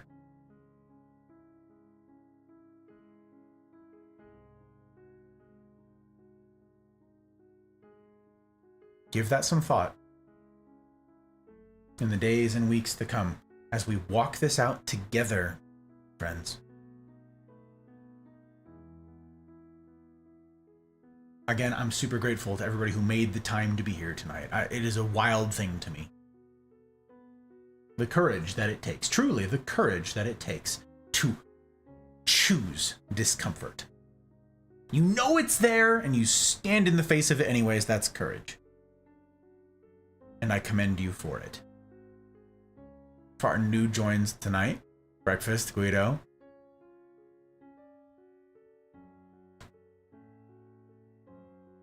Welcome into something difficult.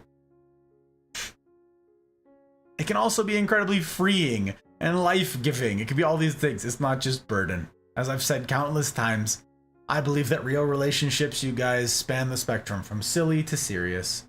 Tonight is some of the serious, but there's plenty of silliness to be found. And that's going to be tomorrow night, 8 p.m. Pacific. We're back at Outer Wilds, where I will hopefully, fingers crossed, be finishing Outer Wilds tomorrow night. And then Tuesday with the new season of Apex dropping. Sunday with the CNR, the Cosa Nostra Rendezvous get-togethers. The bonus Gus talks because of the patrons. Get together with the capos and above on Sunday. I'm very much looking forward to running the future of this company, the future of this project by you guys, and talking about the direction that I'm headed, that we're headed. If you've courage enough to stick around, and to give it a shot.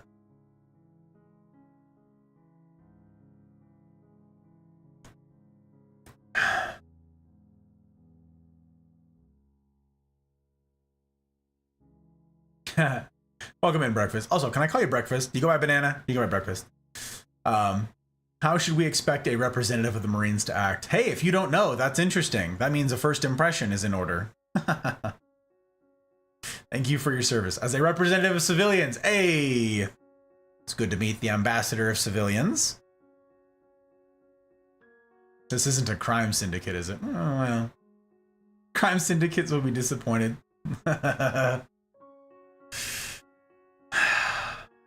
Drev, hi Drev. Popping in for a quick hi before I duck off to do my own thing. Well, I'm grateful to see you, Drev. It's always a pleasure. Welcome in. And Wang, bottoms up. You can complete the game. We're gonna try it. We're gonna try it. I don't know. Leanne seems hell-bent on preventing me. I don't know why. She thinks it's funny. I'm worried. I'm worried. James, it's good to see you, sir. Welcome on in.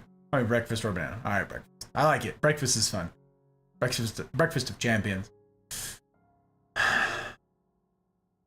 Super excited for the updates. Me too. Me too, Wang. Haven't been around? It's okay, James. This is a good one, James. I don't want it to sound self-serving, but this is an important one. I hope you'll consider listening it back. I hope you'll, yeah, the VOD will be up. I'm gonna leave this VOD up for like a week, you guys, before I unpublish it. It'll be on Twitch, it'll be on YouTube. I'm multi-streaming to both. You know, follow on Twitch, subscribe on YouTube, and join the Discord. Join the Discord if you think you can manage hard mode. Trying hard mode, not nailing it, not perfecting it, practicing it. That's what we're all doing. We're all disappointments, we're all human. If you think you can manage those rules, join the Discord. You could do worse. That's the hub of all that we get up to. This family, this thing, this endeavor, this work. Huge thank you to everybody who made this possible. Again, I'm not monetized. That's why there's no ads, okay? I'm not monetized on Twitch. I'm not monetized on YouTube. It's literally because of viewers like you. I don't get to say that tongue-in-cheek. That is a literal fact, okay? I'm supported by the people who have parted with their hard-won dollars to see that this is a project that has a shot at a future, because they've decided that it's worthy of a shot at a future. So thank you to all of my patrons, and an especially big thank you to my public patrons, the folks who have parted with more than a few dollars, who think that this hard mode notion should be here, should be on the internet, that we ought to continue, you and I, in our ambassadorship role of the light in a dark place. It's a fun way of putting it. Especially big thank yous to Aki, Binge, BV, Bootless, CJ number 2, Clark, Dano, Leanne, Ferret, Goose, Joke, Abby, Mama Gus, Karma, Ryan, Thump, Skittles, Tech, Mouse, Trotsky, Pell, Dragon, CJ number 1, and Zen. Thank you guys. I'm looking forward to seeing many of you on Sunday. I have a lot of exciting things to share with you, including early access to the videos that are being edited right now, the stuff to come. You guys get to learn. You guys get to learn about some interesting things, some exciting developments. I'm very interested to hear your guys' mind on some notions that I have.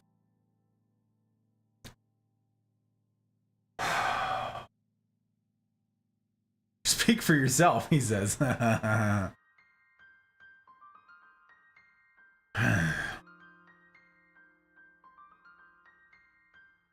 Tomorrow's the next stream. I hope you'll consider coming out for some of the other end of it, for the silly.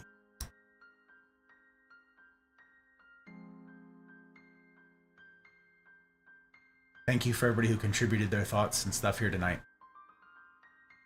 And my congratulations to everybody who practiced this stuff tonight, who tried making a list, and who is going to sit down. Give this a half an hour of thought. Set a timer on your phone. Half an hour, timer ready, set, go. Sit down and think about, right? Put pen to paper, whatever, of all the things that you represent. And then you can sit there and have a pity party, like me, about all the things that you represent that you don't want to represent. Oh gosh, I have to represent. Yeah, there's a lot of those.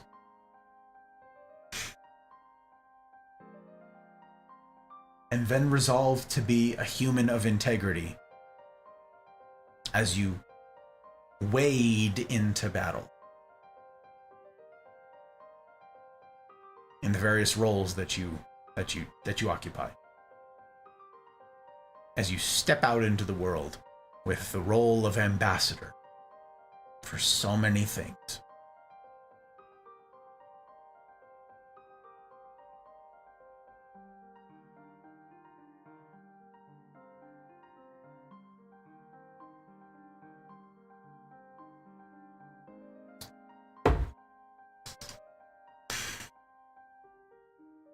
Thank you for your patience.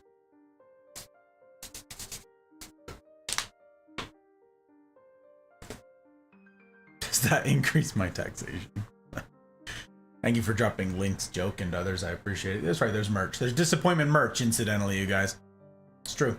It's silly and serious. Like all the stuff that we get up to around these parts. Thank you guys for everybody's throwing stickers at the new joins, by the way. You know, Michael Phil, welcome, why don't you? Michael Phil, welcome. No raid tonight. We don't raid after the series. I'm grateful to have seen so many fabulous humans around these parts. For all of you folks who came in that I missed, I'm terribly sorry. I hope that my endeavors to meet you elsewhere on the internet over the course of the week land. I hope that they work, and that I do get to engage with you meaningfully elsewhere, because often on Friday nights, I don't get to in the way that I'd like. I hope to see you elsewhere. Truly. So what does it look like, gang? As we wrap up here tonight, hydrate. Anti-tilt, I just put my guy. You get a water for your anti-tilt.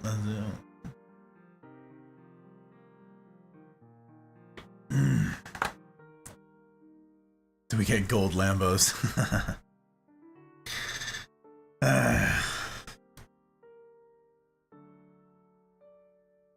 There's more value in wisdom than in any luxury good.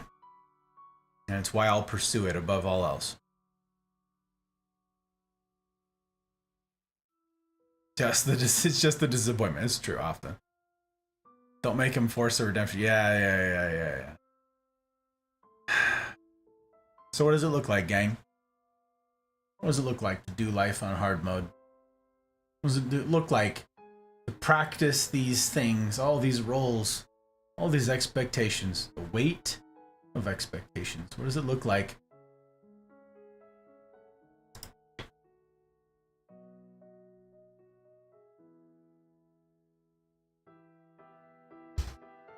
What does it look like to do life alongside the remarkable men and women of the Mafia who've agreed to try the same? What does some of the silliness look like? Will we finish the game? Will we finish Outer Wilds tomorrow night? Will I get to announce the next title when we do, if and when we do?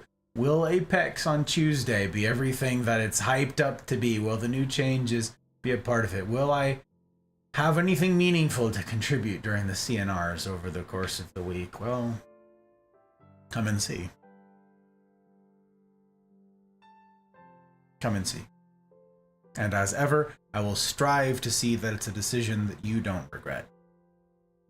In the meantime, I wish for you each marvelous evenings, mornings, wherever ye be. And I will see you